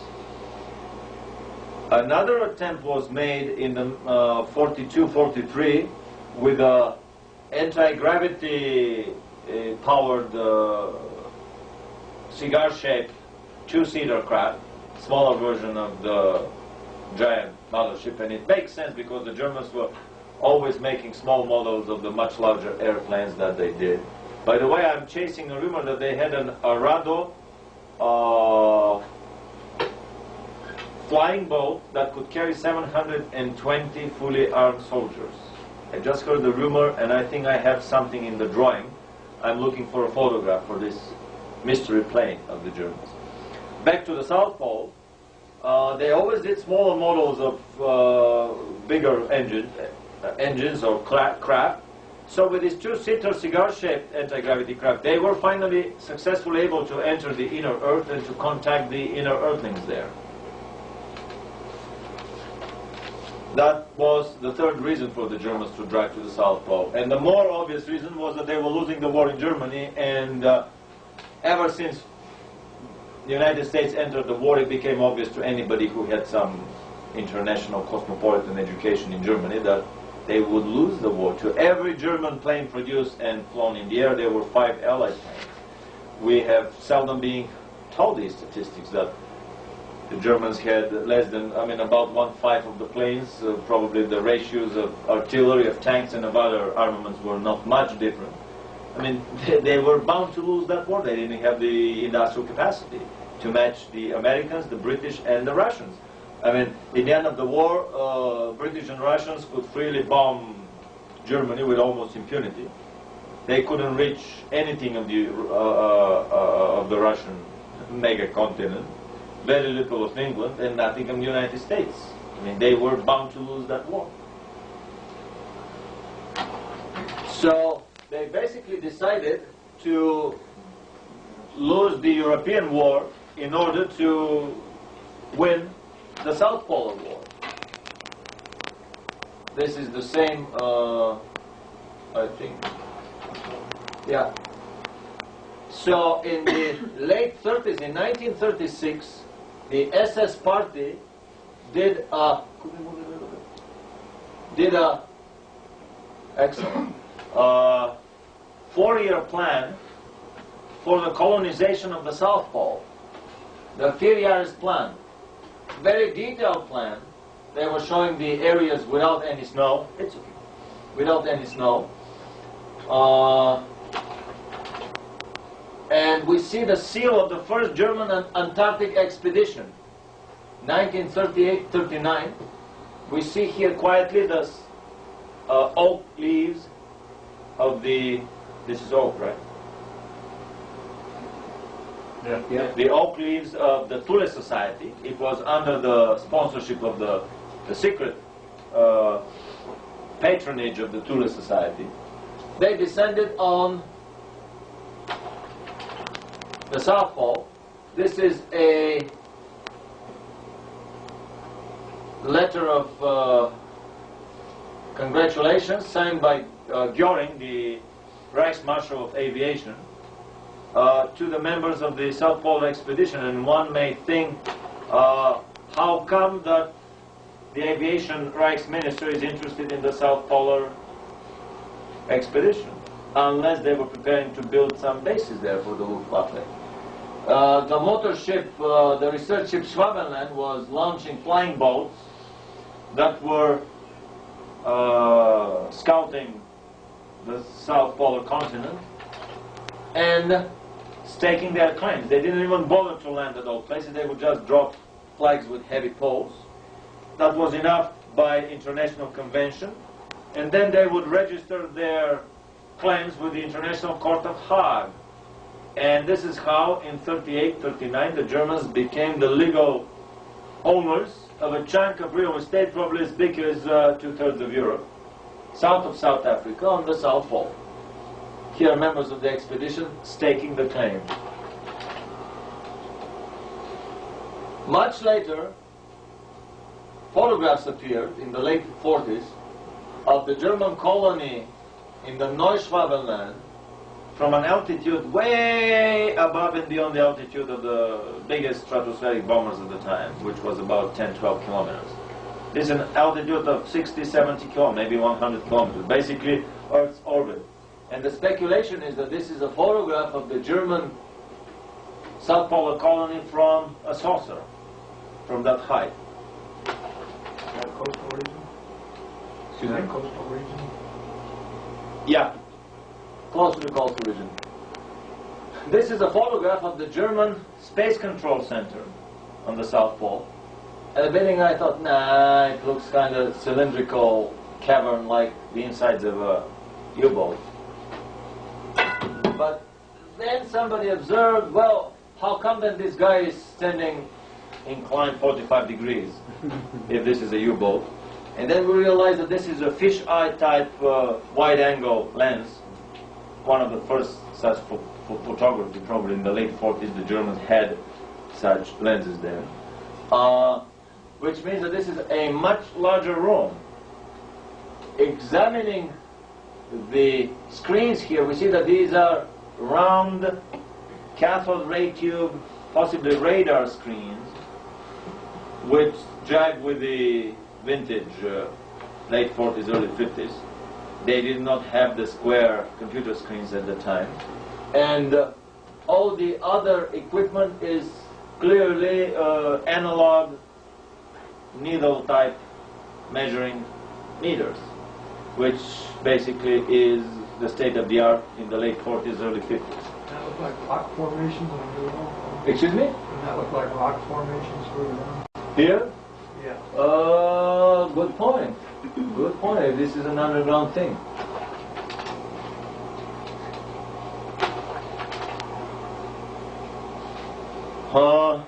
How could the Germans do that? How could they move so much stuff to the South Pole? Simple logistics. I mean, I have this question again. How can you do that if you are the Kriegsmarine chief of operations? It was so hard for Admiral Byrd to go there in the 20s and 30s, until a friend of mine told me, who is a U-boat buff, Henry Stevens from the German Research Project, one of the persons that has helped me tremendously in my research. He discovered that there were German transport submarines that could hold 5,000 tons, that were 5,000 deadweight tons, which is about 2.5 times as much as the standard Allied Liberty class transport ships. The Germans had 2.5 times bigger submarines than the Allies were building surface ships. These submarines were so huge they could carry bulk cargo, they could carry personnel, they could carry armaments, anything. They were building them in sections on assembly lines in several dry docks at incredible speed. And from 42 on, about 100 submarines were allocated for, I mean, quite a sizable number of submarines were allocated for service in the South Pacific, basically the South Pole colony. Admiral Dönitz and the SS Elite decided to start building the last bastion after the fortifications that they were building in the Alps, preparing for a last stand in 44 and 45. They obviously had one more line of defense, which was their South Pole colony.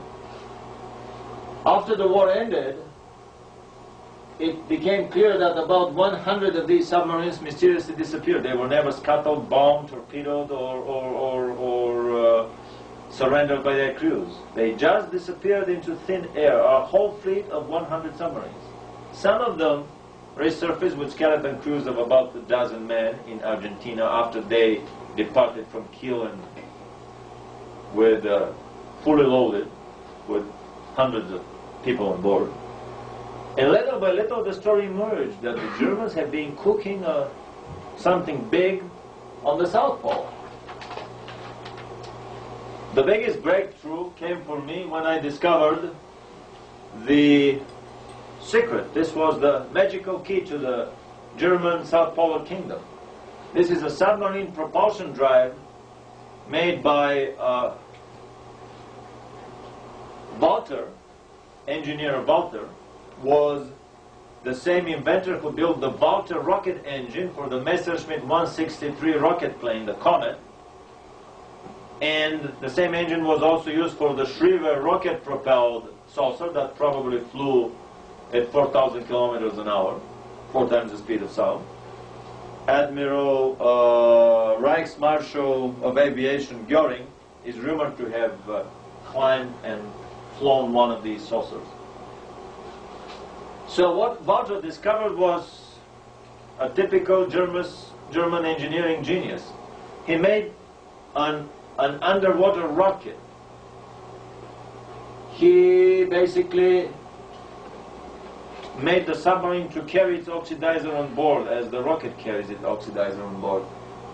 It had the usual tanks of diesel fuel and another tank for the oxidizer called Ingolin, in the name of his son, Ingo, or whatever his name was, which was hydrogen peroxide. Simple hydrogen peroxide that they were using for the drive for the fuel pumps for the V2 rocket, or as the fuel of the Walter rocket engine for the Messerschmitt Comet rocket plane.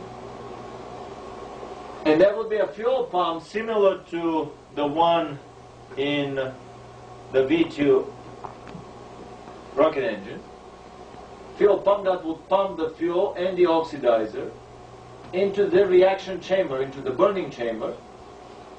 The oxidizer will, through these regulating valves, this is a triplex pump, a three-flow pump.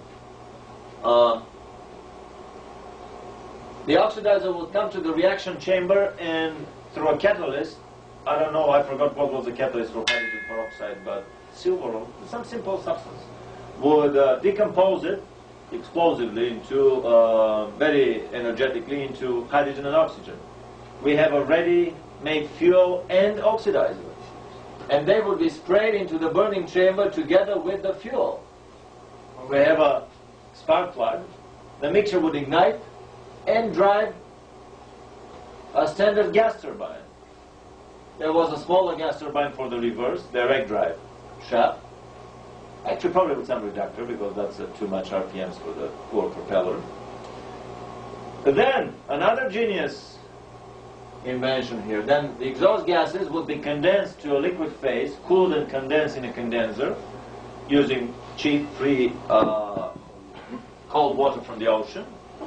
And the remaining residue, some of it would be pumped back into the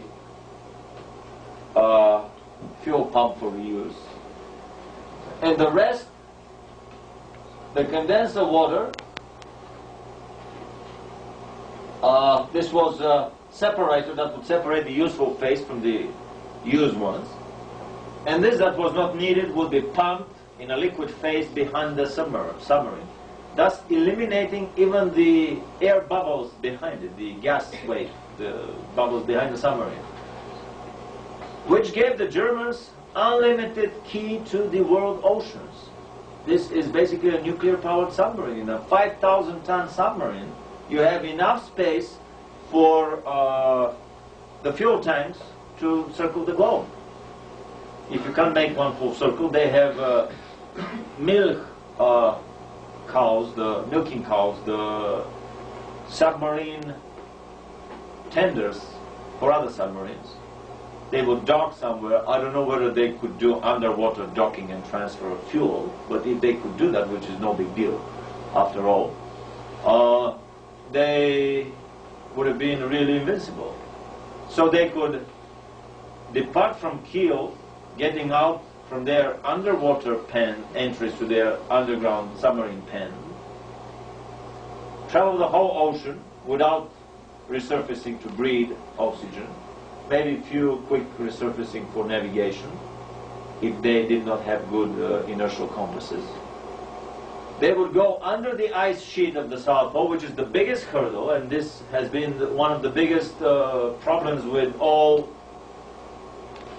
other expeditions, and enter into the underwater entries of their underground submarine pens and then resurface inside, where it's warm, never freezes, and they could be drinking their coffee all throughout the cruise without any interference by enemy planes or submarine chasing ships. This is the key to the South Polar Colony, the German South Polar Colony. With these giant 5,000-ton transport submarines, they could move any number of material and people with impunity. We have not to forget that the tachyon drives that they were using for the flying saucers, basically the color converter, could provide unlimited electric energy to their submarines. So that is another system, even more advanced than this one, because this one still needs the hydrogen peroxide and the diesel fuel as fuel. The other ones were free energy submarines that could circle forever. They were more advanced than even the nuclear submarines of the present day. But the Americans and the Russians tried in the mid-50s with great difficulty to build such a hydrogen peroxide submarine, the Walter cycle submarine. They each built one and abandoned them because the nuclear-powered submarines were already coming in service. Almost 15 years after the Germans successfully tried that. They had about a dozen submarines of different models that were running on the Walter principle, something that has been very little talked about. Late into the 60s and 70s, identified submarines have been observed in the world's oceans. Here we see the shade of a chaser anti-submarine plane. These are probably the submarines of the South Polar Colony. According to rumor, they have nuclear-powered submarines. I doubt that these are nuclear-powered submarines. These are probably free-energy color converter submarines.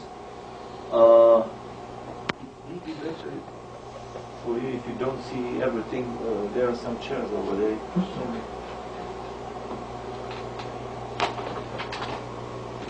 Another very interesting photograph is a Horten Brothers turbojet flying wing of an advanced series where the cabin is jutting forward in a very strange white camouflage. Has anybody seen a white German camouflage painting? I have not. Even in their campaign in Norway, they use standard kind of mixed camouflage painting. I have a feeling that this plane was rated for shipment to the South Pole, and this is where they needed this white camouflage. This is a dead giveaway of their South Pole preparation. This is a model more advanced than the other model that flew, where the tip of the plane is like this. The only other plane that flew in Germany. I have a feeling that this one was tested and shipped and crated and shipped to the South Pole Colony. Admiral Byrd in his diary talks about his 1946-47 expedition to the South Pole and his meeting with the inner Earthlings there, but let us see whether he was after the inner Earthlings or after somebody else. Photographs from space depicting something strange on the pole, kind of a big hole. Here we see the hole even better. However, I have a feeling that this is probably some way the camera works. Basically, it's not taking photographs here. Maybe on purpose, still on purpose, just to cover up the real hole. Because this hole is so big it goes down as far south as almost, the state of Montana or something, if you calculate the... Not this one here, I'm sorry. This hole would go as far south as I was kind of trying to figure out by the contours of the continents that were visible, and this is kind of too big of a hole. Much bigger than... If there is a hole, it's a lot smaller. Or maybe it's in another dimension. I'm sorry. So Admiral Byrd went to the South Pole chasing something.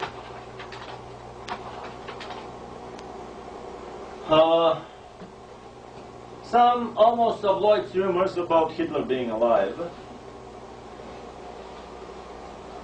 combined with our study of the German U-boat research and development, and Admiral Byrd's expeditions, chasing somebody there in 46-47, clearly show that a lot more is going on the South Pole than the media, the illuminated media here is willing to admit, the popular media. What exactly is going on the South Pole?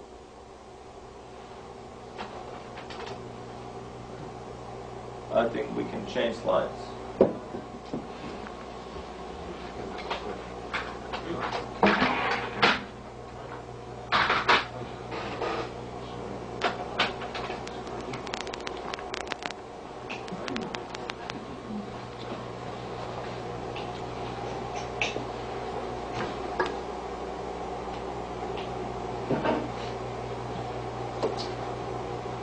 Admiral Byrd went to the South Pole in the 20s, 27, 28, then in the 30s, 36, 7,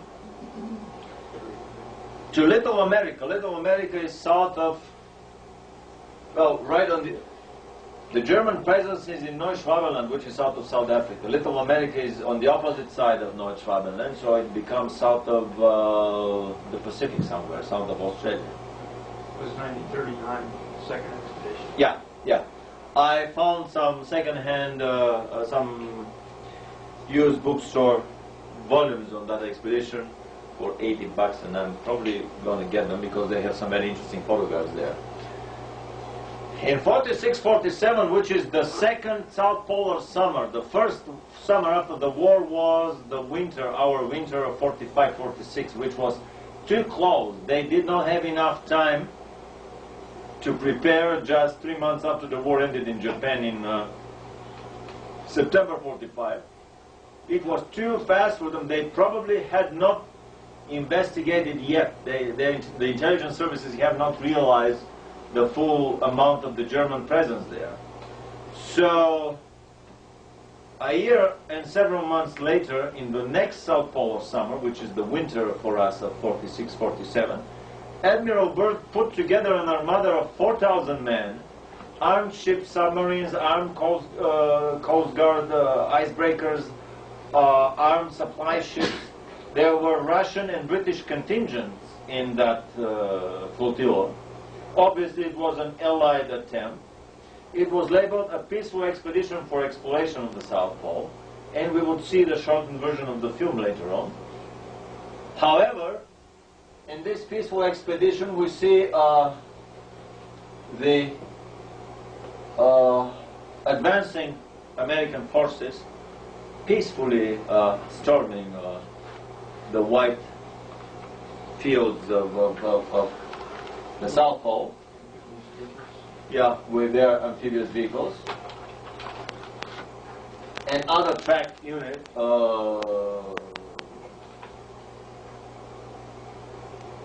These are personnel carriers and other amphibious vehicles. It was a massive army operation, army and only army. Very few scientists were involved. By the time the operation finished, they have overflown most of the South Pole.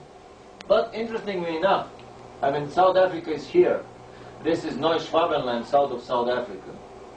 The Little America is on the opposite side of the South Pole, where Admiral Byrd went all the 3 times. And they flew mostly over this part of the South Pole, which is exactly the opposite part of where the Germans were. Is this a coincidence? Couldn't they figure a simple map of the South Pole and figure out the right coast to land there? I don't think that they wanted to find the Germans. I think this whole expedition was a whitewash for the military guys who were pressing for this faction of the American government that was pressing for attack on the Germans there. Hey, how come? I mean, we just beat them in the war, and you want to leave them to remain there, get stronger and stronger, and then come after us? This is the time to hit them when they are the weakest. This was their argument. However, on a much higher level, the German presence on the South Pole has been brokered by the unified terrestrial Illuminati government. The higher we go in the conspiracies, the more the secret societies of two viciously fighting a life and death struggle. Two fighting nations their secret societies become the best of buddies.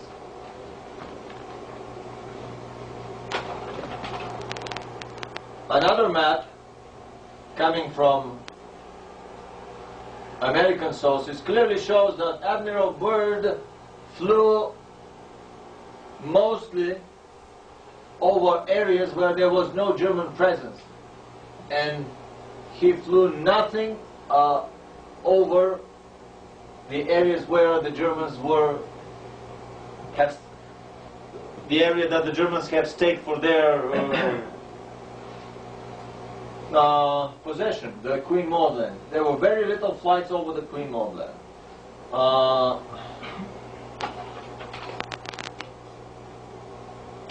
Admiral Byrd lost in about 2 weeks most of his planes and retreated in disgrace and made an unauthorized interview which probably cost him his career in Argentina on his way back, quite probably refueling or reloading with supplies in an Argentinian port. He had the lack of political insight to make this politically incorrect interview, saying that I think the next World War will be with an adversary that comes from the polar regions and that has the ability to fly unobstructed from pole to pole. Clearly talking about the German South Polar presence, and their ability to outfly anything the Americans could confront them with. Some of the planes were shot directly by the saucers. Others were hit by beam weapons. They didn't know what hit them. Third, collided with invisible barriers and disintegrated in mid-flight by reports of other planes nearby, which was obvious that the Germans had already installed the force field shields around their colony. This whole operation was meant to show to that faction of the American military that, well, see guys, we can't do anything because they are a lot more powerful than us. Only the highest circles of the American government and the members of the secret societies knew that actually the German presence on the South Pole will become a joint project between Russia, United States, and Germany. In the German colony there. And secretly they would be involved in the future projects of space flight for anti-gravity, time travel. The Germans developed the time machine much earlier than the Americans did. They did so with the nuclear bombs too. The rumor is, in one of the tapes that we did with Al Bilik, Al talks at length about stories that actually the two bombs dropped over Hiroshima and Nagasaki were German-made, that were captured in the underground caves by the Americans.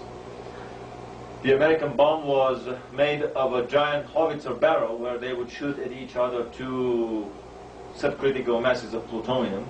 It was so heavy that no bomber could lift it in the air. That's why the original design was to hide it in a ship or on board a submarine, take it inside a port and explode it there. And there's a very interesting story that came to my attention, a very strange explosion in Fort Chicago, which is north of South San Francisco, about half a year before the supposedly first test at Alamogordo. According to rumor, there were two unsuccessful tests before Fort Chicago where the bomb couldn't go critical. It was a flop. And the Fort Chicago was the first successful test of an American nuclear device.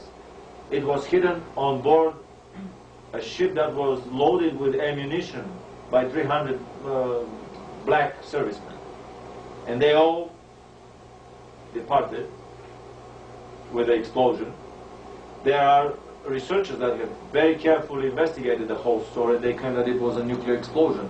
There was no chunk of metal that was found of the ammunition ship or of the ship that was anchored across the bay or from a 20-ton locomotive, diesel locomotive that was parked on the tracks.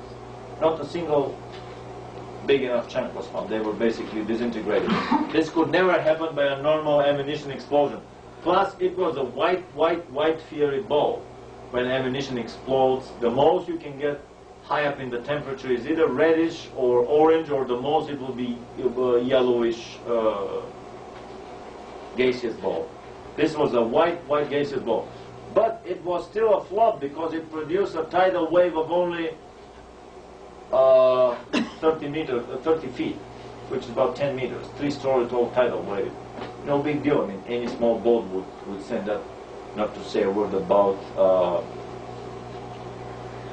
giant battleship. They realized that if they take such bomb in a Japanese harbor and explode it, it wouldn't do much damage other than drowning whatever number of sailors on the... There would be damage, but nothing compared to the Hiroshima bomb. Anyway, stories that the Hiroshima and the Nagasaki bombs were German-made, and that at the time the Germans were working on a pineapple-sized bomb, according to Al Bilik, big enough to destroy London or New York. We know that you cannot do that with a nuclear bomb of that time. One would not be enough. My suspicion is that such a small bomb could be made only either with the element 115 that was given to the Germans by the little grays or by some other alien race, or by antimatter. And Hitler decided not to use these bombs probably by the same reason that he decided not to kill all the British that were left stranded at Dunkirk at the beginning of the war. He didn't really want war with England anyway. Hitler didn't want war with England to begin with. Not only that, but when his generals proposed to smash all the Brits there, he said, no, gentlemen, you're missing the big point. We are not fighting, we are not in war with Aryans. We are not in the business of killing Aryans. Hitler was after a lot higher targets, goals of levels that border on the alien presence on the planet and the presence of celestial management structures that go way beyond the terrestrial small-time politics. He was in the business of killing Slavs, that's for sure. That was the reason he decided not to bomb London or New York, after all. We have discovered here that they had the ICBMs ready at the time, and if the nuclear bombs were ready, I mean, all these cities could have been obliterated just with 2 shots.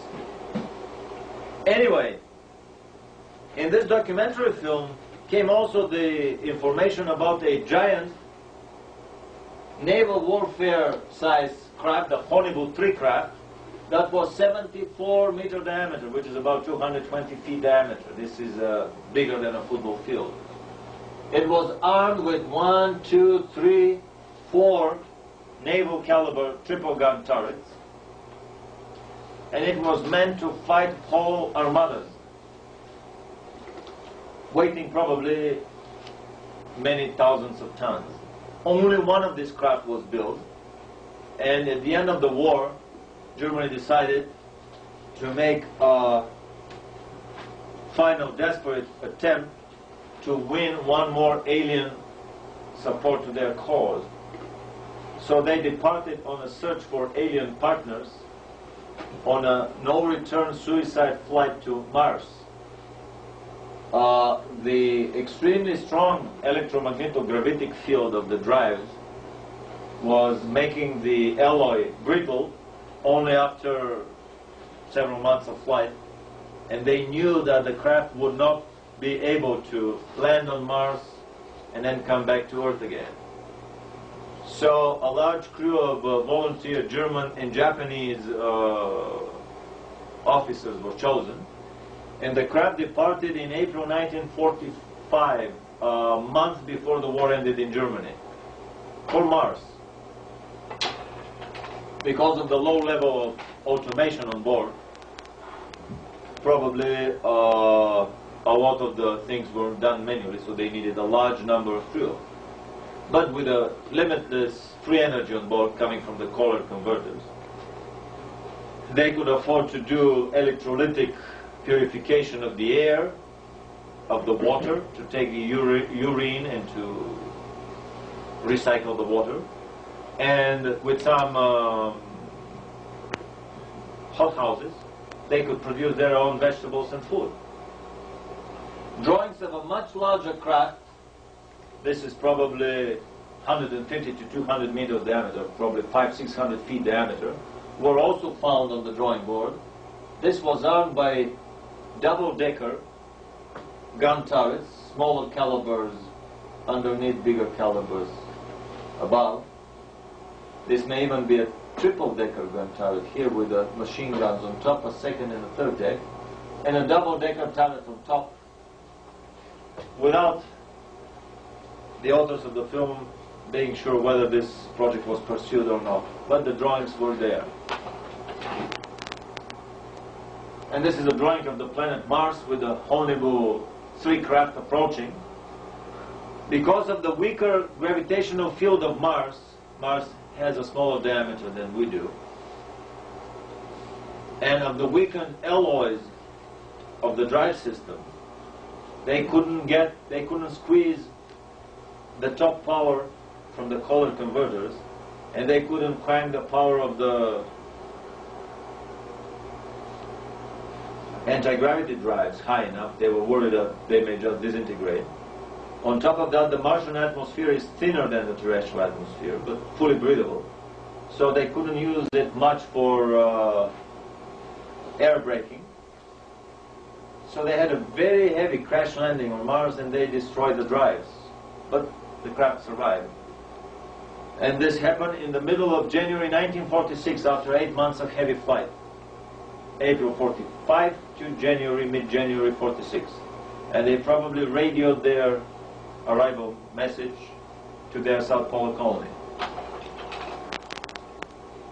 And this is their story of the flight to Mars. Quite probably they coasted to Mars after an initial strong push in the stronger terrestrial gravity field. The rest was just coasting down to Mars, and they turned on the drives in the very last moment before approaching Mars. I mean, all of these designs that the Germans had were basically fly 1 hour and repair 3 weeks type of primitive constructions, as all of the prototype designs are.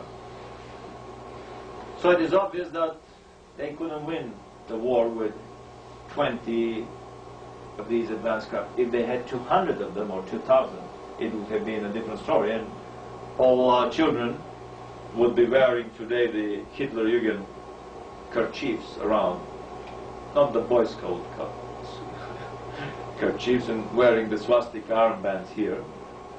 But it really doesn't make much sense, because if you think about it, the Russian pioneers, the Russian Youth Communist Organization, and the North Korean, the Kim Il-sung's pioneers, and the Hitlerjugend in Germany, the Hitler's pioneers, and the Boy Scouts here in this country have uniforms as if they were copied one from the other. I mean, carbon copies one of the other.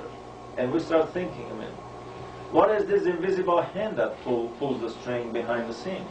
Why is the youth of the whole planet indoctrinated in very similar ways? But we'll come to that in a minute. So, to even the score, probably the anti-German faction in the American government got the upper hand again. So, in 1958, under the guise of the International Geophysical Year, a whole flotilla of Navy ships descended on the South Pole. And according to the German documentary film, 3 nuclear-tipped rockets were fired in the late August, early September, at the German colony on the South Pole from the American ships. And they don't say what happened. My speculation is that the Illuminati were just playing little tricks on each other. The left Illuminati hand was using the German scare and the German presence on the South Pole to convince the right illuminated hand, the Russian and the American government, that they should spend more on armaments and warfare, and they should dig these underground shelters a little bit faster, because the Germans may come and attack and conquer us. The real reason for the underground shelters was much different. My research into the British Imperial War Museum and some other museums proved that the first prototypes of ICBMs that the Americans built almost 15 years after the Germans built their first ICBM were tested intensively, and in the end of the program, 3 of them were fired with nuclear warheads in the South Atlantic, which is just close to the south, to the German colony in Neuschwanstein, in the year, same year, 1958. Whether the authors of the film basically speculate, or whether nobody on board the American ship knew the destination, nobody other than the armaments engineer who had the codes for the destination with him. It is quite probable to shoot a nuclear rocket without anybody on the ship realizing where it is headed for. It's probable even to shoot a rocket with a nuclear warhead without the ship knowing that it's a real, the real thing and not a dummy warhead. My feeling is that the Germans had their force field defense well in place at the time, and simply this was a little Illuminati experiment. Let's have our left hand, the Germans with a force field shield in the South Polar colony, do a little test with our right and the American Nuclear Strike Force and see that basically we can stop dead in the tracks all the radiation coming from the explosion.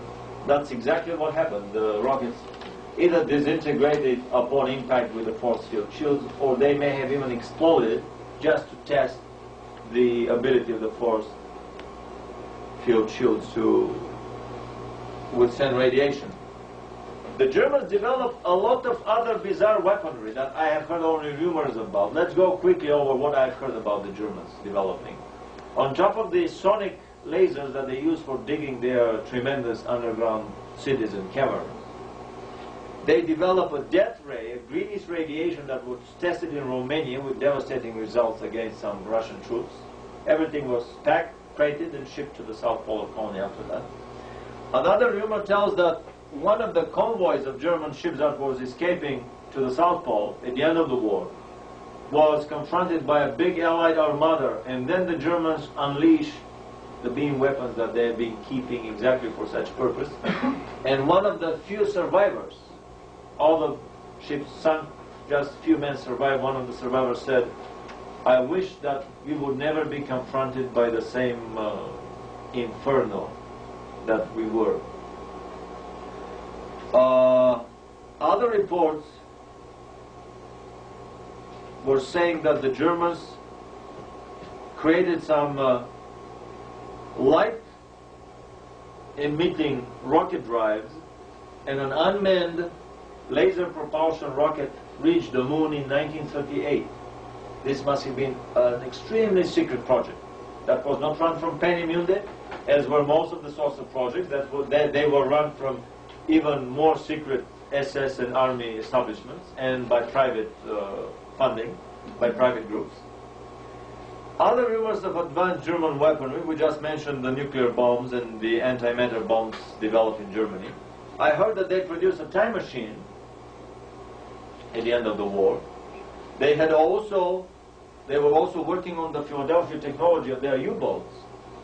But because they were trying this technology at the time when the U-boats were moving, the Eldridge experiment with in the Philadelphia dry docks that Al Bielek is talking about, the Eldridge was stationary. So the Germans introduced one more component in the equation which screwed up the whole balance, and they lost all the U-boats. They could not bring them back. So the stories about the German U-boat surfacing last year in 1992 and captured by the American Navy, and the German sailors were puzzled when they saw this way more advanced ship on the horizon. The Americans were puzzled when they saw on the German captain's message board the calendar of 1943 hanging there on the board. The Germans still thought that it's 1943.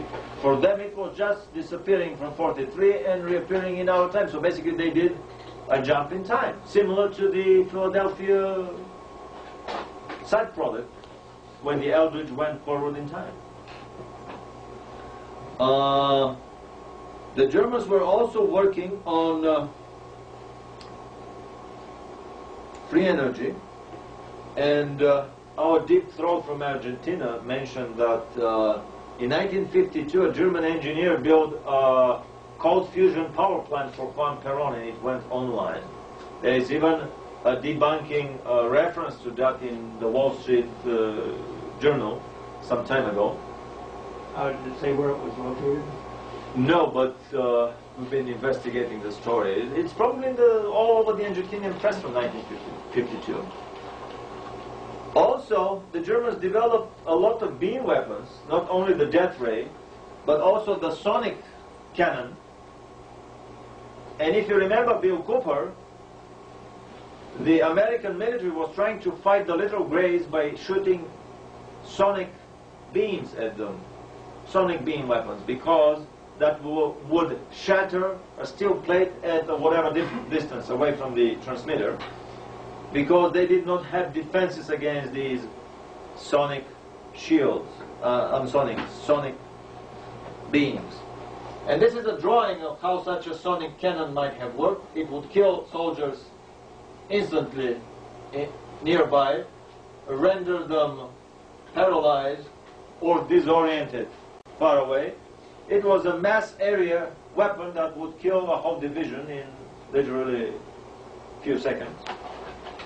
And I'm proud to present the first photograph ever of a German beam weapon.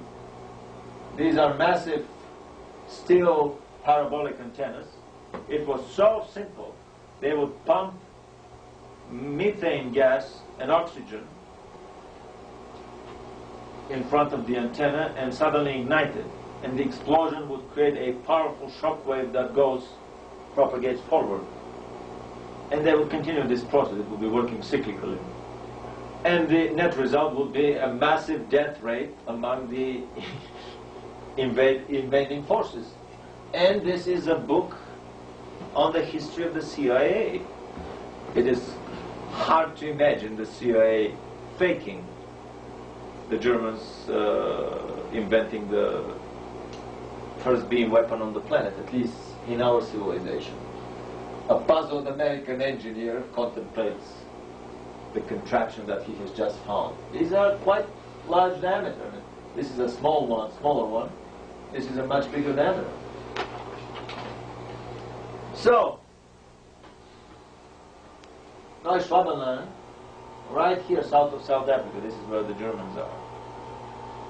About the hollow earth theory, I'm quite skeptical, but I have to admit, I quickly did a database search of my memory, and I realized that I could not remember a photograph from space of the polar regions. Not a single photograph. Actually, this is the only one that I found.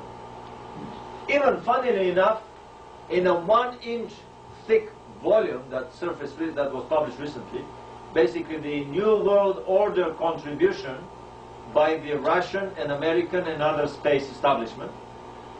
Cosmonauts and astronauts from all over the world discussing how beautiful the Earth looks from space and how it is one planet, and how after the 2nd, the 5th, or the 10th turn around it, one realizes that it's our planet, a global planet. It's a globalistic book. Exactly the type of book that the New World Order desperately needs. The only photograph that was cut, the corner was missing, was this photograph. And the only place that it was cut through the South Pole. Usually editors cut the photographs if they have to put some other thing. However, this corner was left empty. There was absolutely no reason for them to cut the photograph. And it was out of style because all the other photographs were rectangular. This was quite an expensive glossy volume. Why the hell would you put a photograph with one corner missing? And they have cut it right through the South Pole. Very suspicious for me. If anybody can find a photograph of the South Pole, I'll be very glad to have a copy of that. I couldn't find anything there. It could have been airbrushed. There could be nothing. But still, the fact that the pole is missing from our databases is quite suspicious. A friend of mine told me that his friend in Germany tape recorded from the television a weather report where the northern hemisphere and the northern pole were visible in infrared light, but nobody it was a German satellite, not an American satellite. That's why it probably leaked through the censorship. The satellite guys didn't catch anything. The TV station guys didn't catch anything, and the weather reporter didn't catch anything.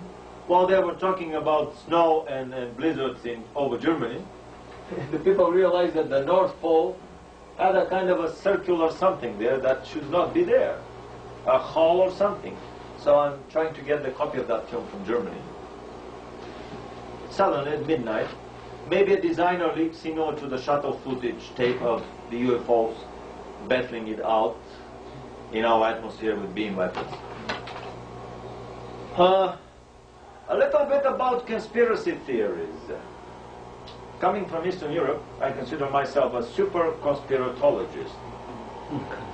I believe in the multi-layered, hierarchical, multi-tiered, pyramidal structure, conspiracy territorial power centers on this planet and way beyond the planet. We are just a small bolt, a small cog in the bigger machine. But we will talk about the bigger conspiracies in a minute. Let's talk about the smaller level conspiracies. The Paperclip Conspiracy, The Secret Agenda, and several other books, Wall Street and the Rise of Hitler, definitely paint a much more different picture than our media has told us. Wall Street turns out to be the biggest financial factor, the biggest financier of the rise of the Third Reich. Why would the American Illuminati want the German Third Reich to succeed? Why? All these books depict how thousands of Nazis were smuggled in the United States with fake IDs, with changed autobiographies, given fake names, because by law one cannot bring into the country and give immigration visa and especially work status to a person who was a member of a totalitarian party, be it a Nazi or a communist party. They were all brought with false identity, and they started working on crash projects. Engineers, scientists, SS specialists, the CIA here and the KGB over there were trained by SS specialists and Gestapo specialists. The propaganda spin controllers here and in Russia were trained by how should I say, their tutors and spiritual teachers from the Goebbelsian Ministry of Propaganda, from the Goebbelsian Ministry of Love, to use the Orwellian doublespeak. So, can we raise back? Just raise the whole thing a little bit. In this article from Denver Post, we see that after the war, a lot of German engineers escaped in Spain and started building electromagnetic rockets, which is a code word for electromagnetically driven flying saucers for Franco, and spies from the whole world were trying to catch up with them. The best enemy money could buy. How Wall Street paid for the rise of the Bolshevik Revolution. They created the whole heavy industry in Russia. Armand Hammer and the like funneled money through Trotsky, who was the ex-Wall Street broker and the bagman for the Bolshevik Revolution. He was married to a daughter of the German banking family, the Schiff family. Tim, I've been instructed that we're going to take a break about now. Is that correct? Are you ready? So, how is the tape going on? Oh, it's fine. We're one. This is another hour. That's the verdict. Yeah. Yes, We've got break. another hour. Break. We'll have another hour. Break. Okay. Well, I was just asked to stop you. Are we doing a break? It's either way is fine with me. Well, we can go another hour or do a break. What does everybody want to do? I'm not the decision maker in this process. Is everybody all right? Let's keep on going. Yeah. Okay. Let's go for another hour. Excellent. I'll just open for a while. This would be our air break. Okay. We will open the hatch. Thank you. Sorry to stop it, but Somebody with the windows open. That's it. So, the best enemy money could buy. Standard Oil of somewhere built all the Volga oil platforms that Hitler was after in his Battle of Stalingrad. Ford Motor Company built the armored truck factory in Moscow, which became the backbone of the Russian automotive industry. General Electric built the dynamo factory for heavy electrical machinery, which became the backbone of the Russian electrotechnical industry. International Harvester built the Kirov tractor plant, which became the backbone of the Russian tractor industry and the tank industry. During the war, they were churning out T-34s on the assembly line built by the Americans. And on and on and on. We can go forever. 14 out of the 15 munition plants at the start of the Second World War in Russia were built, guess by who? Guess. Just guess. By the Germans. German money, expertise, know-how, machinery, engineers, training, these were turnkey projects. All the Russians had to do was turn on the keys. They probably even had German engineers running the plants well into the war. I wouldn't be amazed. Some of them would turn online a few months before the war ended. Somebody wants to tell me that the German general staff had poor connections with the German bankers and the German industry, and nobody knew about these munition plants being hastily built in Russia just in time for the war. This is rule of thumb number one for the Illuminati and the bankers. Wars are made to load the government credit card with war loans. I mean, our personal family credit cards have a certain psychological limit. Parents realize that if they keep borrowing with that much, sooner or later their children would have to repay, their debts. So we would stop at a given level. There is a limit to the individual or family borrowing, but there is no such psychological limit to a government borrowing. The ministers are in the government today, they are out tomorrow. Who cares about how are these deficits and all this money onto the bankers going to be repaid? So Rothschilds, the bankers, and the Illuminati behind them figured it out a long time ago that the fastest way to load the government credit card is through wars and through armament loans. But if you start the war unprepared, where one of the two opponents is a lot stronger than the other one, the war will finish in a week or in a month, and you won't be able to load the credit cards that much. That is why you have to make sure that the two sides are equally armed. And this is exactly so that the war would last 2, 3, 4, 5 years, and you would end up with billions of dollars of money that is owned by the state to the private bankers. The American national debt rose exponentially during the war. Why did it rise? Because they make sure that the war would last many years. They armed both Hitler and Russia. This is the book about the Wall Street financing, the rise of Nazi Germany. How many companies were doing business with Hitler during the war? About 150 American companies? 100 by 1936. There were 100, and they were the same companies you mentioned were arming the Russians. Exactly. The same companies that were arming the Russians were arming Hitler and were preparing for the future World War that was planned by the Illuminati probably 10, 15 years earlier.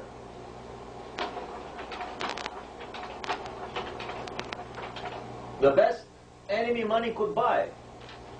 The whole Cold War was a smokescreen for all these years in order to clamp a tremendous security lid on the whole society so that the Illuminati can do with impunity all these secret projects that we'll be talking about here. All the giant underground cities, all the secret space exploration, and so on. This is the most incredible drawing. The primitive Russian Petryakov 4-engine bomber, a flying basket, basically, compared to the B-29, the best strategic bomber in the world at the time. Under the wing of the B-29, we have the German twin rocket engine, almost delta wing, supersonic rocket interceptor, the DFS-346, that probably went supersonic way before Czech Jaeger did, 5 years before Czech Jaeger did. These are Russian copies of advanced versions of the rocket-powered Messerschmitt .263, the twin-engine rocket Messerschmitt. The Comet is a 163, the single engine. This is a twin rocket engine Messerschmitt. This is an even more advanced interceptor fighter, and we see the best of the German rocket fighter suspended under the best of strategic bomber in the world with the insignia of the Russian Air Force. What a better example of a secret Illuminati transfusion and siphoning of information for which innocent or not innocent people like these Rosenbergs were shot to death for divulging American nuclear secrets to the Russians, at the time when behind the scenes the Americans were arming the Russians to the teeth.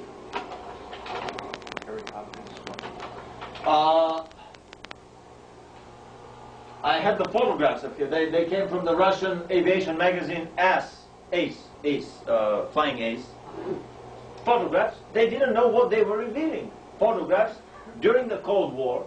How did these strategic bombers end up in Russian hands? I mean, they captured some of the German stuff, fine, but how did the American bomber end up in Russian hands? I heard that Rolls-Royce built a turbojet engine plant in Russia just in time for the Korean War, so that the Russian would be a good match for the Americans.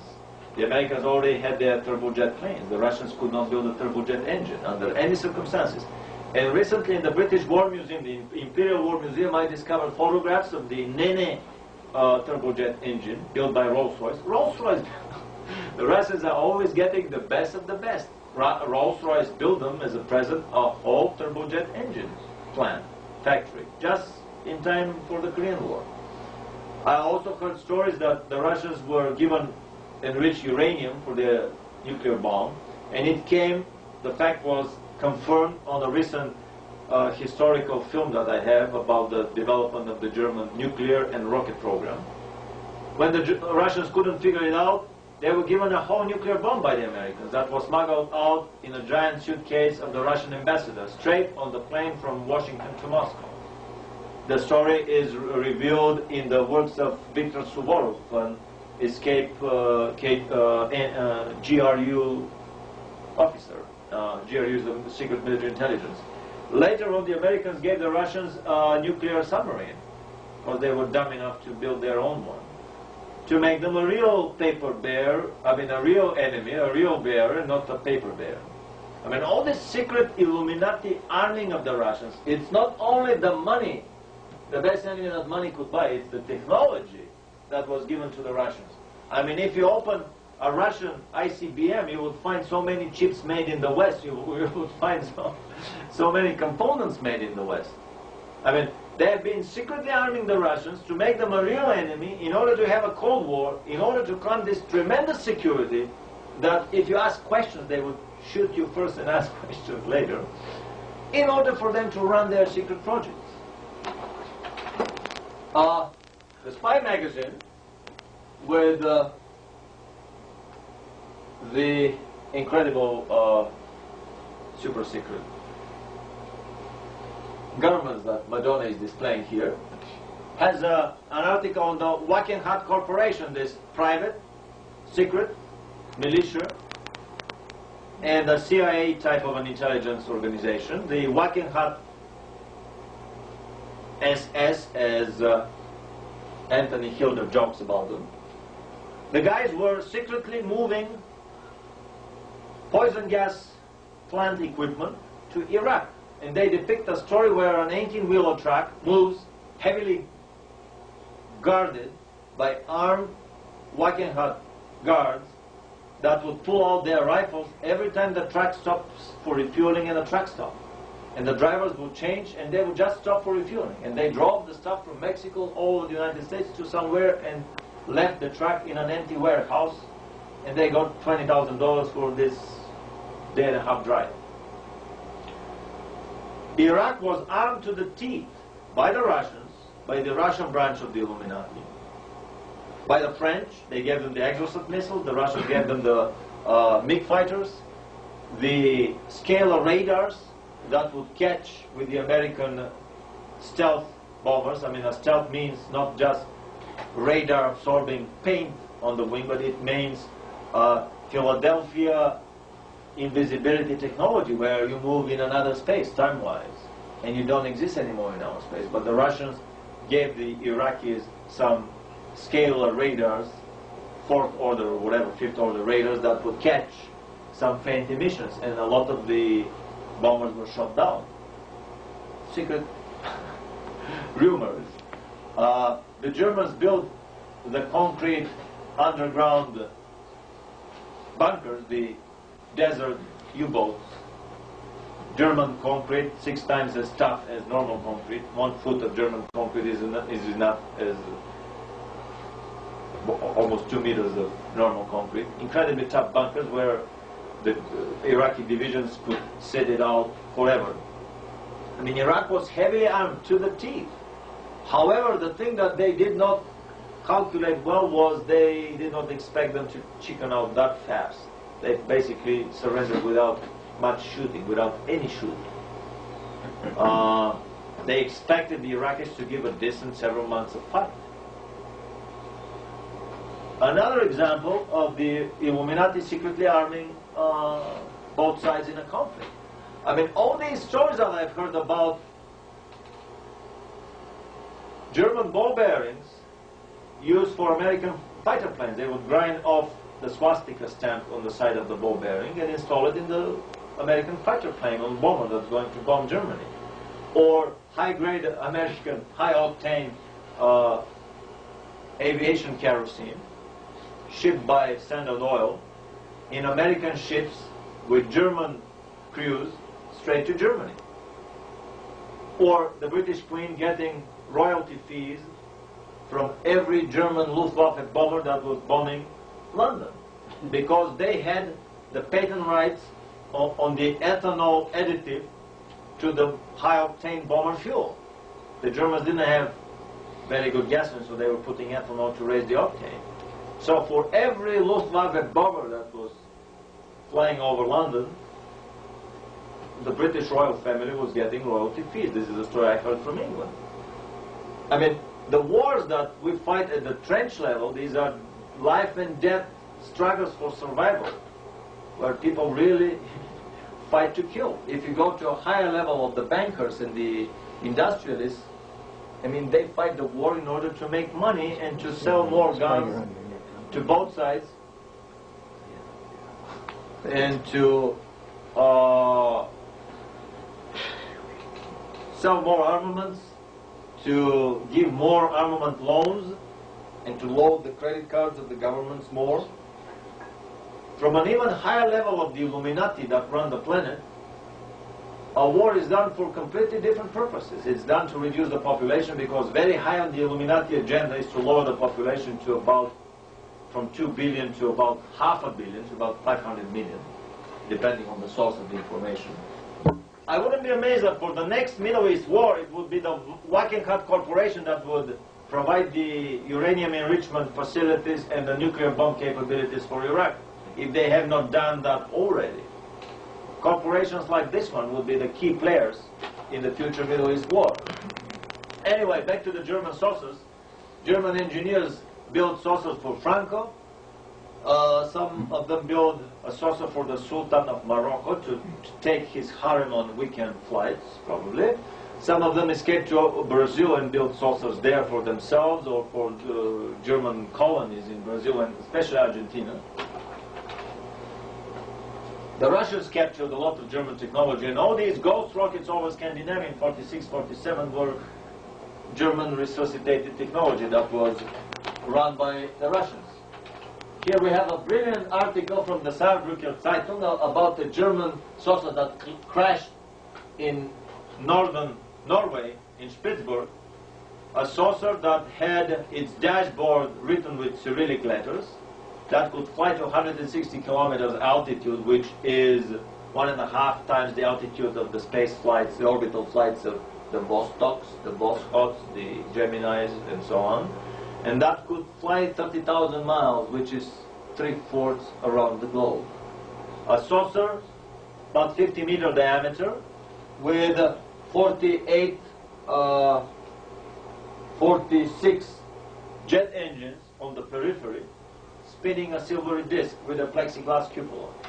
The saucer crashed, probably another one came and picked up the crew, or it was an unmanned craft. This crash has been viciously debunked by American ufologists as an alien crash.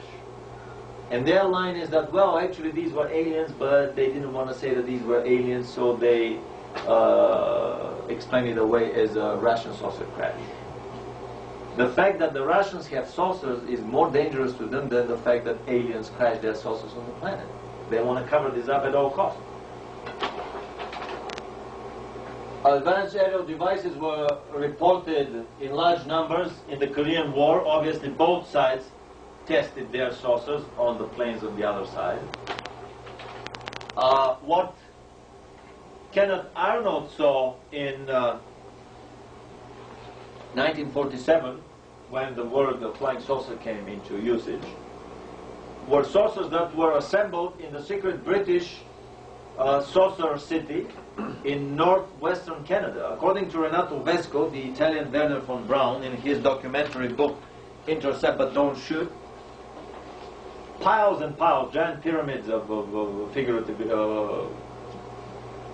speaking, the information was dug out of the German underground bunkers. 9 kilometers of train load of boxcars from one facility alone, 16 kilometers from another facility. And he mentions that there were about 300 underground facilities in Germany at the time the war ended. You can count the boxcars up. They were hauling boxcars for 2-3 years after the war. Imagine the number of people that were needed to just go through this information. All of these were created in unmarked crates and shipped by ship through northwestern Canada, where a specially built giant city for 50,000 people was built in the wilderness. Renato Vesco cites Canadian papers about the railroads, the road system, the waterworks, and everything that was built for that city. And the first German craft started flying in 46-47. This is what Kenneth Arnold quite probably saw. And Captain Mantell was not as happy with his plane. He probably came too close and saw the pilots wearing the same G-suit inside as he was wearing, and that's why he was blasted clean out of the sky. This city that was built in Canada, can you give us an idea where it was near? Northwestern Canada. It's in the book Intercept But Don't Shoot. I can give you a call tomorrow. It's at home. It gives the locations, the name, the everything. John Searle built electrostatically powered flying craft for the British Royal Air Force. And on this photograph we see that this is a giant craft, that this are the command control panels here, and a table with a chair in front. This is not a small model. Nobody would put that detailed control panels in a model. This was probably a photograph of them building the real big craft based on that model, on this successfully tested flying model. What did he do with it? That's 1950s. What did he do with it? Go fishing, go bear hunting in the Arctic. We'll talk about it in a minute. These are photographs of John Searle testing his electrostatically powered craft. These are probably turbojet craft. A very bad quality photograph that I enlarge, and you can see the openings here, the exhaust openings that probably spin the outside of the craft. It looks like the Avro car. If this is the Avro car, then nothing more spinning other than centrally placed fan. And these are just the exhaust jets for venting air. A lot of patents were very much similar to the German design. Here we have a massive turbine, gas turbine, very similar to the German one, only the intake is from the front and the exhaust is on the back only, in order to give a more powerful forward thrust. This is a turbojet powered craft because I see the air intakes of the turbojet engines here, the two turbojet engines. These are the exhausts. The rocket powered German craft did not have any air intakes here. And these are very important slits here. What I think happens is this outermost ring, which we can see here somewhat, everything beyond that ring spins, including these additional turbines here that are camouflaged, that are covered under these hatches. And the exhaust of these turbines comes at this particular place. We see that one cutout thing next to each turbine. And the thing is that they are asymmetrical. They go inside like this, and then they come radially, which means that probably the exhaust gets out in a tangential direction, spinning the craft. This is a photograph that appeared in a news agency of a craft very similar to the German craft. These are the real Avro cars that they never unveiled to the public, other than some little designer leaks like this one. Anti-gravity flying devices were built in Maryland by an inventor that abandoned them. This is a typical Illuminati signature. They would quietly finance an inventor, and after they make sure that he has something and the thing works, they would abduct him, bite him off if they can, kill him off if they can't, abduct him for sure, and move him to a secret location to continue on with his research. In a Maryland barn, parts of a saucer-like flying machine were found by state police in an abandoned tool shed in Marley Park, Maryland in 1949. Air Force investigators were unable to find the inventor, who had built the craft before World War II and then had disappeared. This is the Illuminati signature. In many barns around the world, secret devices have been built. In the book Genesis by Harbinson, he talks at length about the airship scare of the 1890s being, again, a secretly financed Illuminati project. Some Wall Street bankers paid for these airships. They were built and tested. These were free energy powered or nuclear powered airships in combination with anti-gravity, according to certain reports that I found recently. And this is a typical signature of how the Illuminati work. They would constantly scout for the best inventors in the field.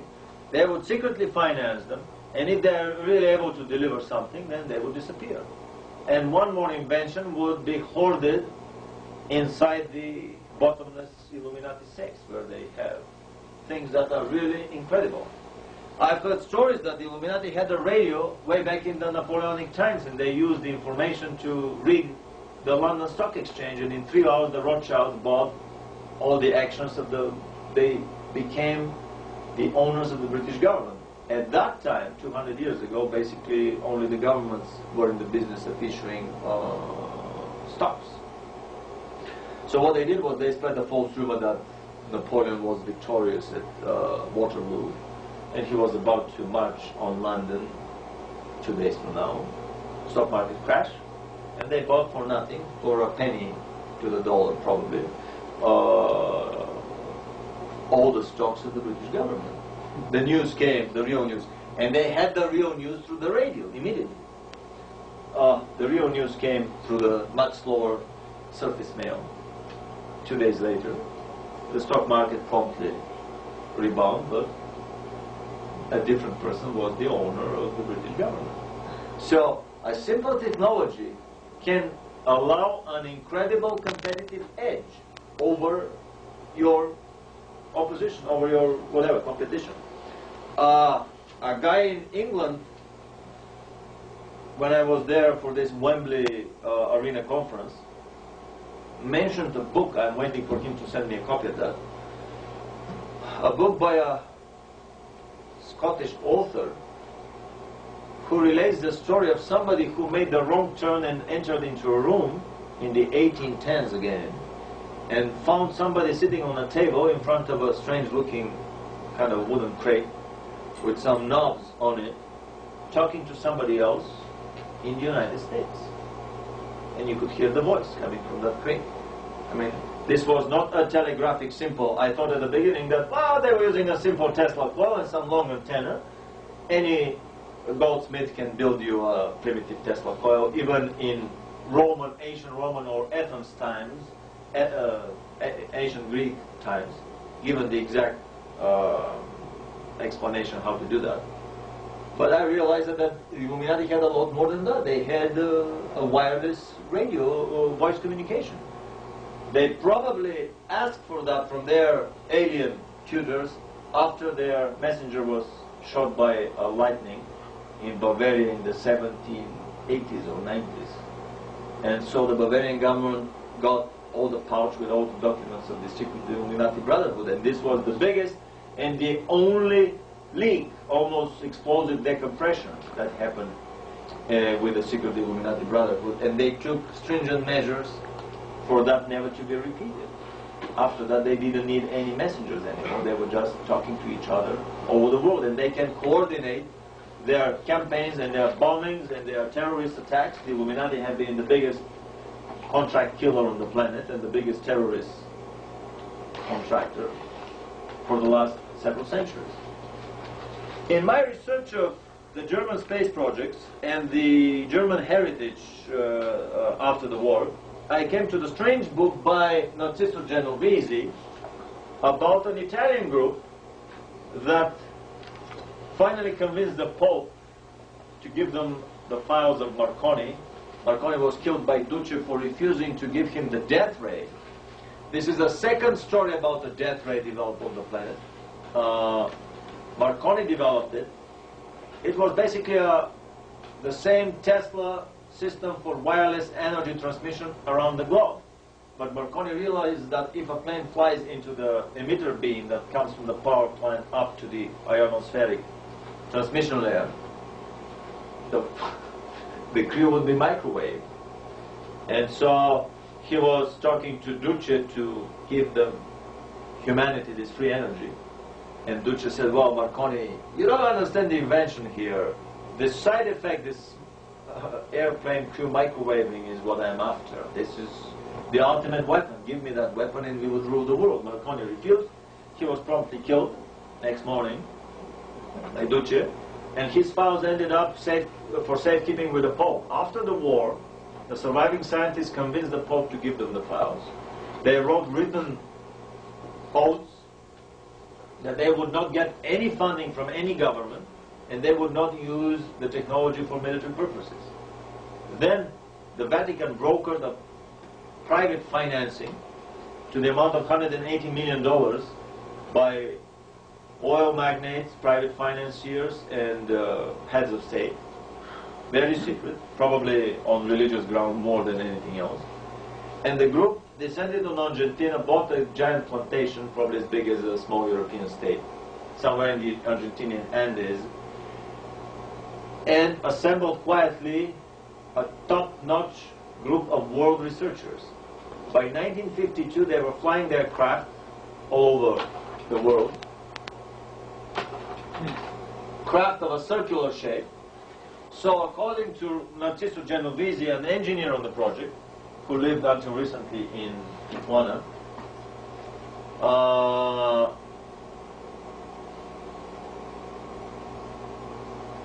it was the Italians that buzzed Capitol Hill and the White House and Washington in general in that famous UFO flap of 1952. That resulted in the biggest press conference in the Pentagon. 350 journalists were there the next morning, after a dozen of these UFOs were buzzing and playing joyfully above the Capitol building. There is a Look magazine photograph of half a dozen of them hanging behind the illuminated dome of the Capitol building. In '56, they perfected the technology. This is a craft built by Tesla technology that was half a century old by that time, or more.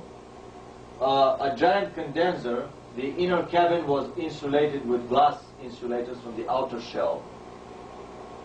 These were some anti-gravity turbines that I have no idea how they were working, but I suspect that some of the free energy Illuminati dirigibles of the 1890s, probably again built by secret Tesla technology or somebody else's technology, were using similar, I mean, they look like, how should I say, not egg mixers, but egg beaters, but like these paint beater propellers that painters would use to prepare their paint in the bucket. And so they departed on Columbus Day 1956 on a flight to Mars in the company of several Martian craft. The Martians landed there about a year earlier and helped them iron out some of the details. For 2 hours they reached the moon, spent the night at the Martian colony there, Martian base on the moon, and then for a day and a half they reached Mars. There are very little technical details in the book, so I couldn't figure out from them whether this was a true story or not. However, the most revealing detail here is the strange trajectory that they took toward the moon and Mars. Rockets normally go on a figure-8 trajectory. They depart from the Earth, they go to the moon, they circle around, and they come back. If they enter the moon orbit, they fire the retro rockets, they enter the orbit, and then fire again. As an example. Yeah, I mean, this is too close here for... Anyway, so this figure-8 is the least energy expensive technology, trajectory. This strange trajectory with straight angles here is the most energy expensive technology. You can do that with a rocket, but you would need a fuel tank as big as the Queen Mary, or probably even bigger. I mean, maybe a giant fuel tank. I mean, it's impossible to do that with a rocket. This straight line trajectory here, this straight line, straight angle turn, this second sharp turn here, this another straight line turn here. This can be done only with a UFO. Only with a UFO, with an anti-gravity craft that controls the inertial mass and the gravity mass. It's hardly likely for a hoaxer to be that familiar with rocket mechanics in the 60s when this book was published for the first time in Mexico. This is the bigger Martian craft that landed there to help them. I don't know the details. And they spent a year on Mars. I'm sorry, 1 week on Mars. Very peaceful, loving society. Seas. How long did it take to get to Mars? A day and a half. It took them a day and a half to reach Mars. Because of the negation of the inertial mass, the flying saucer accelerates tremendously. People inside don't feel the G's. So you can reach tremendous speeds very quickly. I'm confused because there's nothing lives on the moon and nothing lives on Mars. This is what the party line says. I mean, the party line for many centuries has been claiming that the Earth is flat or that there is nothing beyond the Atlantic Ocean. Every new discovery has been covered up meticulously. Mountain passes in the Roman Empire were the biggest property. I mean, the most important information that was hidden by the public and the enemy armies. So were maritime straits and passageways. So were islands or continents later on. Outside, in order to turn a peaceful society like these kids in Lord of the Flies, coming from the country with the longest democratic tradition on the planet, in few months of being alone on that island, into brutal savages that would kill without remorse. People are afraid to accept reality in these shades because it tells them that their, how should I say, their enlightened, their cultured nature is just a thin veneer over a brutal beast within. This explains how people in Germany were deluding themselves that, well, maybe there are a few hundred or thousand Jews in these recreational facilities with the barbed wire, when there were thousands of camps all over Germany. In the same way, Russians were deluding themselves about what was going on beneath the surface. And in the same way, people in the Western democracies are deluding themselves about what goes on in the underground Frankensteinian factories of the illuminated empire. Very important books on the KGB that I don't have a slide of them yet, by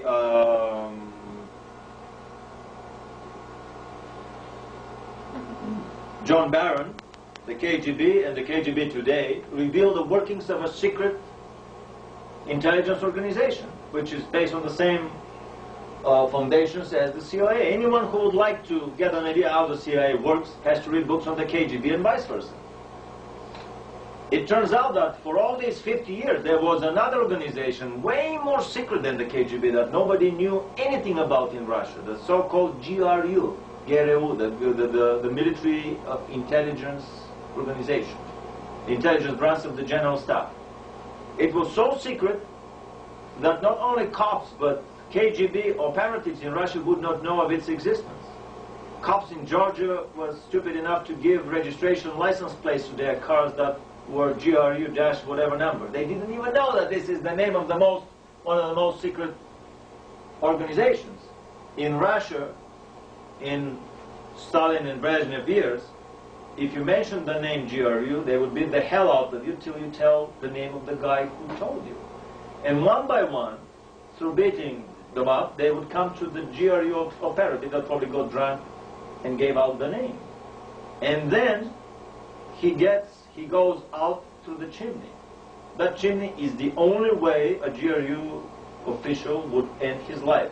When they die, they are draped in a coffin with flag, and they are given funeral with all the military fanfare, but they go through the oven and the chimney. They are never buried because through dental charts and this and that, a person can be traced to some famous politician under a different name that lived in Western Europe or South America. When they screw up and talk too much, they die, but they are burned alive. And the induction ceremony of a GRU agent starts with a black and white film of such a live burning of a hapless somebody who talked.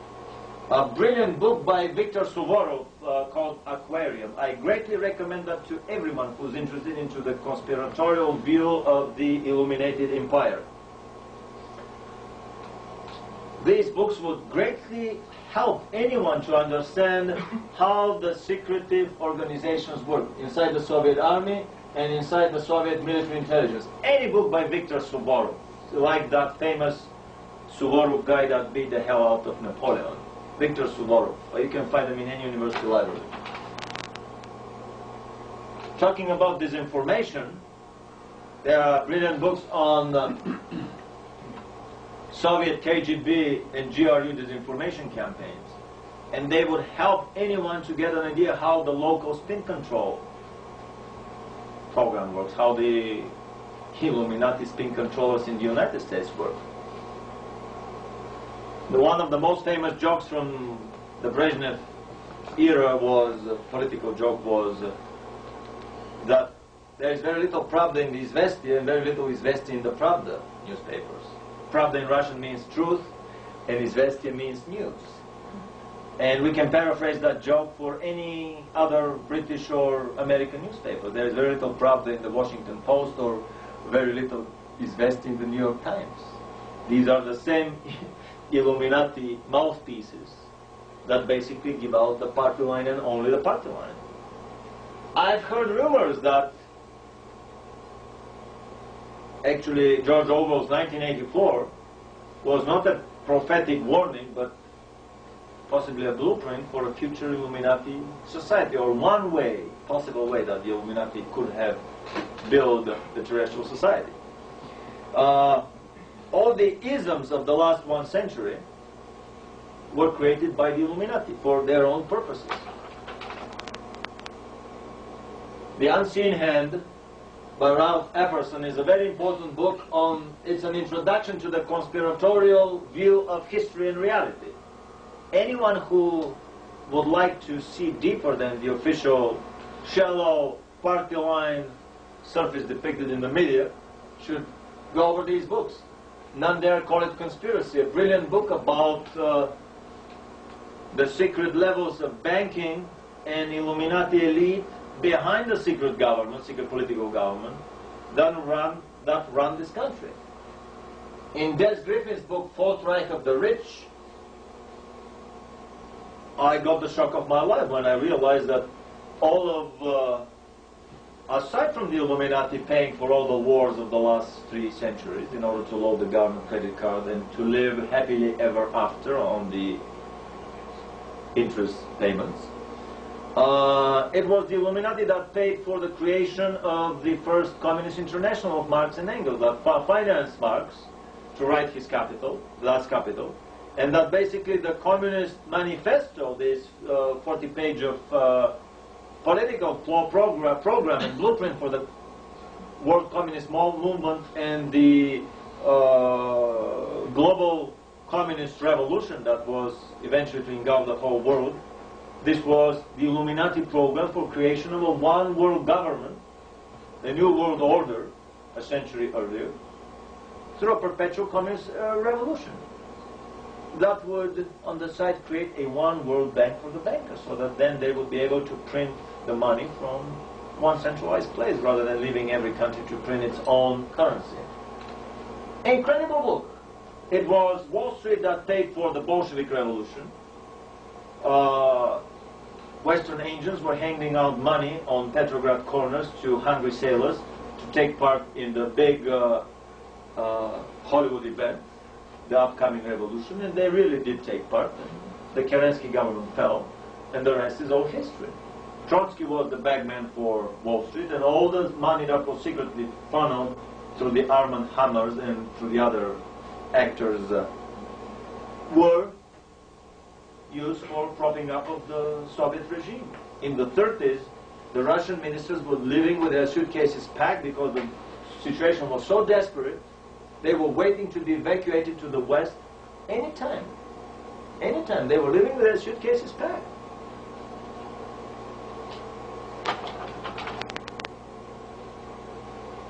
And I've realized in my conspiratorial view of reality that secret societies are not much different from the German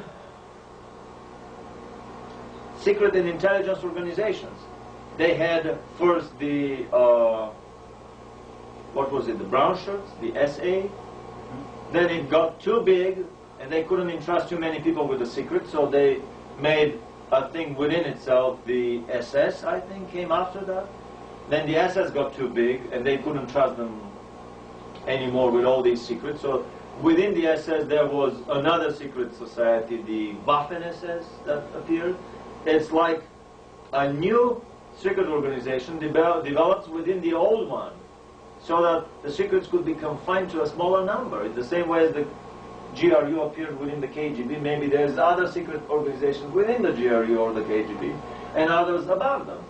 So basically one realizes that conspiracies on this planet are organized on a hierarchical pyramidal structure, where on any other lower level, within that lower level, you would have the seed for the higher level, and only 5 to 10% of the lower level members would know about the existence and would be members of the higher level. It's much easier. It's much easier to become to move from the 1st to the 32nd degree Freemason than to become from the 32nd to the 33rd. The 32nd degree Freemasons would probably fill a big university-sized auditorium, sports arena in this country. But the 33rd degree Masons would probably fill this small room that we're sitting here. There are probably not more than 20, 30 people in the whole country. So, in the book, The Cosmic Conspiracy, Sandel, a very important author, and an extremely important book, talks about the extraterrestrial levels of these conspiracy structures. Edgar Hoover tried to pinpoint the 10 members on the Illuminati Politburo, and they pinpointed only 8 of them. And it says in the book, black and white, the other 2 were bordering on the paranormal. What does this mean, bordering on the paranormal? They count 8 people enter the room, the house. They do their sitting there, decide something, and after some time, 8 people leave. But inside, 10 people sit on the room. And this goes on and on and on, and they cannot pinpoint the other 2, which is very simple. The other 2 simply beam down for the sitting and then beam up, or just materialize for the sitting and then materialize up. All the secret societies, all the hermetic schools of thought, all the secret brotherhoods on the planet, the innermost circles of these secret societies, the innermost circle of adepts of the philosophical schools of thought, the innermost circles of temple priests, have been the people that have been always in contact with extraterrestrials. Secrecy is needed for many reasons. Positive reasons are that the planet has to be kept in isolation in order to develop cultural diversity. If we are swamped with extraterrestrial contact from the very beginning, then we all would be wearing T-shirts and Japanese seikos and transistor radios under our arm and genes, exactly what happened with a primitive aboriginal culture somewhere on the islands or in the Amazon jungle after the coming of the Western civilization. They lose their original ways and they internalize the ways of clothing, the ways of life, the ways of food of the more advanced civilization. So in order to breed diversity in the universe, it is nice to have a country develop for a long time isolated, like Japan developed isolated, and that's why they have such a brilliant cultural and ethnic singularity. That's why they're so nicely different from the rest. So this is the good reason behind the secrecy. But the bad reason is that with all these secret organizations, if one wants to abuse the secrecy and abuse the technology, the higher knowledge and technology that he is constantly given, there is no boundary to the depths of falling that one can do. So in the cosmic conspiracy, it becomes obvious that 2 of the 10 Politburo members of the Illuminati are either extraterrestrials or even supermaterial celestial beings that have non-material bodies. So I always use this pyramid as a metaphor for the conspiracy structures, for the management hierarchies, for the management pyramids that go on the different conspiracy levels on our planet. Then from a certain point on, they go beyond in outer space to the neighboring planets and stars in our portion of our galaxy, and up and up and up to the highest levels of management in the universe. And I've discovered many such competing pyramids, not just one, that influence the development of our planet. A lot of books have been written on the Illuminati. Most of them are basically whitewashing, party line, cover-up stories. But in some of them, very interesting information can be obtained. The second book by Sandeo, The Vindicator Scroll, talks about a lot of connections between ancient terrestrial cultures and alien beings. Morals and Dogma. Should we stop the tape now? It might be a good time. Yeah. Thank you.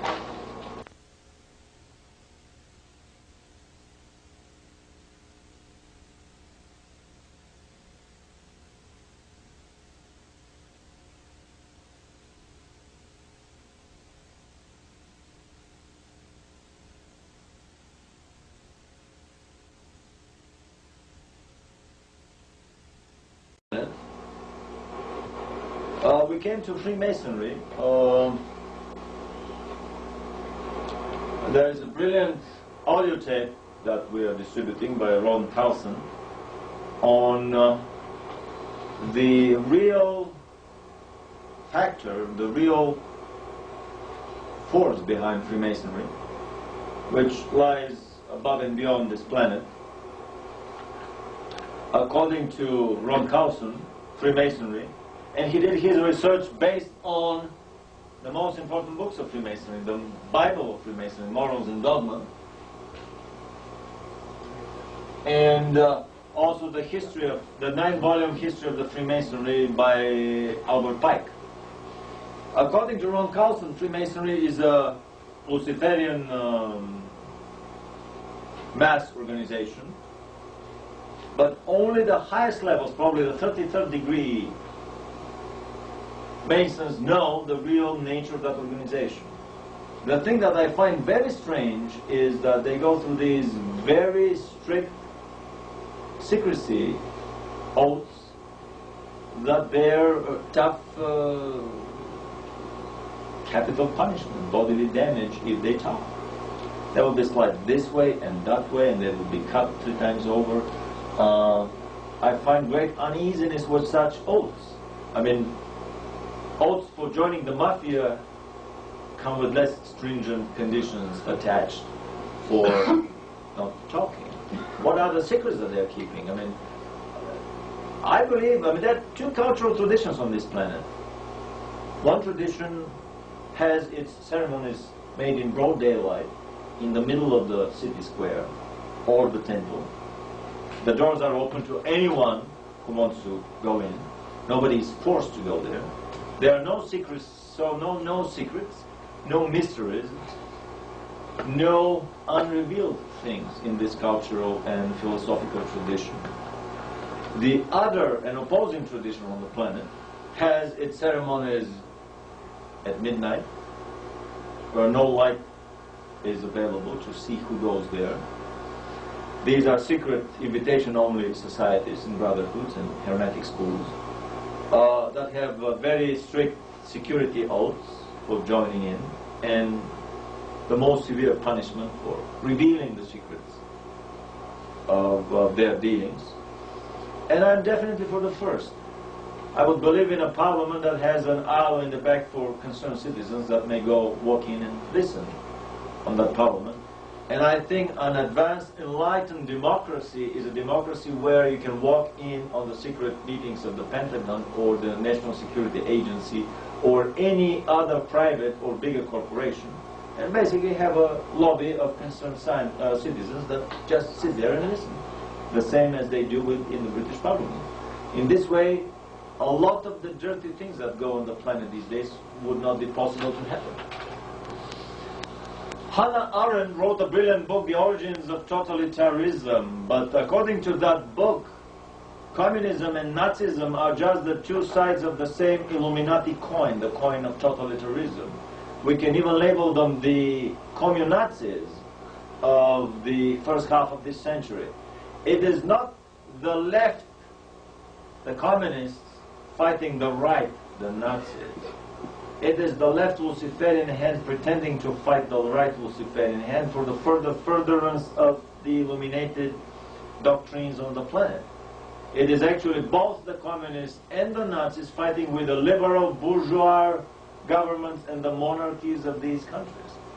The destruction of the monarchies on the planet is a major goal in the Luciferian party program, because in the Illuminati party program, because according to the Urantia book, according to the revelation of the Trinity, the monarchies on this planet are patterned, the monarchical family on top of every country on this planet is a crude resemblance of the Holy Family on paradise on top of the Trinitarian universe. So by destroying the monarchies on the planet, they are removing the last vestiges of the Trinitarian-inspired political order on the planet. It is no coincidence that the Illuminati financed French Revolution, disposed of the French monarchy, and so did Hitler with the German monarchy, or the Bolshevik Revolution with the Russian monarchy. And the New World Order would dispose finally with all the terrestrial monarchies. It's no coincidence that the British throne is having its media problems. It is a coordinated, sustained Illuminati broadside attack on the British throne and on Prince Charles. Rumor is that he didn't want to join the Freemasons. His mother did, but his grandmother was a very staunchly believing what is it? What? She's a Anglican, yeah. And she didn't want to join the Freemasons, and Prince Charles has been secretly very close to her and under her advice. He did not join, and that's why he's having these problems. Another book written by the present-day Bulgarian president, or ascribed to him by the Secret Services, probably written by another brilliant mind, and ascribed to him in order to make a stooge easily manipulatable to them, as happened with most of the Eastern European governments after the perestroika. Some of them were KGB spies, the others were people that were controlled by the KGB. Regardless of that, this is a brilliant book called The Fascism, and reading that you realize that you can pull tens of pages from a Nazi party yearly report on their party organization of your city, of your research institute, of your whatever branch of that Nazi party organization is. You can pull tens of pages into your Communist Party yearly report of your research organization or city organization. and nobody would feel any difference. To the last word, these are interchangeable bodies of information. The moment I realized that there was cold ants crawling on my back, and this was the biggest revelation that I got from that book, that basically the communists and the Nazis were the same, the two sides of the same coin, the commun-Nazi coin. Secret Societies and Subversive Movements by Nesta Webster. Freemasonry Condemned from Its Own Sources by Benjamin Cook. Morals and Dogma, the book on Freemasonry. These are probably the top 10 best books on conspiratology, coming to you directly from the Graduate School of Conspiratology in Santa Monica, run by Gary Schultz.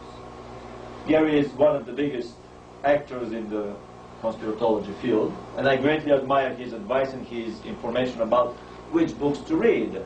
This is Gary Schultz's reading list, summer reading list for advanced conspiratology, graduate level conspiratology. Tragedy and Hope, A History of the World in Our Time by Carol Quigley. New World Order by William Still, and The New World Order by Ralph Epperson. These are all books exposing the Illuminati as the prime moving force behind the New World Order, or the Illuminati as Anthony Hilder calls them. The Commun-Nazi, the Illuminati, these are all different sides of the same coin, the coin of global Illuminism, the coin of global Luciferianism. Anthony Hilder claims that Hitler wrote a second book that was called The New World Order, The New World Order, that I've been trying to find in libraries. Hitler was talking about the 1,000-year Reich. George Bush has been talking about 1,000 points of light, and so is President Clinton. Are we talking about the same thing? About 1,000 years of Luciferian rule about to descend on the planet? There are very deep underlying connections between all these isms of the last 1 century, and they are very clearly explained in these books. Unfortunately, they are not to be found in university libraries. Very few of the city libraries carry them. They are not on the databases or computers. They are out of the reach of American education system or American academia. Bush pursues Adolf Hitler's New World Order. The skull and bones symbol of the 322 is the same symbol that is used on satanic rituals. I found an introductory book on Satanism. And interestingly enough, the table for the ritual with all the knives and scalpels and fine cutting instruments was adorned with a skull, real human skull with bones, and they were in the very same shape. In the very same, I wouldn't be amazed, this is just a personal hunch of mine, but I wouldn't be amazed if the Skull and Bones Society is the Hitlerjugend, the youth organization on the campus of Yale University, of a secretive, not only Illuminati, but satanic cult. Students that broke into the tomb, the edifice of the Skull and Bones on Yale property, on Yale campus, discovered a whole room with Nazi flags and SS uniforms and paraphernalia. The Skull and Bones have been secretly admiring and maybe even masterminding through their German branch the rise of the Nazis to power. Also, students heard strange noises coming from this edifice. The initiation ceremony of the Skull and Boners, is to lie naked in a coffin with a red ribbon tied around their lightning rod, symbolizing ritual castration in the adepts of the past, in joining the order of the chosen one. This is a very Luciferian initiation ceremony. I mean, it's very fashionable these days to lie in the sarcophagi of pyramids, to lie in coffins, but all these ceremonies can be traced deep into the Luciferian Politburo that tries to manage the planet their way.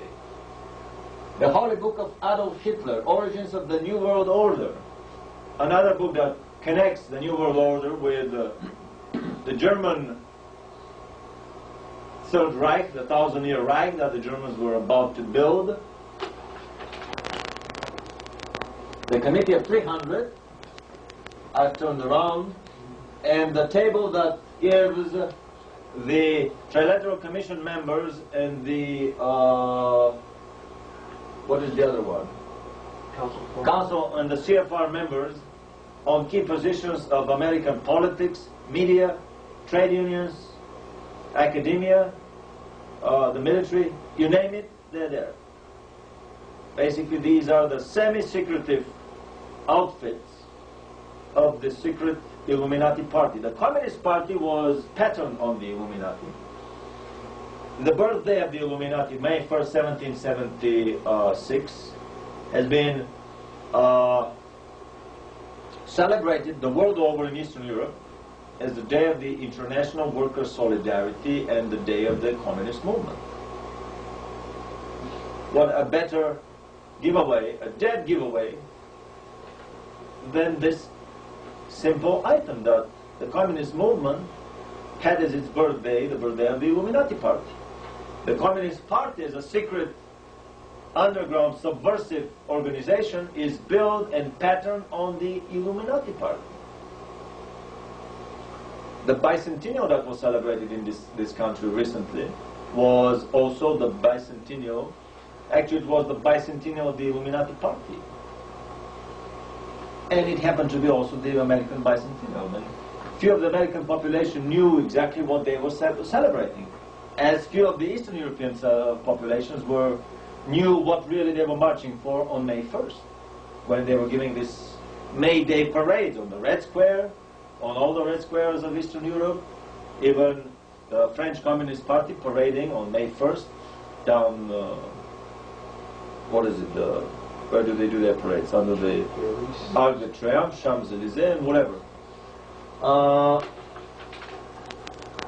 The Illuminati papers, the Illuminati, and the American secret establishment, another important conspiratorial books. I'm showing these books to acquaint visually the viewers with their images. Once in their databases, in their visual databases, it will be easier for them to find them. Coming again to the Illuminati conspiracy, all the emblems of pyramids and all-seeing eyes are a dead giveaway that a certain publishing house or a music company or any other company doing any other business is an Illuminati outfit. It's a sure sign. America West Publishers has this very same symbol, as do many other UFO publishing houses. In Stan Deo's cover, he's got using the Rosicrucian symbol on the top of his rose. That happens also to be an organization probably on the illuminated side. That's a deep philosophical discussion. I knew very little of them, but the major comparable points that I know, for example, if we compare the Rosicrucian, what was the name of that guy, the Max Help? Count Sanctuary. There is a major volume on the Rosicrucians, but by Max, not Helbron, I forgot the name, Max Handel. About the Rosicrucian order. If you compare that volume, I know from very good Rosicrucians that this is the best introduction into the Rosicrucians. If you compare that volume with, let's say, the Urantia book, the Revelation of the Trinity, you see that every factor that they revere is not mentioned in the Urantia book and vice versa. So obviously they get their revelations from management structures that are different from the Trinitarian management structure, to put it in the modern lingo of management science.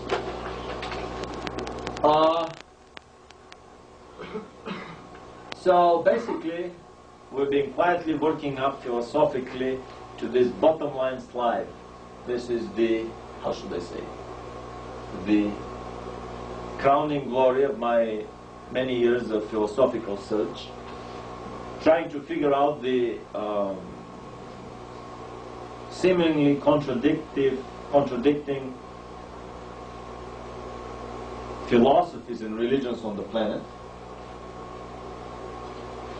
At the beginning, I studied the Pleiadian message about our whole universe, and even the next door neighbor universe, the Timor race from the Tao universe, which happens to be their spiritual and religious tutors.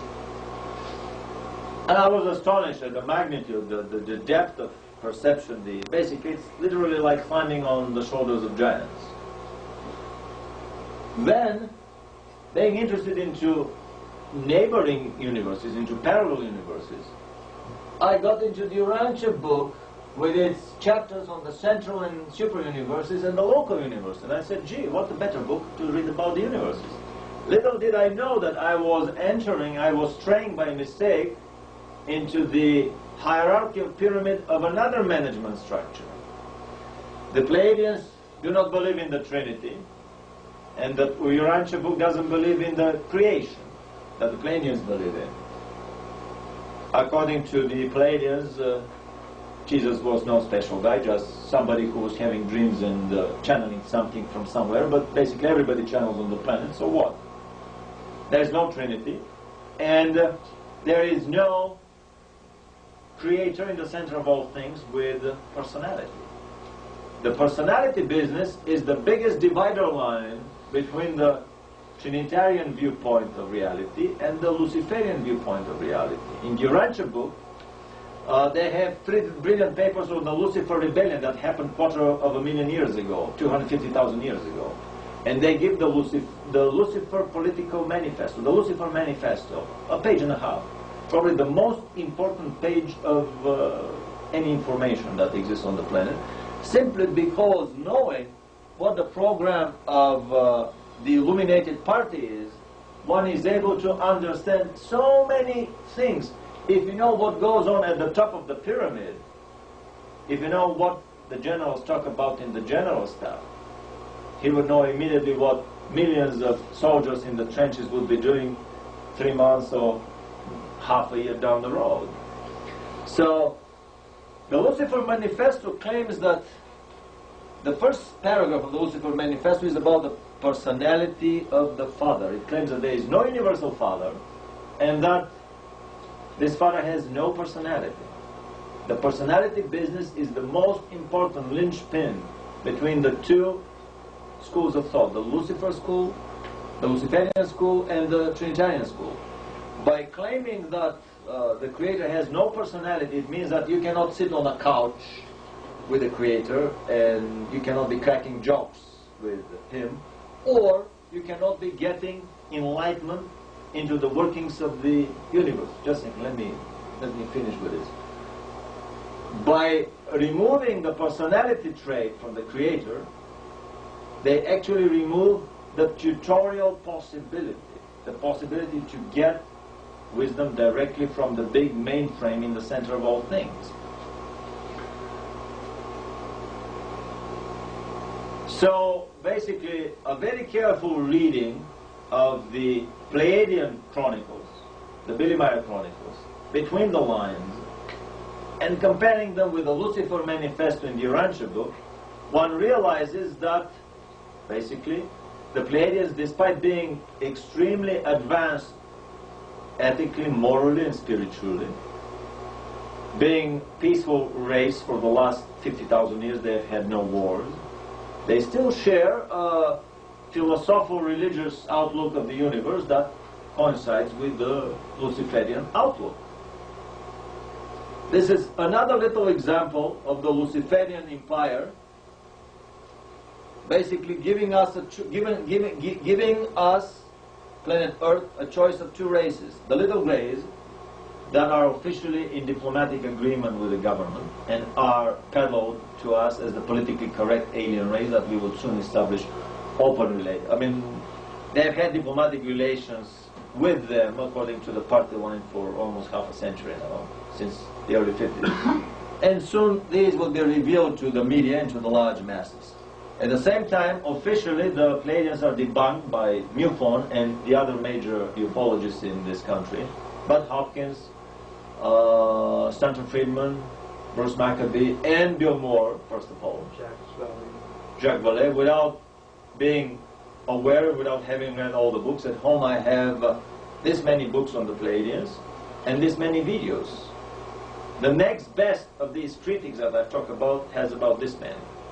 I don't know whether they have even read them, but regardless. Anyway, so I've tried here on this National Geographic Charter of the universe, of the known universe as we know it. Let's go with the chart. The universe according to modern astronomy. Planet Earth is the third planet around our sun, which is, together with several suns in this constellation, a tiny little chunk of real estate in our galaxy. Our galaxy has 150 billion suns, maybe twice as much, but anyway in the hundreds of billions, with 10 times as many planets. I heard from alien sources that 7.5 billion races exist in our galaxy alone. Maybe much more, if we take into consideration other races so much more different from us than that we have hard time comprehending even how this can be a thinking race. But anyway, and this is our galaxy. Our galaxy, together with a dozen other galaxies, forms a local group. A local group, which together with many other local groups, unfortunately they are covered here behind this book, forms the supercluster. This supercluster. This supercluster is one of zillions of other superclusters. Basically, the universe is so big that as many as there are stars in our galaxy, there are as many other galaxies, 150 billion galaxies that our astronomers have discovered. Maybe if we go to bigger telescopes, I heard a story that the Illuminati had an underground 5 miles long telescope buried somewhere. They would open the hatch, have a look at the topless beaches on other planets, and then close the hatch quickly, you know.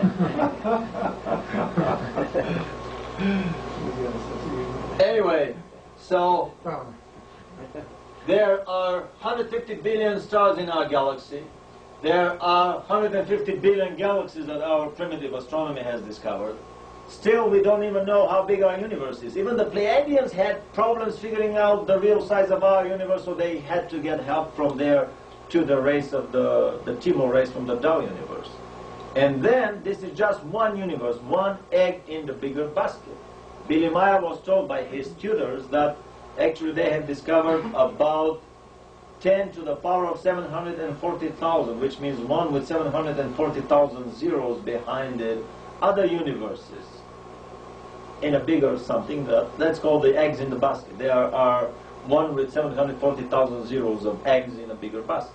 You can imagine the diversity of planets, races, management hierarchies. Few of them are absolutely the same carbon copies of each other. On the contrary, diversity is the name of the game in the microcosm and in the macrocosm. So back to the philosophical diversity on our planet. The WASPI Bible claims to be the revelation of the Jehovian Empire, and this is a spiritual progression university system, a soul progression system that is centered around planet Earth and exists in higher dimensional, higher vibratory, higher frequency worlds around our planet Earth. Planet Earth becomes the inner Earth for these higher spheres of existence. It's all in the WASPI book. There's even an abridged version of the WASPI book. This is the Jehovian universe. There's nothing about the Pleiadian stuff in WASPI, nothing about the Trinitarian stuff, nothing about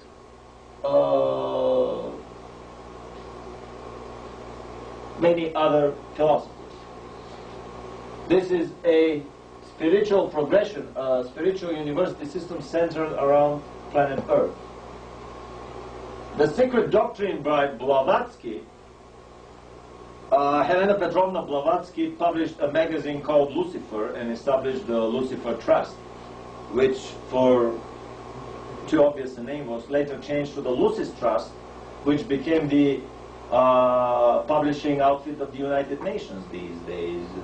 I have heard rumors that Blavatsky's theosophy is groomed to become the New World Order religion, the New World Order Marxism-Leninism. So we would soon have to buy the Blavatsky's Red Book and have it at home and read it dutifully, as did billions of Chinese with the Mao's Red Book, or millions of Eastern Europeans with Lenin's and Marx's books.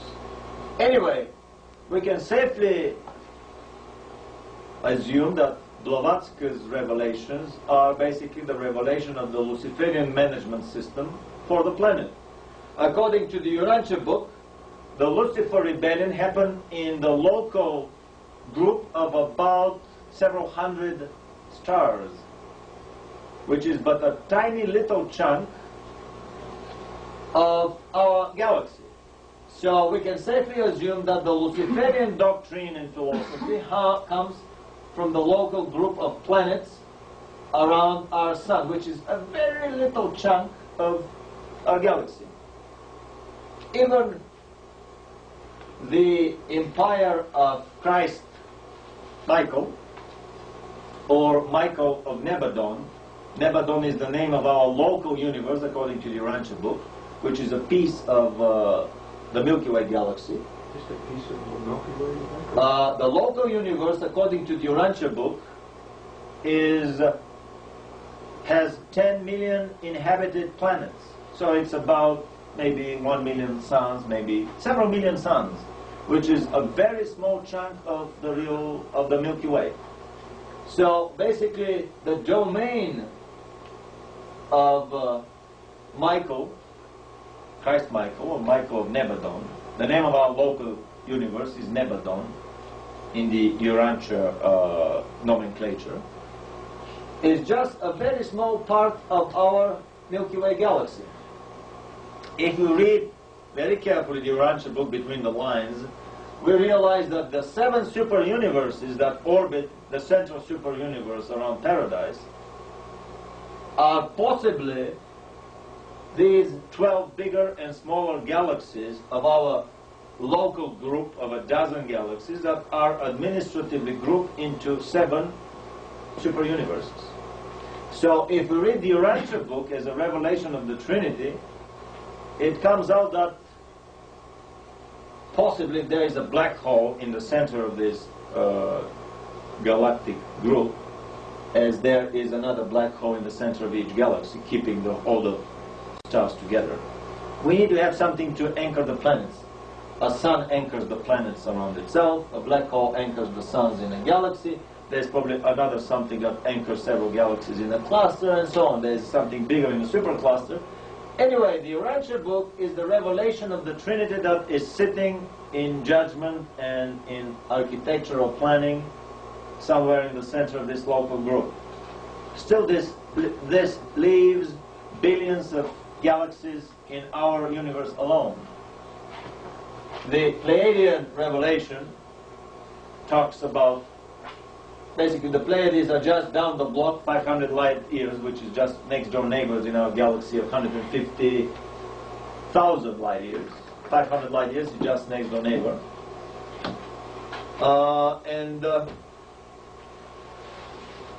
So the Pleiades are just down the block from us, but basically their revelation concerns our whole universe, or most of it. Still, we are short of one with 740,000 zeros of other universes that exist. How then can we claim that any one of these revelations is all the truth, nothing but the truth, and how was it, and everything of the truth? These are just partial glimpses, like the partial cross-sections that we did earlier on of these complex phenomena that we investigated. The elephant in the blinds examining it, the gasoline internal combustion engine, or the nuclear power plant, or the universe.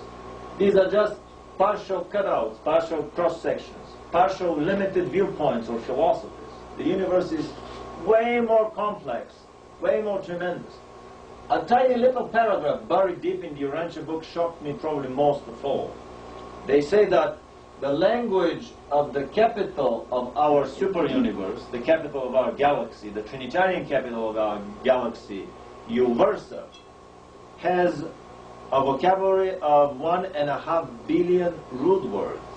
If we make the ratio of that vocabulary to our limited English language Oxford dictionary vocabulary of 250,000 250,000 words, that ratio is as unfavorable to us as the ratio between the Oxford dictionary and the 100 or so sign words of Coco the gorilla that we saw in that film Gorillas in the Mist, where what was the name of the lady? Jean Goodall taught them the sign language.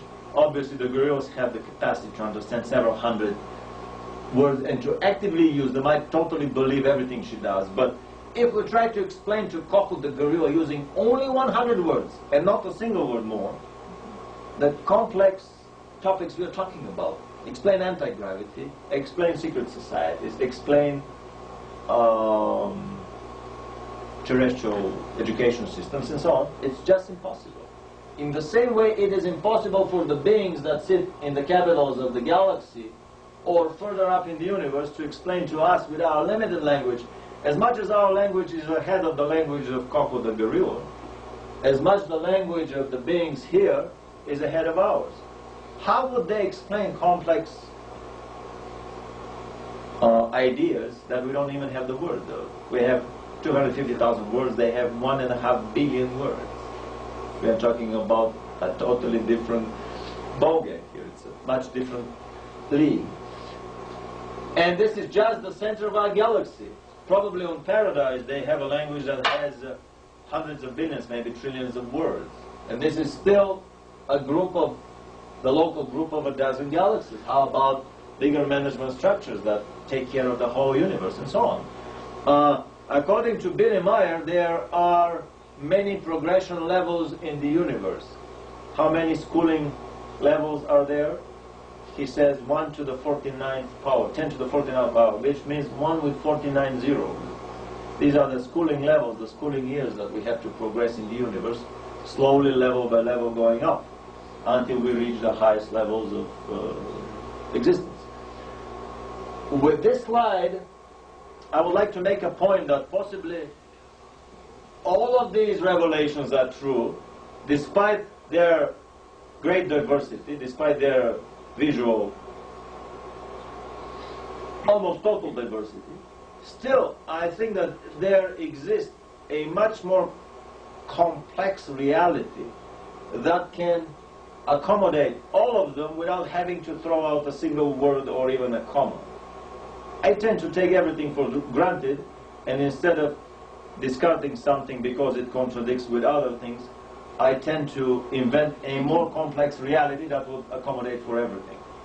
And in the long run, I've turned, the practice has taught me that in the case of anti-gravity, or in the case of secret German anti-gravity research, or in the case of even bigger global level Illuminati research, that reality greatly outpaces our ability to comprehend it. That reality is way more crazier and way more schizophrenic and way more tabloid than the craziest of the tabloid sources. The tabloids are just a gross understatement of the actual variety and diversity in the universe. Enough about conspiratology, back to underground construction. In 1955 Look magazine, we have the idea of an underground saucer base, invulnerable to nuclear strikes and to punitive, how should they call them, vengeance, lightning bolts from the Trinitarian judgment courts, if such a judgment comes on the planet. One of the major reasons for the Luciferian empire digging deep underground is the same as when they did in Lemurian and Atlantean and other previous times. All of these antediluvian civilizations left remnants, small pocket civilizations underground that survive to these days. The underground pocket civilizations under the Gobi Desert, the blue-skinned people under India that Billy Meyer talked to, and that probably caused a lot of the Indian religious traditions, all these blue-skinned gods that they have in their mythology. The underground civilization under Mount Shasta, underground colonies under some of the South American mountains and so on. Many of these remain from antediluvian civilizations that perished in nuclear holocaust. So the alternative truth scenario is working. The Luciferian Empire is busily digging deep underground, preparing for whatever may come. A nuclear holocaust, a judgment day, or anything else. The slide is inverted, but this is a publication of the Underground Developers Association of the city of Kansas. There is a revolution in business and industry, in brackets, right under your feet, meaning that you know nothing about. Let's see what do they have in this glossy brochure. Contemporary space, prehistoric integrity, the Geospace Executive Park. This is underground office space complex that you can rent office for your company. Or a publication of the Underground Developers Association in the city of Kansas here. We see a semi-truck entering the entrance of the complex. We see a beautifully decorated either a shopping mall or an exhibition area, and another entrance of the complex with some cars driving in.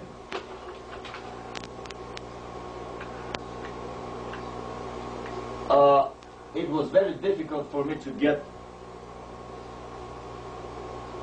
the better of these slides, but we have a railroad train station underground, industrial area, 3 semis parked in parallel, showing the magnitude of the galleries, office spaces, hotel spaces, retailing areas, all underground. Nothing is secret. Somebody called the radio station the number that they gave, talked to a professor of underground construction, and they gave them the Developers Association. They called them and they got the brochure. They said, we're interested in leasing space in your complexes. These are limestone mines that were excavated in such a way, with such a foresight, to make office available for future use.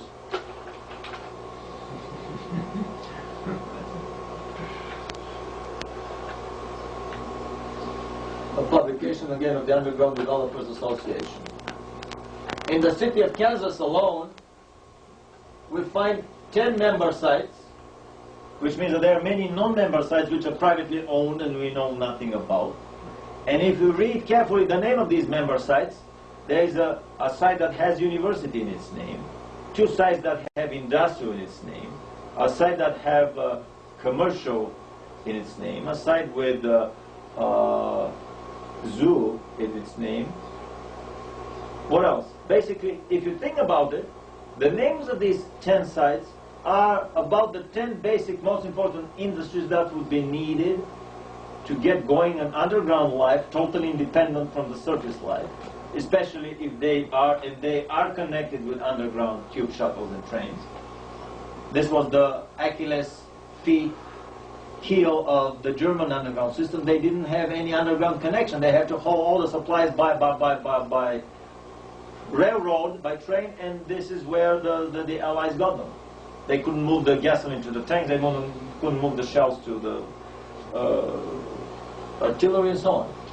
So basically, under every major city, there is a complex of underground, I can safely extrapolate from here, there is a complex of underground construction that is specified in such a way that you can continue with life even if the life ceases on the surface of the planet. This is the alternative truth scenario from the Alternative 3 book.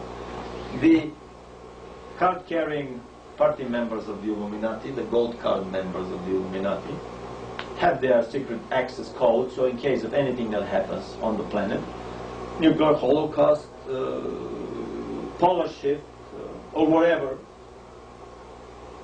they have a safe place to go on. There have been science fiction films about such colony, people from such colony emerging way into the future when everything was destroyed on the surface. And they realized that still life on the surface was much lovelier and nicer than life in this regimented fascist community, where when you reach a certain age, you are killed by the computer to make space for the newly coming individuals. Again, to some tabloids, who's killing off the Star Wars scientists? Are these people really dying in these freak accidents, or is it just a way of removing them from this society and making them to go black, to use the jargon, to start working in the underground research facilities or the facilities beyond this planet? Those are actual deaths, not disappearances. These are actual deaths, but Helga is here to tell us about the actual death of her father, where she pulled the hair from his head and it turned out to be a toupee on probably a wax head. And her father came to her a month after he was actually buried in an actual death. He continued working for a German university and even published papers from a Göttingen university. The underground openings of one of the 3 underground complexes around Los Angeles, a photograph came from Norio Hayakawa, shot from a private plane. No restrictions over the airspace. This is a private facility, but you can fly over. Is that the anthill facility? One of the 3. The Northrop has them, the Lockheed, and what was the other one? The Rockwell International or Douglas. One of the 3. I mean, this is a massive facility. This roof probably moves here, exposing some entry.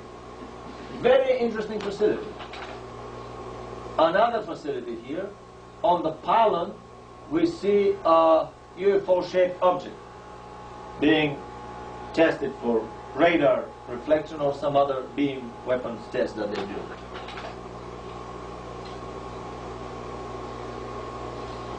There are many books that talk about strange things happening on the moon. We saw alien bases on the moon, but Fred Steckling shows giant motherships hovering low over the moon's surface. Secrets of Our Spaceship Moon, Our Mysterious Spaceship Moon by John Wilson, and The Moon Gate by William Bryan talk about massive fraud perpetrated upon humanity by NASA. Fraud number 1, there's air on the moon, and 9 out of the 10 flags of Apollo wave and flutter in the wind, some of them very violently. This is another waving flag here. What is the mysterious force that keeps the flag from drooping down and following the force of gravity, other than the wind blowing at it? Or if the flag is made out of sheet metal as a statue exactly in this form? They do have a wire that holds it out. Yeah, but it's still flopping in the breeze, though. Still, because the wire doesn't come to the end. This is the first generation flag where the wire was going midways. Then they fixed that in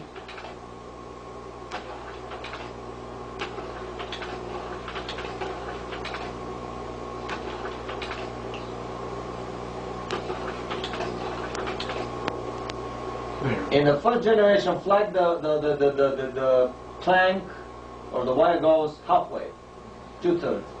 In the second generation flag, it goes all the way. The NASA ID numbers are, this is 20 shots later and several hours later because the shades are longer here.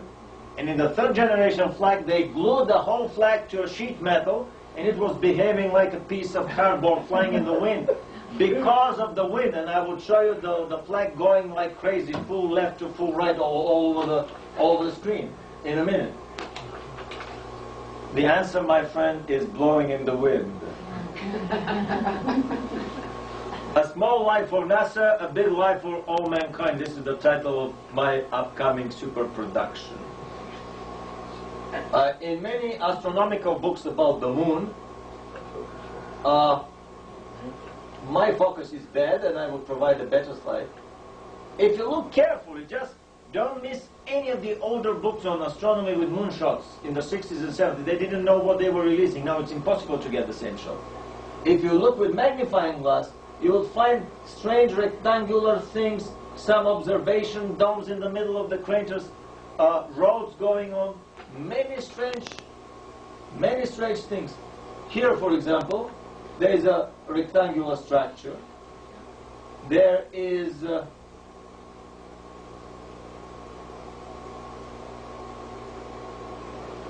another structure, and this whole thing is either a shade from a tall something.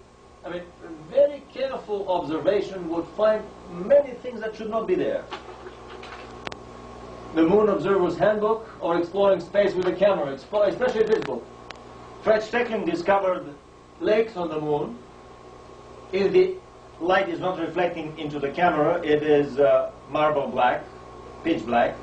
If the light reflects and hits the camera, it shines as if a lake of quicksilver, which he verified by getting Californian lakes from his private plane.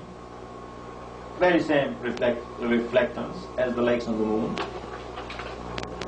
There were huge, giant mining machines. This is the smaller reconnaissance vehicle, and this is the bigger mining machine combined that leaves a 15-meter wide track, which is 45 feet wide track, probably mining rare metals on the moon's surface.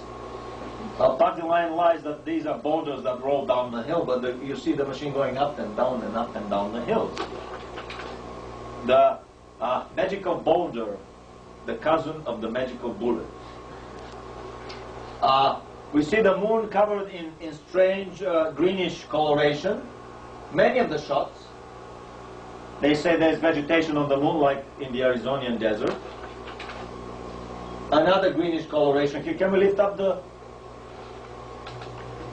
Yeah.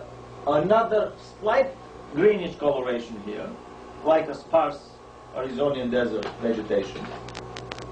And another one in green. This comes from a Apollo 8 photograph. Slight green, especially on the more covered inner walls of the craters. All reddish in autumn, when the vegetation is shedding its leaves. Rare Apollo 8 photograph. Why did they use black and white film? To save money in a $300 billion project, or to cover it up from us? They said, well, high resolution ability, sure, but it hides up the vegetation. Nazis water skiing on the moon. I have given about 50 radio interviews all over the country, including a presentation at the prestigious and first royal venue in England, the Royal Wembley Arena, about water skiing on the moon. I heard a rumor by a major radio personality in this country that saw a private 8mm film shot with a private amateur camera on the moon, one of the astronauts, water skiing there on the lake in bathing trunks, which means that there's atmosphere, they don't need any suits. At a government or private resort station there, probably as a token of gratitude and as a reward for the guys keeping their mouths shut of what they saw on their Apollo flights. So until I have this guy on tape, on videotape, I will not reveal his name, but I did a little research on my own, and here is something that looks like a lake to me. Very suspiciously looks like a lake, and some other lakes in the vicinity. This is the Tsiolkovsky crater. Now, this crater from another altitude reveals some roads, some sightseeing roads. This is one of the major attractions there, obviously. And some interesting rectangular buildings and round buildings. And you can come and have a look for yourself. A round building, another round building, a rectangular building here. And the road, basically, it's very clearly visible here. The road circling the lake. These are on the far side of the moon, right? This is on all sides of the moon. And here, I have a full-color photograph, 8x11 photograph, of this giant lake. The water is so transparent you could see the craters on the bottom of the lake through the water. Small islands here, some kind of a little archipelago here. Could it be the moon Gulago? Nobody knows. And other lakes here in the far. Something is definitely going on the moon. We discovered wind, atmosphere, vegetation. There have been many photographs of cloud formations over the moon, moving over the craters. Today they are here, tomorrow they are there. Let's consult our favorite tabloid press about some revelations. A World War II bomber was spotted in one crater and then it was gone. Wiki World News. Or a human skeleton photographed by Apollo astronauts on the moon. Some jeans or remnants of a belt here. A human barefoot footprint on the moon photograph. Obviously they want to tell us something. They want to prepare us for some future revelations, for some shocking admission that they probably didn't tell us everything about the moon. In a more glossy revelation by Ben Bova, the editor of Omni magazine, he talks about welcome to the moon base, and I wouldn't be amazed that this is probably exactly how the moon base looks like. Here he talks about an underground base, still assuming that there is no atmosphere. Maybe this was the first base that they built there in the 50s. The Russians and Americans jointly landed on the moon in the late 40s or early 50s and spent the first few nights there, guests of honor at the already existing German underground space station there, the ex-Nazi colony on the moon. This is how they excavated the trench, did the additional trench here for the hotel rooms that were blasted with some plasma cutters. It was covered with a frame construction and covered with dirt. Exactly the same as the German underground airfield, the U fields. This is a U base on the moon. I wouldn't be amazed that this was the original German construction that they did probably in the late 40s. Here Ben Bova is trying to pull another hoax on us that you need such a deep sea diving suit in this vacuum atmosphere when actually on that water skiing film the astronauts were water skiing in bathing trunks. This is how the moon base looks inside. We see an anti-gravity assist ballet performance here because the ballet dancers are flying high in the air, several stories tall. One of the UFO researchers, Bob Axler, was actually shown experimental NASA facility where if you drop a 10-cent coin, it slowly falls down as if in slow speed motion because it probably has 10% or 5% of the G, just barely enough to keep you glued to the floor. They use these for training of the astronauts because the Vomit Comet is too expensive and too messy when they go into this parabolic flight. So this is probably how the government colony on the moon looks like. I've heard rumors that in the 70s they had a 40,000 man strong colony as big as the UCLA campus. Or other rumors subsequently that they have one hotel that's 30 stories tall and 6 kilometers long or something like that. Giant construction on the moon. Where have all the missing children gone? Somebody told me that 400,000 children were missing from this country a year. I said, nah, impossible, maybe 4,000. So I called this milk carton number.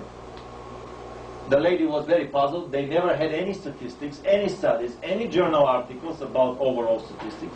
But finally he made a guess, an educated guess, being there 6-7 years. I was just my first call and only call ever. And she said 200,000. I was expecting 10, 20, 30,000. So basically she verified most of the rumor. I don't think that all of these are children stolen by divorced parents, or that all of them end up in the dissection tables of satanic cults, which are very numerous in the country. Still, this is an insignificant number. Most of the children end up in the underground academies of the New World Order, the Boys from Brazil type of academies that were run on the surface 50 years ago, as the Boys of Brazil experiment in the Brazilian jungle farms were. Now they are running the underground Frankensteinian factories for genetic human research, and on the lunar, Martian, and other evacuation and survival colonies that were built by the government. This is where the missing children end up. The supermensch of the New World Order. Life magazine tells us that they will be going to Mars in 2025. However, the alternative free book and film claim that Russians and Americans secretly social landed on the moon. On Mars on May 22nd, 1952. 62, they say in the film, to cover it up as a rocket engine landing by a rocket craft. I have a feeling that it's an anti-gravity landing, and we have a 2-hour film with a lecture. I mean, actually the full-length alternative free film with an hour lecture at the end. Why do I think that this is an anti-gravity social landing that happened earlier than what they claim in the film? At the same time, with all this conspiracy going on, in the Close Encounters of the Sleazy type, party line spin controllers, pants for hire and souls for hire, in a book like Out There, Mr. Bloom claims that the government started investigating in earnest UFOs from 1989, and they created a secret committee to study the possibility of alien existence. And there was nothing before that. According to Mr. Bloom, all conspiracies on the planet started in 1989. Close Encounters of the Sleazy kind. 14 times, Supernatural Spielberg. Close Encounters of the... this is another interesting lecture on the slave labor on Mars.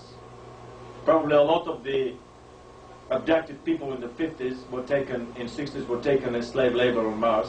Remember all these UFO stories of missing crews of whole ships that disappeared, missing trains, missing groups of hitchhikers or cyclists, or whole camping sites were emptied of people. They urgently needed somebody to do the job, so they would just go down and abduct anybody that comes in view. This is a government craft photographed in Area 54 by Gary Schultz, produced by GE 20 years ago, in the back of one of the UFO contactee books. Bill Hamilton, in his book, Cosmic Top Secret, shows a UFO that has a US Air Force insignia on it, and there is certain literature that claims this to be a Fokker, the German aircraft manufacturer Fokker, produced this in the 60s as a bomber saucer with some bombs attached. My biggest suspicion is that the Star Trek scenario, being a lovely science fiction for all the children and even adults on the planet, has been a 9-to-5 working business day reality for a small elite number of military and Illuminati scientists and officers. All of these projects are privately owned and controlled. They are way above and beyond the reach of government. The president, even the president, doesn't have high enough security clearance to go into these bases. These are private underground bases. You can't even trespass. It's the laws observing the rights of privacy in this country. They have private militias, or whatever, private police forces. Billy Meyer mentioned that in '75 there was a terrestrial force that was government that was building 150-meter diameter, 450, about 500 feet diameter nuclear-powered craft that fit quite well the Star Trek first-generation craft. I examined in great detail the main propulsion unit description from a Starfleet technical manual, which astonished me with its great engineering detail. I said, who the hell would spend so much time doing such a detailed engineering description of a film, basically of a fictional film, if these were not simplified drawings of real engineering creations. And the astonishing thing was that this engine works exactly in the same way as the engine of an interstellar alien craft that is described in the metaphysical work Tales of Beelzebub to His Grandson, written by Gurdjieff. The first volume of his, the second volume of his trilogy, Meetings with Remarkable Men. In this book, Beelzebub, a real character and a member of the Lucifer Rebellion, comes to the planet on inspection, and he talks to his grandson, explaining how the drives of the craft work. Basically the same principle as the drives of the Star Trek fleet. The names of the Star Trek fleet carry a lot of symbology, a lot of names from the Luciferian Empire.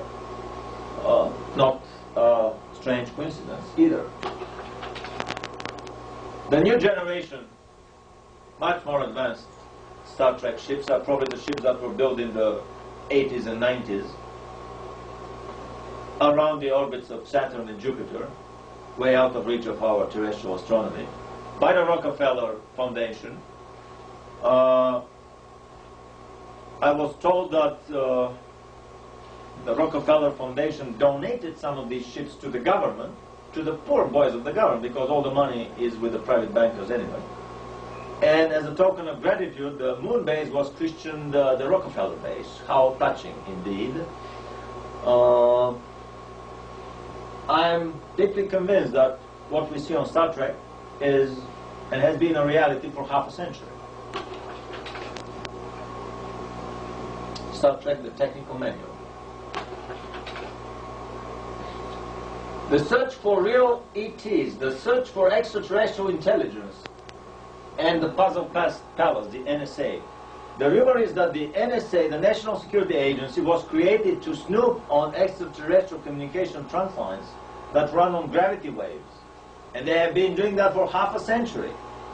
Not only they have discovered aliens, not only they've been in contact with aliens for more than several centuries, but they have been snooping their communications. Still, for the public, they would like to spend $200 million for the new SETI project to discover a faint bleep coming from probably another Starfleet,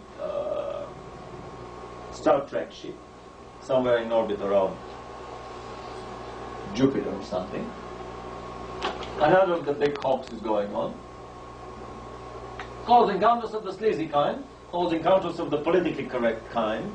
The Galbraith's contactee case, in my opinion, is the preparation for the American public for the upcoming contact with the little grays that develops pretty much along the scenario of the Billy Meyer contact as it developed through time. But unlike the Pleiadians that the government officially doesn't like, although we said earlier that philosophically they are on the same side of the divider line, on the Luciferian side of the divider line, but still the thesis and the antithesis fighting each other, and regardless of the fact whoever wins, they both would serve the same master. Anyway, the little grays are prepared to be probably the race that would establish the first official media contact with photo opportunities for the world press. And the Galbraith's encounters have been a preparation for that. The New World Order and the coming evacuation of many people on the planet have been widely discussed in the literature. Back to the tabloid literature, not only space flights, but time experiments, travel in time, have been on the agenda of the Illuminati for half a century. According to Albilic, all the nuclear-powered carriers of the American fleet have the Philadelphia time travel technology, and so do even small aircrafts. So no wonder that an aircraft can easily, with a flip of a switch, end up flying over the battlefields of the Civil War or back in time. Space aliens are stealing our kids. Is it the space aliens or is it somebody else behind them? Patient vanishes into thin air, or is it the beginning of a teleportation process? The Philadelphia experiment tells us that the government had this technology since the working on it since the 1930s and developed it to perfection in the early 50s. Teleportation, abduction, time travel. Geniuses like Tesla developed most of the things that were the Philadelphia technology. Helga Morrow, with the story of her life story of her father, confirms everything our Billig has been claiming, that the government has the capability to teleport its operatives to other planets. They can even bypass the saucer travel capabilities of the Star Trek command and directly teleport the most important officials. Why would they waste their time shipping them by saucers when they can teleport them directly? In the Montauk project, Preston Nichols, the author, claims that they were teleported to the moon, to the inside of the moon, to Mars, and to the inside of Mars, together with Albidic. And so claims Helga Morrow about her father. He was also teleported on secret government work to the underground projects of Mars.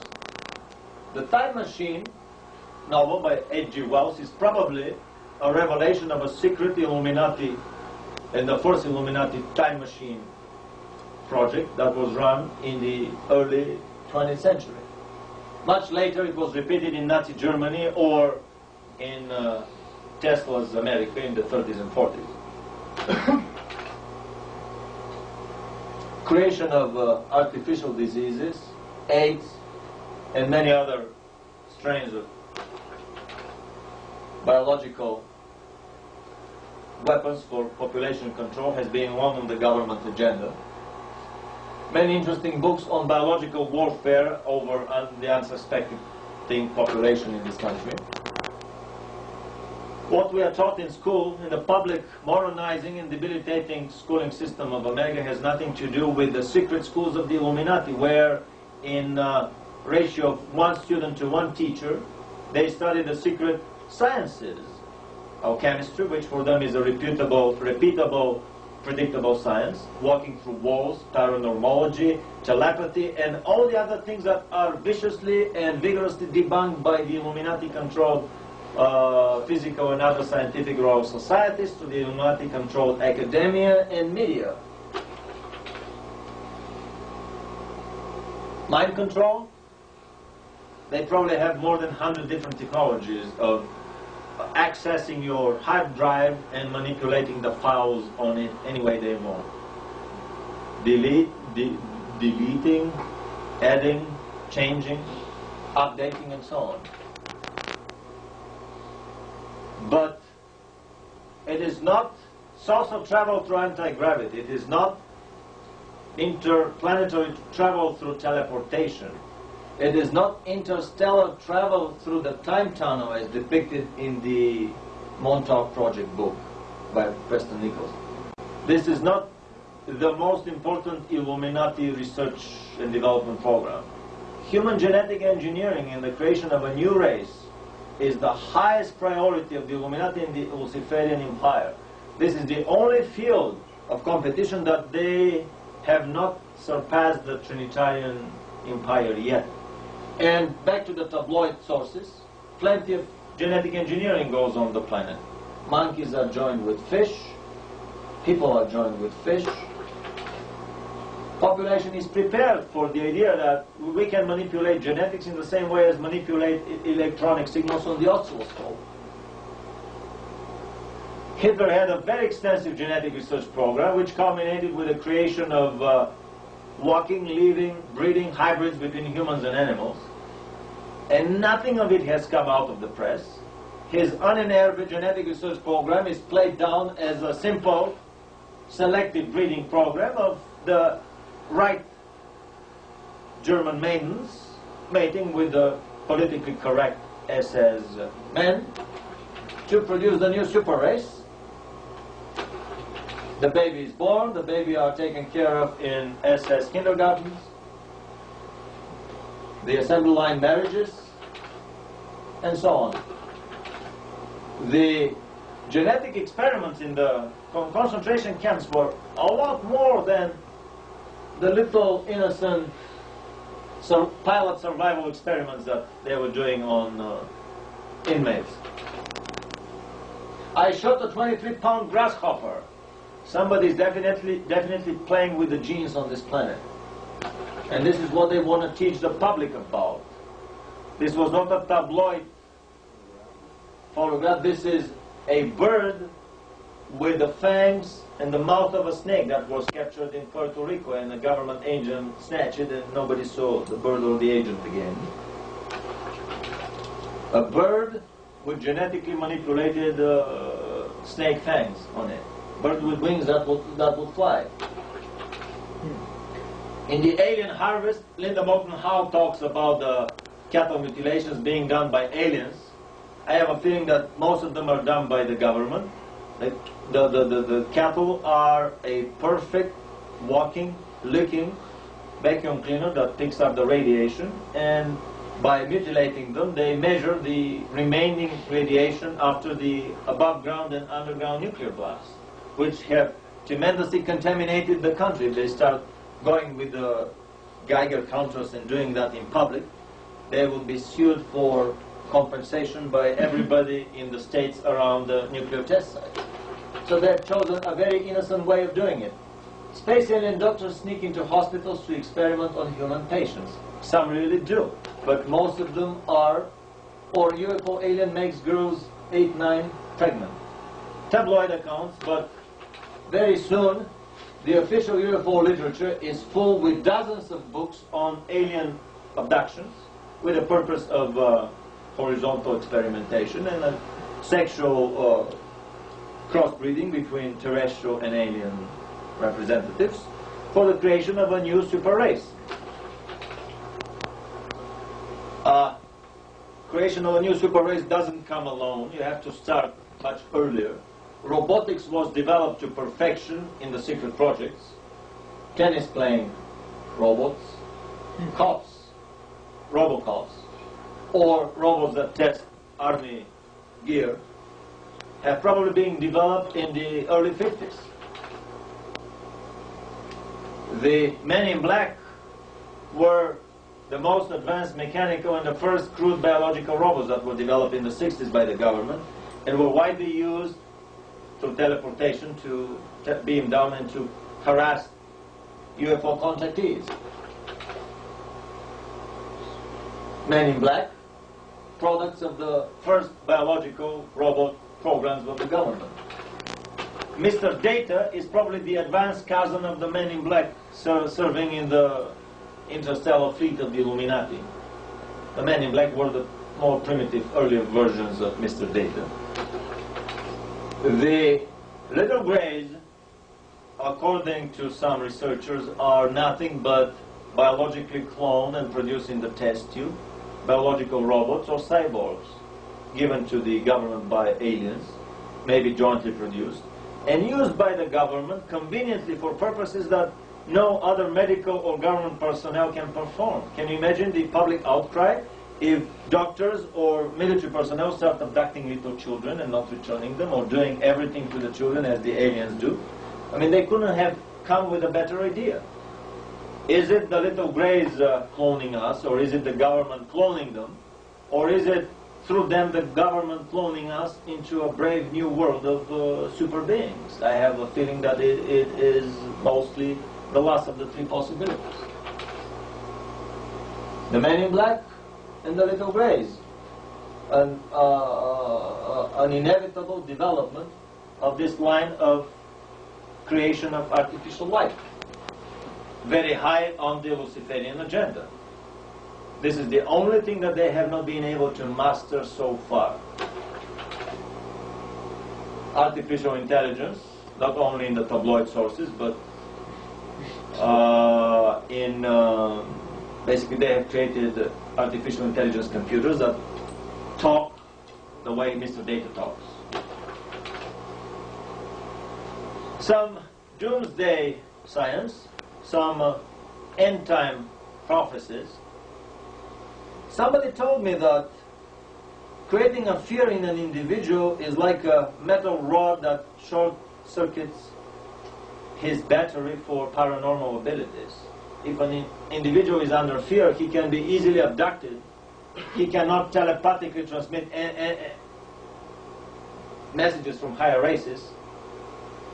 Basically, his paranormal ability is effectively switched off. So there is no shortage of doomsday prophecies coming from the government spin control. A comet is about to crash soon onto planet Earth.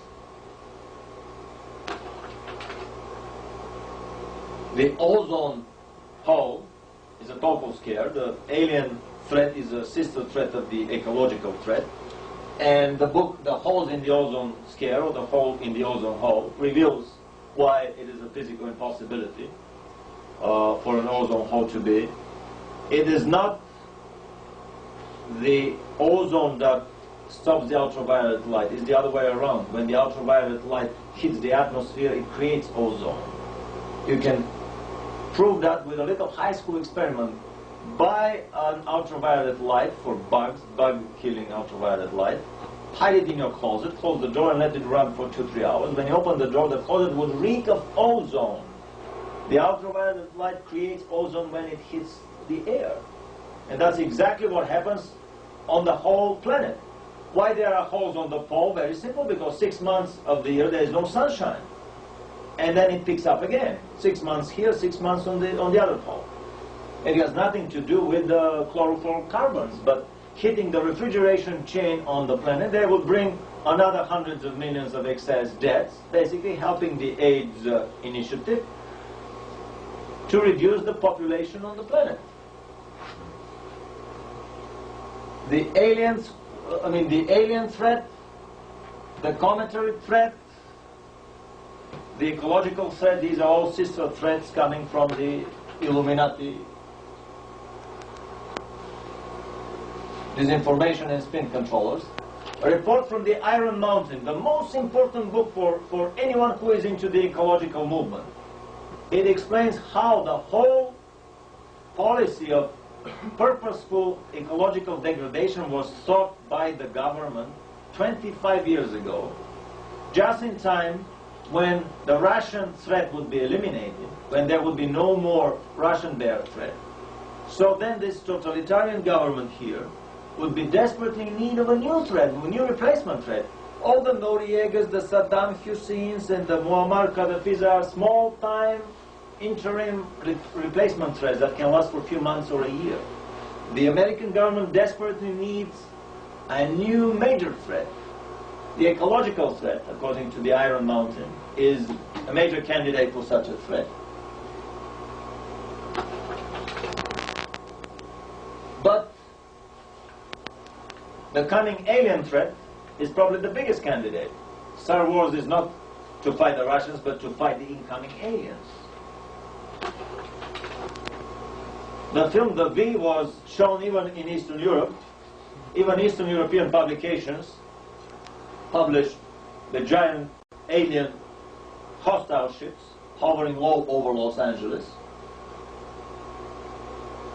The alien threat, the new long-term replacement threat after the collapse of the Russian bear, the sister threat of the ecological threat, manufactured by the Illuminati for the continuation of their grip, of their stranglehold on society. The New World Order, with the upcoming concentration camps patterned on the concentration camps for the Japanese nationals during the Second World War, and some possible developments where everybody would have to have the ID number, the barcode number, laser imprinted on his forehead for continuous identification. The mark of the beast. What can we do in this chaotic universe? Solzhenitsyn gave us an example. A small, unknown mathematics teacher in a faraway Siberian village with no right to depart from this village, wrote a little book that was picked up by the Novy Mir magazine, literary magazine, and made a national sensation and a bestseller in Russia. 10 years later, he published the Gulag Archipelago, which helped to demolish the Russian Empire like nothing else. There was not the communists left believing in these ideals after they read the Gulag Archipelago. And on this photograph, we have a similar example. The rumor is that this Chinese youth was found and killed by the authorities. But still, he gave a very powerful image, a very powerful message for the whole world to pursue. It is possible to take a stand. It is possible, even by praying each day for the better outcome of the world around us, even by projecting positive energies. I am more for the Gandhi-esque approach. Just shine the light on the dark empire, and everybody would realize that the emperor wears no clothes. Just all we have to do is shine the light on them. The light would defeat the evil. You don't have to shoot, you don't have to kill. Just shine the light on them. Name the things with their true names. And this would help the collapse of the illuminated empire like nothing else has done. Back to the big slide with the magnitude of the universe and the really small scale problems that we have on this planet. For these of us that believe that there is only life on this planet and nowhere else in the universe, obviously these are life and death struggles. Should we overcome? Should the New World Order overcome? And so on.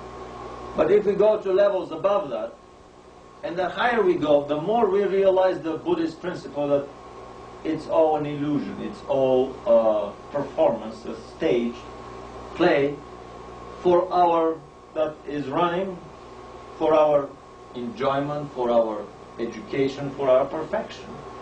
It's all a divine comedy, an universal comedy. And all of these problems that we depicted here are very tiny, infinitesimally small and unimportant problems. If one has made the choice inside himself and has found a pathway for his spiritual progression, has found the university where he's going to enroll his soul when he moves out of this present reality. If this is done, the rest is just a little divine comedy that unfolds around us for our amusement. Thank you very much for your attention. And we can go to just 2-3 questions, if there are any. Well, first of all, how did Sunodze get this book published and win the Nobel Prize when the Illuminati has such a vast control over publishing and, in fact, over the Nobel Prize agency itself? Good question. Give me a call at home and I'll talk to you for an hour about that. It's a very good question, but they probably decided they have to stop with the concentration camps because they went too far and it was counterproductive, even for them. And so they used Solzhenitsyn as a vehicle to launder this dirty linen to the public. Did they foresee the changes that it would bring in the Soviet Union? They did that. The Illuminati? Yes. They planned them Okay. 30 years earlier. I think it was not David Ben-Gurion, but another Israeli prime minister who did a speech in the 60s, in the 70s, that 20 years from now the East European Empire would be dismantled and Russia would be no more. He probably had some insight straight from the source. Okay, now the Pleiadian star system, is that one of the systems that joined in Lucifer? I don't know that, but they seem to be a non-Trinitarian society if you compare their life with the way the Urantia, the Trinitarian structure, manages their planets. I heard that the Palladians are one of the groups that contacted the Nazis and helped them give them some of that technology. Yeah, that's what we claim in this film on the occult national shamanism. Well, I'm investigating this quite a bit because of the Billy Muir case, and I would like to talk to you. Give me a call. You have my phone number. We have to print out of here now, but are there any other questions? I'll make his questions. One more question. okay, now I've studied the Urantia book pretty thoroughly, and our local universe of Nebadon, how can you come to the conclusion that it just contains a section of our galaxy? Very good question. I asked this question to a channeling session on their new epochal revelation inauguration session in Los Angeles, but through simple calculation, in one instance they mentioned that the Milky Way galaxy is a superuniverse. They equate the galaxy with a superuniverse. Otherwise they use the word nebula, and the nebula in the 30s was a fuzzy name which was used for a gaseous nebula, which is a small chunk of a galaxy or a big galaxy. But in one place they say that the Milky Way is a superuniverse. Then if you calculate the planets in a superuniverse, they have 1 trillion planets. So this is, and we know that there are 150 billion stars. By 10 planets each come to about 1.5 trillion. Maybe less than 10 planets per star if you have some stars without planets. So just about right. Probably the planets around one, all the planets in one galaxy come about the size of the planets in one superuniverse. Well, Christ is going to return. I think that there is no doubt about that. It's an extremely important, according to the Urantia book, the Earth is, how should I say? Christ did his PhD dissertation thesis on the planet. His incarnation here was, I'm using our language for that, his dissertation thesis, his graduation thesis. If the Lucifer rebellion succeeds here on the planet, it would be a big sign for the whole local universe of 10 million other inhabited planets that the boss of this local universe, because Christ after graduation here became the autonomous, independent boss of the local universe of 10 million planets. Before that, the paradise ambassadors were the universe rulers. So if you prove to the boss of a universe that the planet that is his graduation thesis is mismanaged and cannot be managed with his philosophy of love and love thy neighbor and thy brother, then you prove a point that he's not fit to manage the whole universe. If you cannot manage a small, insignificant planet in that whole 10 million planet strong local universe, chunk of our Milky Way galaxy, how the hell can he manage the whole thing? And this is the pinnacle point of the Lucifer rebellion. That basically, according to the Urantia book, I have not been to these levels. I know nothing about them. And we're about to enter into a very big discussion, but we have to get out of here. Any other questions on the more mundane topics? Why did Martin Sheen make the movie about the astronaut from Alternative 3? Do you know that movie? How much connection The Alternative 3 movie? have? Yeah. What was the Gorman? What's his name? I don't remember. The Alternative 3 astronaut who originally went to Bob the Grodin. Bob Grodin. Well, Okay. there's no such real astronaut. Yeah, Probably it's a play of Really? words on Buzz Aldrin. Buzz Aldrin is probably okay. Bob Grodin. Right. Okay. Why did Martin Sheen make the movie then? Which You movie heard? did he make? What's it called? I'll have to think of it. Never heard about this. Yeah, it's a really a B kind of rated movie, but Hangar 18? No? No, something like The Bright Stars or something. What is the movie about? It's about an astronaut who goes to the moon and finds an object which is really a sort of a crystal, and realizes that it's all a dupe. In other words, that there was civilization there already. Well, this is the 2001 film by Kubrick. They discovered this monolith on moon. But I think it was a There's a British film where the Apollo astronauts I've discovered seen that same movie. I just flag, can't remember the title. the Union Jack flag on the moon. Thank you very much for your attention. It was an extreme pleasure for us. And we'll see you on the next, meeting. Thanks a lot. Oh. Good job, Vlad. Richards intimates Okay. basically that my come down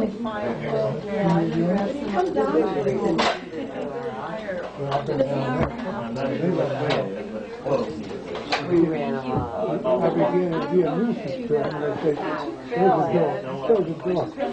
I'm so glad you came over here. I'm down here. Down there. Stuck here. I wish I had your house. I'll ride home. I don't think these summers anywhere else. I haven't made it to high yet. Indiana, I'm heading back. 2 weeks. Yeah, you were going back that time. I made up the year. Got 2 weeks snowy, ago. didn't it?